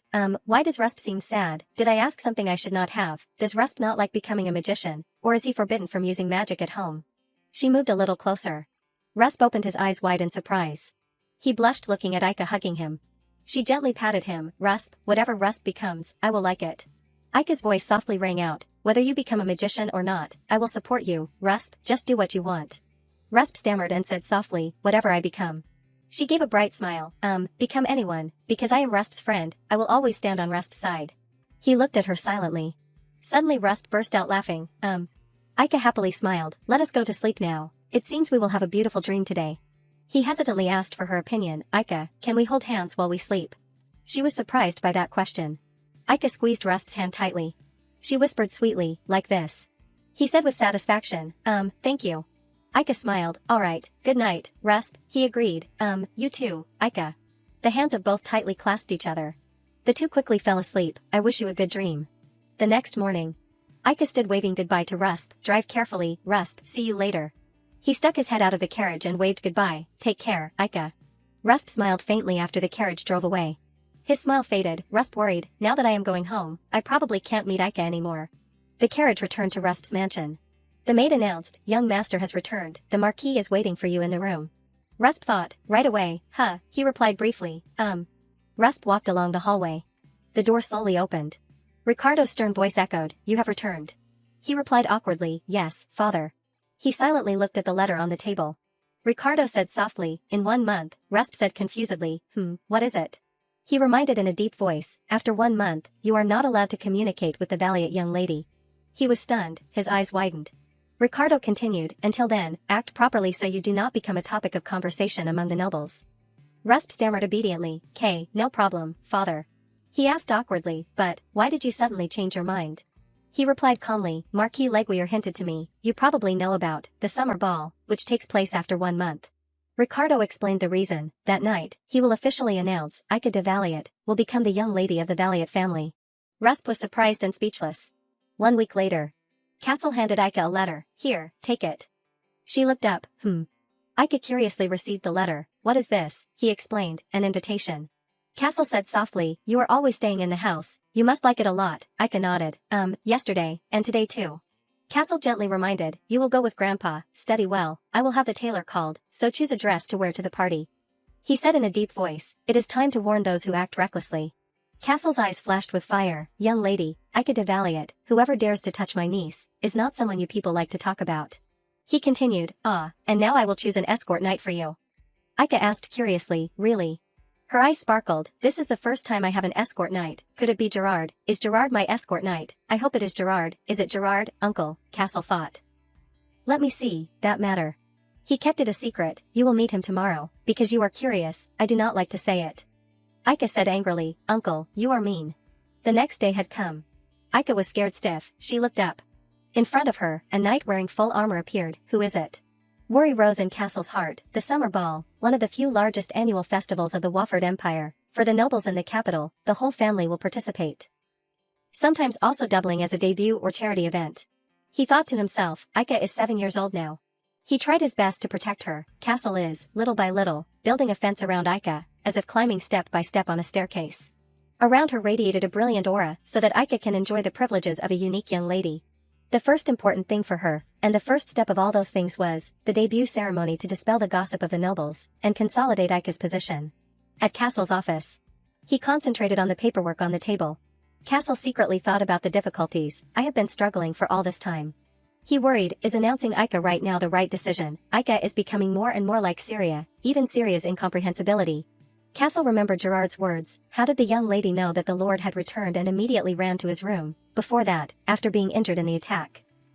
Gerard said that you did not talk about your affairs with Aika. He lightly touched his chin. There is no way Gerard would lie about matters related to Peanut. Even keen intuition must have limits, and again, not just once. Castle recalled Aika's words. I heard that there are many thieves these days. They arbitrarily break into empty houses, steal things, and injure people too. At around 12:56 p.m. on the 12th. Mr. I used a weapon to threaten a 30-year-old woman and ran away. At another time, near Wofford, 3 strangers attacked a brown-haired man with crude weapons at midnight, causing him injury. At the time Leto was attacked, the kid acted as if she had seen the future. He softly opened his eyes. Syria used to be like that too. Memories of her appeared, suddenly going out and then returning in a disheveled state, sometimes living for work, sometimes as if she was being chased by something. The image of the newborn Aika appeared, suddenly disappearing, giving birth to a child and bringing her back, and then dying. Castle put his hand on the table. I do not care who Aika's biological father is. If I know, I am not sure I will spare that guy's life, just as long as the two of them are safe. Thoughts rose in his heart, but the more I dig into Syria's death, I have a feeling that not only will I find the person behind it, but I also have to investigate all of her previous actions. At this time, Aika screamed when the iron armor suddenly moved. That person looked down at her. A deep voice rang out. How do you find me, young lady? Very cool, right? Aika said in surprise. This voice. He slowly took off his helmet. Because I have to escort the young lady at the summer ball, I tried to dress seriously. Aika was surprised to recognize that voice. Gerard. Her eyes sparkled. Gerard is really going to be my escort knight. Wow, it really suits you. Gerard smiled. Yes, I begged the Lord a lot to get it. He gradually approached. Gerard bent down and kissed Aika's small hand. I will use my life to protect young lady Aika. She was startled. Ah, what about my uncle then? He explained. Other knights will support the master. Young lady, do not worry, because we have many knights with excellent strength. Aika continued. Even so, is not Gerard the best? Gerard scratched his head shyly. Well, that is true. Zenda came and said sternly, if you are done, go change your clothes. Gerard, it is not like you are going to the battlefield. Who wears that heavy armor to attend the banquet? He confidently patted his chest. Look who is complaining. Today is the day I am appointed as the young lady's first escort knight. I have to dress like this to match. I even polished it until it shone. She sighed. Hayes. Aika raised her eyebrows. To that extent. Gerard said loudly, young lady, even so, I am still very cool, right? She agreed. Very cool. Gerard is the best, Zenda said awkwardly. Young lady, you are also really. You are just agreeing with him like that. She smiled shyly. It is just like the young lady said. It is good that Gerard is becoming an escort knight. Although he looks like that, he is also someone who will sacrifice his life to protect the young lady. I hope you will help the young lady. Aika continued, but do not. She smiled brightly. Sacrifice your life. Please help me in the future, Gerard.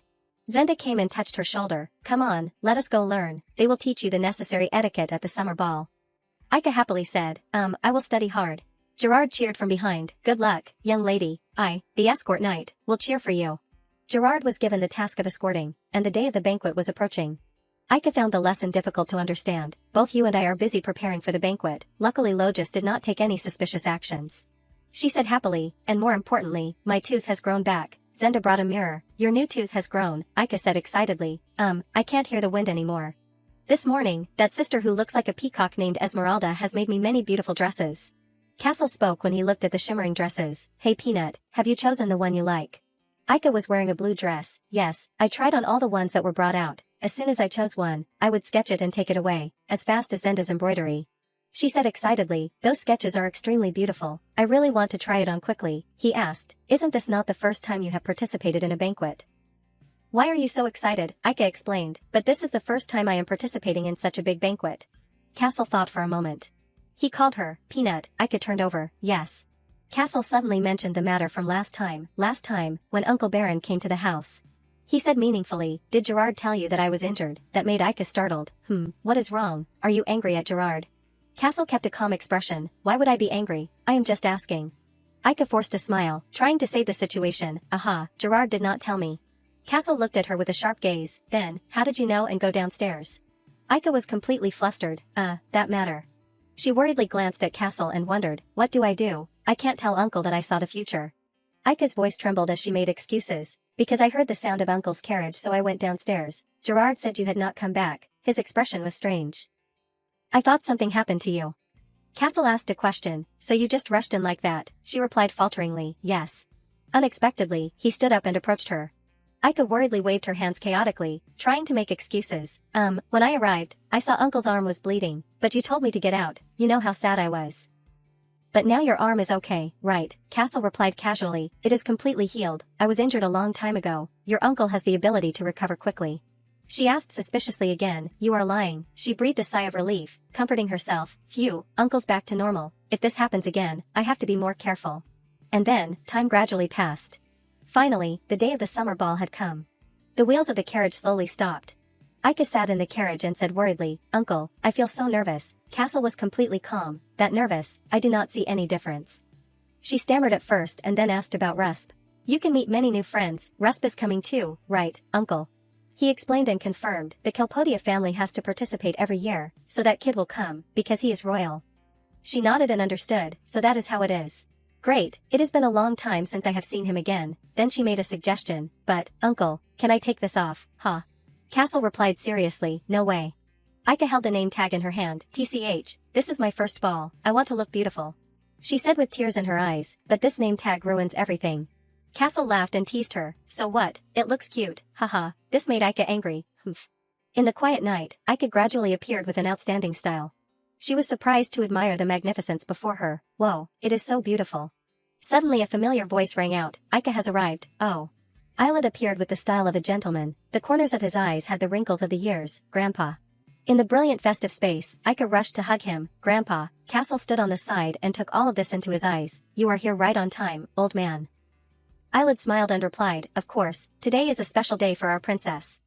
Eyelid smiled kindly and hugged Ika, come on, let us go inside, you and Grandpa. Yes. One of the guards always watched every small action of theirs. One of the guards respectfully replied, please come in, Duke, Marquis, I will open the door for you. Immediately after, they turned and sent Eyelid, Castle, and Ika inside. Ika softly looked up with clear eyes, as if clearly sensing the fateful moment of the ceremony was gradually opening, the Duke Valiant, the Marquis Leguier, and... She calmly looked up at everyone, the valiant young lady has arrived. Castle held Ika in his arms, the two solemnly looked down. Two women stood next to each other, their eyes curious and apprehensive as the discreet whispers were directed at her. Is that child the valiant young lady? I thought they would keep hiding her. Ika was a little worried, it seems everyone is staring at us, has Rusp not arrived yet? A tall person appeared from behind and praised, wow, Ika's dress looks so beautiful today, just like a princess. Oh.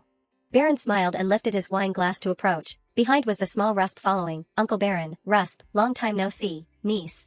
He stepped forward and stroked Ika's head, making her a little dazed, compared to the last time we met, your height is still the same, huh? Even Uncle Baron is. Compared to the last time, I am 1 centimeter taller. Rusp stepped forward and took her hand. Baron was a little curious, but, do you two know each other? Yes, he is my first friend. Baron pretended to care, so you two are the closest? Yes, we are the closest, that is right. His eyes lit up, the corners of his mouth slightly twitched, oh ho. Baron crossed his arms and pondered, his expression mixed with confusion and curiosity, oh my, these adorable kids, it is like this already.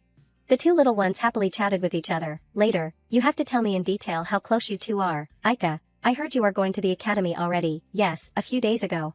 Eyelid gently held his little granddaughter in his arms. Grandpa helped you write your name on the rock. We stacked the rocks together and then came home. Baron said excitedly, it seems the academy is progressing very smoothly. In the luxurious hall with bright lights, the adults chatted openly. Later, if the two of you go to school together. Castle's eyes were calm and distant, he stood silently amidst the solemn atmosphere of the banquet. This is the summer ball. Legia sat on the chair chatting socially with other nobles. It is easy to understand that those guys are here. To prevent those guys from approaching Peanut, I have to take action. Castle came to Baron's side. Baron, say this. He just whispered in Baron's ear. He only replied with an indifferent expression, aha. Suddenly Baron noticed Aika. He said insinuatingly, alright, my niece, do you want to make new friends? There are many children your age over there, go say hello. You guys have to go say hello too, yes. Castle slowly replied, I will always protect you, do not worry, Aika was sad, full of worries in her heart. Besides Rusp, I have never talked to other friends. I feel too nervous. I have to go alone, without Uncle by my side. Suddenly a hand took her hand. Rusp smiled and stepped forward, took Aika's hand and held it up. Aika, let us go together, let us go together. Aika thought and wondered, would not it be less stressful if we went together? She smiled brightly and replied, thank you, Rusp. The tall hall with curved vaults, soft golden light shining through the windows, exuding the elegance and magnificence of a noble space. The two little ones walked hand in hand on the red carpet. Suddenly Aika spoke, Rusp, She nervously asked, everyone looks friendly, but what if no one wants to be friends with me? What if I get teased for the country bumpkin name tag? Rusp comforted, I am here, Rusp's eyes smiled gently, exuding friendliness amidst the brightly lit banquet space. I am very happy that you said we are friends. Aika frowned, making Rusp nervous, but at first Rusp did not even want to be friends with me. Ugh, forget about that. The two little friends chatted happily. It is true at first, but Aika did not give up and came to me. If the other children know about this, they will like Aika right away. I, your first friend, guarantee that. Aika paused and looked surprised. After that she smiled brightly, that is right, it is okay if I can't make new friends either. And thought more vaguely, because I already have Rusp. Not far away, a group of people were chatting lively in the distance. A call rang out, making the blonde girl stop. You guys. Aika greeted confidently, hello, I am Aika, next to me is Rusp, can we play together? The space became silent, the five little friends just looked at each other, face to face. Although she was smiling brightly, Aika was feeling scared in her heart. What, is it a failure from the start? A girl spoke, you are the valiant young lady, right? The girl introduced herself, I am Rifi, my father is Count Deem, the Count Deem family, Deem Rifi. Because she was too happy, Aika just kept talking, you know my name, I am very happy to meet you, Rifi, please talk to me comfortably, but you are a young lady. How can I, how old are you? I and Rusp are both 7 years old. Rifi was a little shy, I am also 7 years old, then we are friends, friends do not use honorifics, right, Rusp. On Rusp's side, he smiled kindly and replied, if Aika is okay with it, I have no problem, it is nice to meet you, Rifi. The three kids stood close together, chatting lively, then I will also talk normally, Aika, Rusp, Another person saw the scene and softly spoke, Accordingly, that person stepped in front of Aika and asked, you are the valiant young lady, huh? A red-haired girl crossed her arms, behind was a blonde boy silently watching. Corbin crossed his arms with pride in front, while Louis stood behind, his eyes gentle and silent. Aika looked at them with innocence. She greeted happily but was met with indifference, what is your name? That dress is very cute. Corbin reached out and stopped Aika uncomfortably, wait, has the young lady not learned etiquette properly? Basically, we must use honorifics when chatting, it is impolite to mention clothes when meeting. For the first time. She raised her hand to object, her face angry and arrogant, showing a stern attitude amidst the noble space, although young, but will lead Wofford in the future. As someone with a high position, the young lady must set an example with perfect etiquette. Aika was a little surprised and tried to ask a question, but was still stopped by Corbin, but my uncle still talks comfortably with Uncle Baron, that matter. The Marquis is a special case, normally that is not allowed. A hand was placed on Corbin's shoulder and a warm voice rang out, wait a moment. It was Louis, he stepped forward to stop Corbin and introduced himself. Corbin is originally a rigid person, so ignore him. Hello, I am Louis Barocchis of the Count Barocchis family. Rigid that rude thing. The Count Barocchis family, Barocchis Louis. Although still uncomfortable, Corbin still introduced, you are late introducing. I am Corbin L'Oreal of the L'Oreal family, the Count L'Oreal family, L'Oreal Corbin. Louis smiled and asked, I heard you are living at the Marquis mansion, are the rumors all true? Rumors, what rumors? Louis continued, those scary rumors, at the Marquis mansion, instead of raising a dog, he is raising a man-eating tiger. Two ghosts floated back and forth in the air, every night, the souls of the wrongly dead servants wander around. A maid behind held a knife tightly, and all the maids are. Louis turned to look at Aika with a dangerous look and continued, making her a little confused, assassins, Aika's anger soared, not at all, there is no tiger, and there is no ghosts, is Zenda an assassin? No way, you tell me the truth. She remembered her loved ones and worried about them, my grandpa and uncle are not bad people, why are there such rumors? Grandpa's princess, Peanut, give uncle some. Aika emphasized but was still pressed by Louis, really not, what you are telling me to say is what, then, is the story about the zoo and the garden also false? The son of the empire. All eyes turned to the source of the sound, hello, son of the empire. A hand clung to the handrail. Winchester appeared with an elegant dress that was tailored luxuriously. It is His Majesty. He smiled kindly. Today, thank you everyone for coming to participate in this meaningful banquet. I hope everyone will enjoy the banquet tonight. Everyone respectfully bowed to him when they saw him. Winchester said gently, I wish you kids have fun. While everyone was surprised by the appearance of the Emperor, Aika happily replied, Yes, Your Majesty. He slowly walked towards the stairs. Everyone around bowed. The friends around were excitedly cheering. Wow, His Majesty just greeted us. How perfect was that greeting, right? My heart is pounding. Everyone likes it that much. Suddenly Rifi called her, Aika, there is something interesting that Louis wants to show us. Let us go together, okay? Aika was a little scared but still agreed, okay. Scene changed to a luxurious living room. Louis pointed at the ring in his hand and gestured, look carefully, if you press here. Suddenly music rang out. This is the sound of a music box. Aika's eyes widened, her expression curious and excited as she carefully looked at the item in front of her. Is it a real butterfly? It is not real, but it looks cool. Right, it is a gift from my dad. Aika, show me your magic tool too. Aika said blankly, I do not have any magic tool. Then what gifts did you receive? A doll and an academy. An academy. Hearing that, Rifi said excitedly, isn't an academy a building? It is a place where my older brothers and sisters wear very cool clothes. That, how can you give that as a gift, Louis was a little embarrassed but still tried to agree to Aika's suggestion. I heard that your grandpa is building an academy. Not long ago I went to see it and laid bricks too. It was very fun. The young lady was given an academy. The scale is too different. More importantly, Louis, that thing from just now, can you show it to me again? It looks like a living butterfly. I think it is so amazing, so I want to see it again. He asked suspiciously, you really want to see it again? Aika smiled kindly and replied, it is super pretty, and very cool. She suggested again, then I will show it to you one more time, okay, Someone softly reminded, Aika, you also have a magic tool. I have never received something like that. The small hand was raised in the air as if preparing to do something. Russ made a suggestion, let me touch you a little. He reached out and touched the yellow jade on Aika. The jade slowly lit up. A cute little squirrel appeared amidst the shimmering light, looking surprised and lively. Aika's eyes widened in surprise as a lovely little squirrel unexpectedly appeared on her head amidst the shimmering light. Louis and Rifi stood next to each other, simultaneously revealing an expression of stunned and surprised at the unexpected scene before their eyes. Two pairs of eyes widened, sparkling as they simultaneously were stunned by what happened unexpectedly. Rifi held her face and smiled with delight. Wow, the squirrel is too cute. Rusp, is this a magic tool? Rusp smiled, I forgot to say when I gave you the gift. Rifi put her hand over her mouth. Wow, you can touch it like this. I definitely have to tell my dad to buy it for me as a birthday present. Is this magic tool a gift from Rusp? This is a gift that I had the royal goldsmith take magic stones and order. You can't buy it. Louis was a little disappointed but still tried to appear calm, while Corbin's mouth hung open revealing surprise. So, Aika possesses a limited item. No way, I also want it. Aika chatted happily with Rusp, while everyone was happily playing with the squirrel. Thank you, Rusp, thanks to it, everyone looks like they are enjoying it. I thought it was just a normal brooch, haha, it is climbing on my head, I am so jealous, that is right, I am also wearing the bracelet that Rusp gave me. She hugged the gift to her chest, smiling radiantly with happiness. Tata, it suits the dress perfectly. Rusp smiled tenderly, I also brought the handkerchief that Aika gave. The two stood facing each other, smiling gently in the scenery of gentle green and yellow flowers.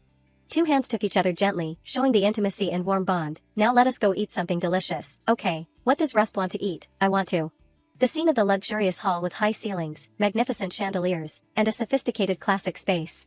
Rusp and Aika stood by the banquet table, chatting and enjoying cakes. This is so delicious, you eat it with the cake.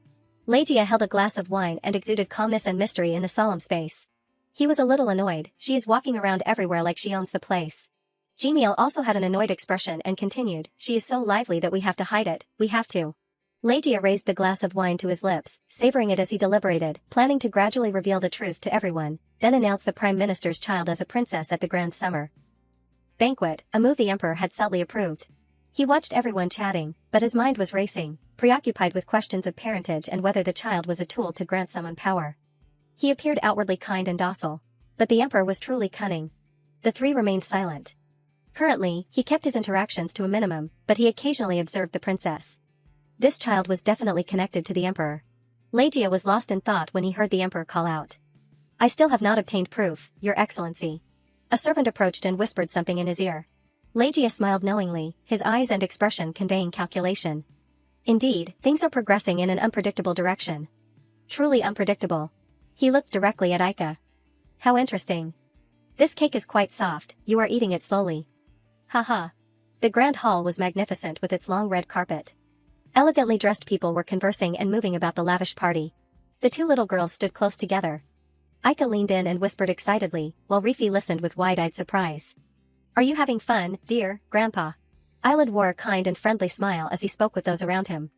Duke, greetings, Duke. Yes, it seems they are having a lot of fun. Rifi smiled brightly, standing innocently before Eyelid and cheerfully talking. Aika's squirrel is so cute. A squirrel, what is that? Aika reached out, indicating she wanted her grandpa to pick her up. I will show you later, hee hee. Oh really, alright, let us go then. She cheerfully waved goodbye to everyone. Goodbye everyone, see you later. The others waved back happily. Goodbye Aika, princess, see you again, princess. Eyelid picked her up and asked quietly, did you make lots of friends, dear? Yes, I made lots of good friends. He pretended not to believe her and turned to Rusp. Is that right, Rusp? Everyone. Lewis looked at Aika, who was smiling brightly with an innocent and happy expression, in surprise. Rusp whispered, everyone is nice. And Aika inadvertently heard it, looking a little surprised. She softly called out, Rusp, She smiled widely, then expressed her gratitude. Thank you for today, come sleep with me like last time, okay, next time, the two of us will play together. Rusp was momentarily stunned by Aika's smile. After a pause, he understood. He smiled and replied, okay, I definitely will. Aika stopped walking. I am going now. Good night, Rusp. She paused when she heard voices in the distance. Oh, is that true? Two people in front were whispering to each other. Yeah, I heard it is selling really well these days. Aika turned around in shock, looking behind her. That voice. Two men completely covered in black cloaks, just like the voices she would heard during the carriage accident. Hide it, then search around. We have to see its face. Suddenly, Eyelid appeared, startling her. Huh. He reached out and called Aika closer. Are you still wanting to play, dear? It is late. We have to go home now, is not it? Not that. Suddenly, a hand reached out and grabbed Aika. It was Castle, who grabbed her skirt and lifted Aika high into the air, causing her to panic and struggle. Peanut, watch where you are going, you will get hurt. Ugh, you, standing in the way like that, how are we supposed to know? Only the voices of the two cousins echoed in the clear night sky. There, sit up straight for your cousin. We have to go home. Cousin, wait for me a bit. Aika lay listlessly in a large bathtub. She soaked in the water, pondering what she had just seen. In the end, I could not see their faces. Zenda quickly reminded her, Milady, soaking in the water for too long will give you a fever. You are done bathing, so let us get out now. Yeah, I know. Zenda slowly dried Aika's hair. She smiled radiantly, her eyes cheerful as she spoke, radiating innocence and comfort. How was today, Milady? You looked very happy. I was only in a corner of the banquet, so I could not meet you in the hall. Aika excitedly recounted her fun experiences, her face radiant with excitement. It was so fun, I thought I would not make any friends, but everyone said hello and played together. Plus, I ate cake and lots to tell. Zenda smiled gently, hugging Aika from behind. Foo, maybe you will get invitations later. I am glad you had a good time. Invitations, what invitations? Neatly arranged letters and invitations were displayed. You made new friends, so you might receive invitations to tea parties. Everyone will enjoy delicious treats together and get to know each other. Aika smiled brightly, excited. I want to let my friends eat the cake Sophie makes. Oh, that would be so fun. When that time comes, you can come with me too. Do you have anything else interesting to tell me, Milady? She looked in the mirror and inadvertently noticed something unusual. The gemstone in the middle of the bracelet sparkled. Now that I think about it, you said on the carriage just now. Voices from outside could be heard. That thing is a magical artifact. Doesn't look like it though. What do you mean? Castle was questioning Aika. But just now, boom, there was a squirrel. Why can't I see it now? That is why I said it does not look like it. Even you do not know. Castle's loud voice made Aika angry. Peanut is a liar, you are the liar, I am not. Aika squatted on the ground, fumbling with the bracelet. Why can't I use it now? Rusp clearly pressed here. Her gaze turned to one side. Perhaps she had realized something. Ah. Aika remembered when she received the bracelet, thinking, if it is a magical artifact, then when he gave it to me, Rusp would definitely have told me. Like this. Wear it here, I heard you can wear it on your chest or neck, and you can change the ribbon. Rusp smiled like a flower. Rusp, when I gave you the gift, I forgot to tell you. So he used magic. Aika was lost in thought, which made Zenda a little curious. He does not like it being discovered that he used magic. Silly Rusp, he is trying to help me make friends. She happily hugged the bracelet. I do not know much, but it is not easy to be allowed to use magic. Even using it in the royal palace is difficult. Aika pondered the matter of magic, while Rusp hugged her reassuringly and told her to keep it a secret, creating a moment of tenderness and care. Next time. I have to tell him not to use it where there are people. It will be a bit awkward, so you have to keep my using magic a secret. Okay, awkward how? Because he said it would be awkward. A few days later. Zenda, while putting a ribbon in Ika's hair, reminded her, "Milady, the invitation you received is from the Deem Earldom, which is allied with the Emperor, like Valiant." She was delighted and excited. "The Earl is also a good person, so do not be nervous and have fun." "Okay, yeah, thank you, I am going now, see you later." Zenda worried in her heart. "Don't forget the gift and be careful. And the name tag too." "I do not like name tags." The carriage slowly moved through the forest. Zenda smiled. It is only natural that Milady is receiving invitations from other families after the grand banquet. This is just the beginning. The carriage slowly stopped. "I have carefully chosen so that nothing can become a threat to Milady, and today is the first day." The carriage stood still outside the city gate. Ika slowly took her first steps. Here. She looked ahead. It will become an important step in Milady's social interaction. "I am going to take off the name tag, hee, they won't know." A little girl ran up from afar and called her name, Ika. Rifi was thrilled. "You actually came." The little girl grabbed Ika's arm and chatted happily. "Thank you for coming, I would have been so sad if you had not come." "Ika, what are you saying? I wanted to come as soon as I received the invitation." Rifi introduced Ika to everyone. These are the young ladies attending the tea party with us." Corbin greeted her. "We met before." "It is a pleasure to meet you, Princess. I am Corbin of the L'Oreal Earldom." Hei smiled kindly and greeted her. "Hello, Princess Valiant. I am Hei of the Vane Viscountcy." Ika happily replied to everyone. "I am Ika. Please feel free to talk casually with me, Corbin, and Hei's too." A hand reached out to stop her. "That won't do." Corbin spoke up. "Hey, Princess is like that again. This time it really won't do." She patted her chest. "This tea party is our chance to showcase the epitome of etiquette. I would not say anything in private, but at least here, we must act in a way that we won't be ashamed of." Corbin explained kindly. "Well, I have practiced perfect etiquette for today, so I will pass it on to the three of you from beginning to end." Ika and Rifi stood beside her, feeling scared. "Corbin, so scary." Corbin put on the glasses that had been polished until they shone. She stood next to the blackboard with a ruler, like a real teacher. "Alright, everyone, listen carefully. Proper etiquette for a standard tea party. Using honorifics is basic. Covering your mouth when you eat, smiling in response to what others say." Ika, Rifi, and Hei sat blankly, looking up at Corbin's lecture. "First of all, you can't speak casually like that. You must use honorifics with the meaning of respecting the other person." Ika smiled lightly and waved her hand. "Hey, just talk casually is fine, Corbin too." Corbin angrily pointed at her and interrupted. "Princess," Corbin, making her jump and stammer, repeating, "Princess Corbin." From afar, a servant was pushing a trolley towards Ika's group. "Later, for the future of the Empire, we." Suddenly, the servant's voice rang out. "I have brought the tea and cakes, and also the gift that Princess Ika brought." She turned around to look. Gift. Corbin also started to pay attention. Beautiful cupcakes were neatly arranged on the tray. Cupcakes. The servant carefully poured each cup of tea. Rifi smiled brightly, her face radiating sincere joy. "Thank you for coming, everyone, I have prepared my favorite tea. I hope everyone likes it. There is also milk and other kinds of tea." She suddenly worriedly stammered, looking at Corbin. "Princess Corbin, is this okay?" She was satisfied. It is okay." Ika laughed excitedly. Now let us eat the cake that I brought. This cake is made by Sophie's grandmother." Corbin froze beside her, again being informal. She did not pay attention to her, excitedly sharing how to eat it.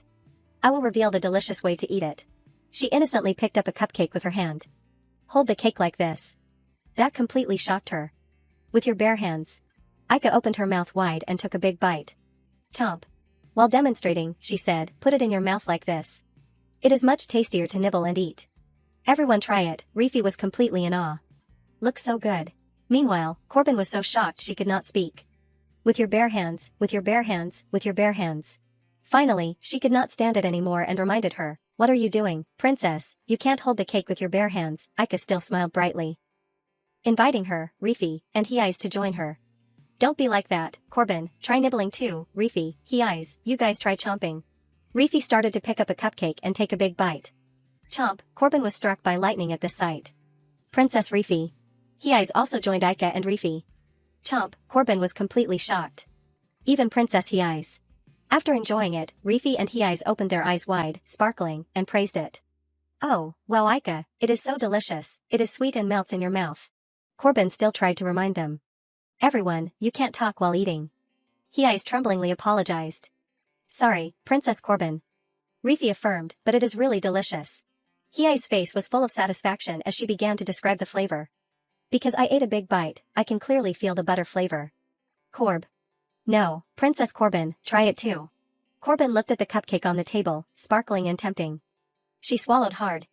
Ugh, secretly reminding herself, I must set an example of proper etiquette. She picked up a fork and knife and declared, I will eat it with a fork and knife. Ika innocently thought, it is tastier to chomp in one bite. Corbin began to bring the fork and knife close to the cupcake, cutting a piece. Then she put a small bite into her mouth. Corbin was surprised by the delicious and sweet flavor of the cake. But then she picked up a napkin and wiped her mouth, turning away, pretending to criticize. It is alright, the cream is too sweet.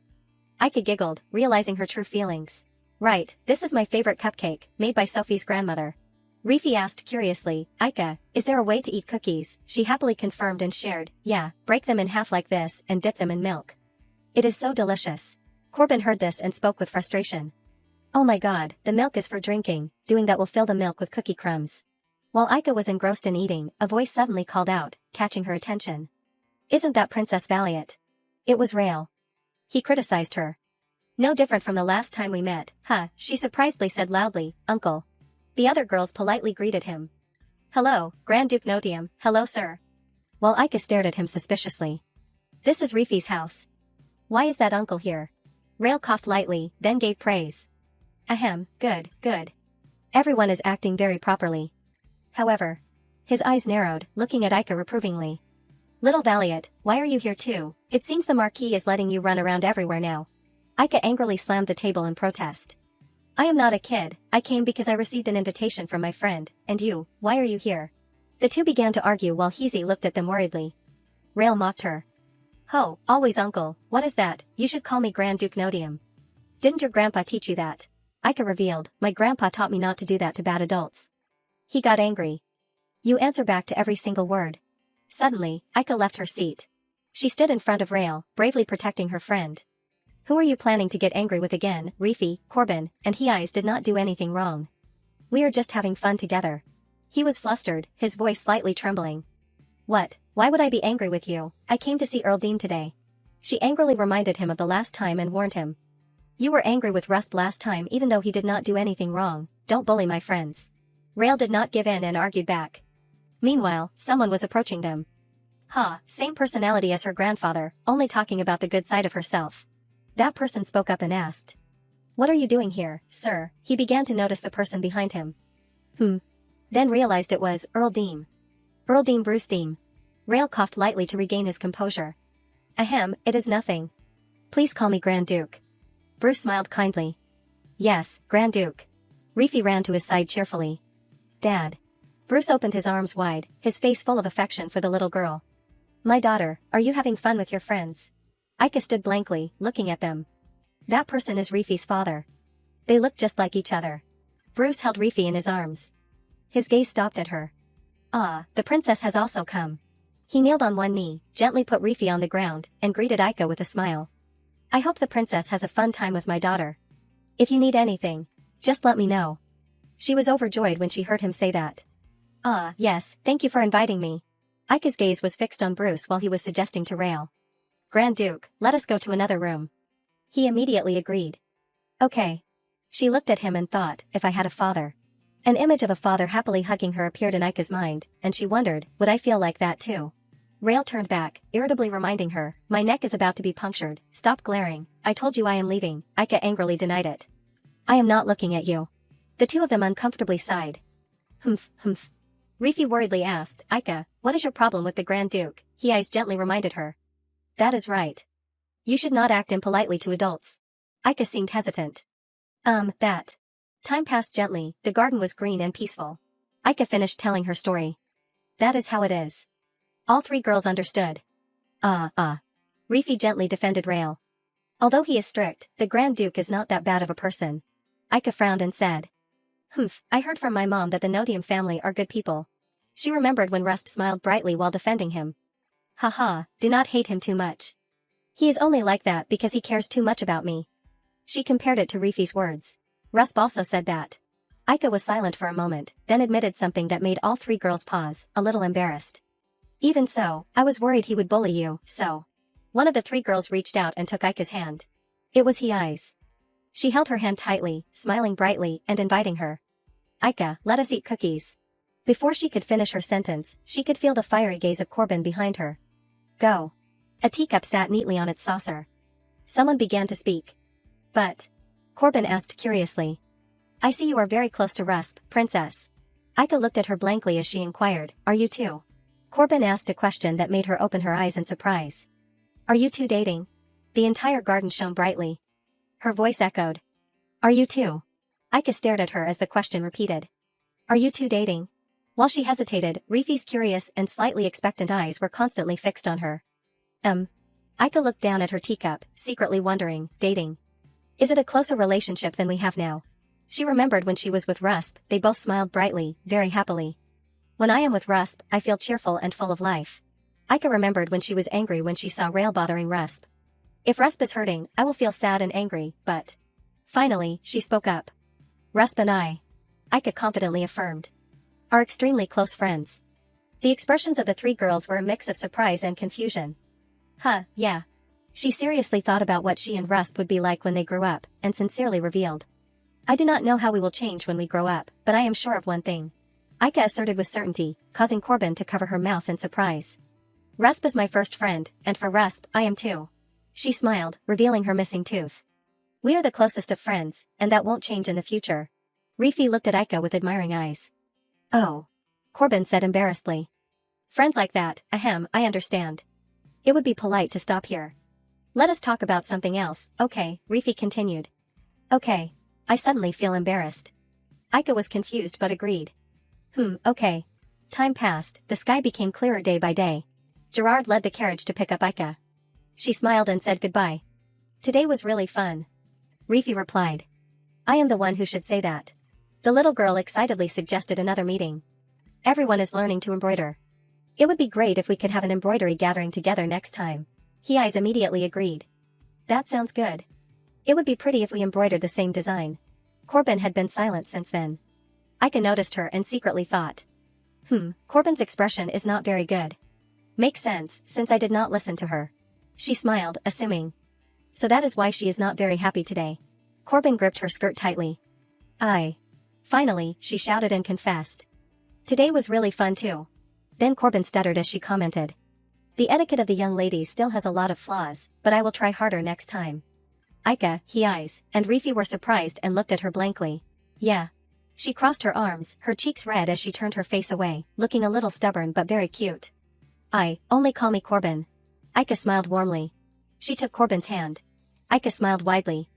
Yeah, let us have fun together next time, Corbin. She was confused but agreed. Okay. Gerard and Zenda stood behind them, smiling fondly. The sky was now a beautiful golden sunset. Aika's carriage rode smoothly on the road. Aika excitedly told Zenda the story. Zenda, I was so happy today, as happy as when I first became friends with Rusp. It would be great if Rusp came next time too. She was happy to see her so happy. You liked it that much, seeing Milady so happy makes me happy too. She replied. Yeah, I really liked it. Aika then talked about Corbin. Zenda, among the friends who were there today, Corbin seemed very grown up. She was a little scary, but cool and cute. Zenda revealed. I heard that some families teach very strict etiquette. Gerard sitting across from her spoke in agreement. I agree with Milady's words. Children should live true to their age. Cute is the best. Aika giggled. Hee, thank you, Gerard. Aika remembered the Dean father and daughter. That is right, Rifi and her father look just like each other, they have the same hair and eye color. He patted Rifi's head, greeted me, and told me to have fun. She remembered Bruce welcoming her and then making a firm statement, I think Earl Deem is a good person. Zenda, though smiling, paused slightly. Is that so, she thought, it seems that meeting Earl Deem left a deep impression on Milady. I wonder if seeing the close father-daughter relationship made her feel a pang of loneliness. Next, Aika revealed her wish. Also, can I learn to ride a horse? She was surprised. Horseback riding. She talked about Corbin. I heard that Corbin is also learning. She rides a pony named Adios. An image of her riding the horse named Adios confidently appeared. Zenda thought, learning properly is still dangerous for Milady. She then pouted and pleaded. Zenda. Aika's eyes sparkled with a pleading look. Please, please. In the end, Zenda could not resist and relented. Ugh, I will talk to the master again. She excitedly raised both hands. Wow, thank you, Zenda, when I learn, I have to show you. Aika thought about riding Equus. Whenever I ride Equus, I do not get shaken around, so I do not think it is a problem. She praised it. When I am with Equus, we are like glued together. Equus was a little smug and self-satisfied. It is all thanks to my efforts. She revealed the reason. But in order to be able to ride whenever I need to, I want to learn quickly. She smiled contentedly, humming softly as she thought. If I ride well, I will ask Rust to ride with me. Suddenly, strange eyes flashed deep in the forest, a sense of danger overwhelmed her. Something rushed past Aika's carriage, causing the coachman to shout in surprise. Oh, ho. The carriage shook violently, everyone was frightened. Zenda quickly hugged the stunned Aika tightly. Milady. She suddenly felt something strange encompassing her. Aika's face was full of fear. Zenda's voice kept ringing out, trying to call her repeatedly. Milady, are you alright, milady? She remembered two people in black cloaks, one turning to look at his companion. Oh, it is here. A hazy scene, two people chatting with each other in the distance, appeared in Aika's mind. Oh ho, is that true? Suddenly, a hand was placed on her shoulder. It was Gerard. He anxiously asked loudly, Milady, are you okay, Hawk? He seriously announced and instructed Zenda. I will go out and see what is going on and come back. You, take care of Milady, okay? Zenda wrapped her arms around Aika while she trembled, her face pale. I remember now. Gemiel then appeared in her thoughts, and she gradually realized that among the voices she heard during the accident, there was the voice of that old man. Aika still could not recognize the other two mysterious men, the voice she heard at the banquet, and a voice she did not know. Memories of someone holding a gold necklace, his voice ringing out. The object has been found, but that thing is not here. It seems it was stolen beforehand. Aika trembled in fear in Zenda's arms. Could it be that they are looking for Serre's stone, the one that I swallowed? This is a secret only me and my mom know. Gerard returned to the carriage and immediately asked her. Milady, you were very frightened, were not you? Outside, someone was carefully inspecting the carriage. He announced. It seems a wild animal suddenly ran into the road. They say we can set off after they finish inspecting the carriage. Gerard carefully and seriously instructed. When we get back to the mansion, I will immediately call a doctor. On the way back, if you feel any pain anywhere, even a little bit, you must tell me, okay? Aika's face turned purple, trembling as she replied. Yeah, I understand. She was silent, thinking of her mother, the people who had targeted her, both frightened and sad. At the mansion at night, Gerard reported the situation to Castle. Milady was not injured, but she seems very frightened. He lowered his head, carefully reporting everything. Even so, Milady had calmed down by evening. Milady ate well and played happily with everyone. He turned his back to him. It is lucky she recovered quickly. Gerard keenly observed. But, I am concerned about something. This is not related to the accident. Castle then asked. What is it? He recalled the story of the Dean father and daughter.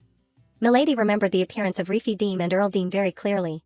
Gerard remembered when Bruce opened his arms to greet Reefy. I was worried when Milady stared at them, so I am informing you, in case there is a problem. Castle looked out the window. He was silent for a moment, then ordered. Okay, I understand. Get out. He respectfully bowed 90 degrees and accepted the order. Yes. He stared at the scenery outside the window, thinking thoughtfully. A father and daughter, if I found her real father, I would definitely kill him, so I deliberately did not look. It is safer for my sister to return safely than to search for who her real father is. Castle thought of a hypothetical situation. But suppose, if Aika wants a father. He remembered the image of Aika shyly asking. Does he have children, cousin? Suddenly, the sound of someone running in a hurry wearing pink bunny slippers echoed while he was thinking, then. Realizing the sound, Castle turned to look. It was Aika. She looked at him with innocent eyes as he was. Peanut.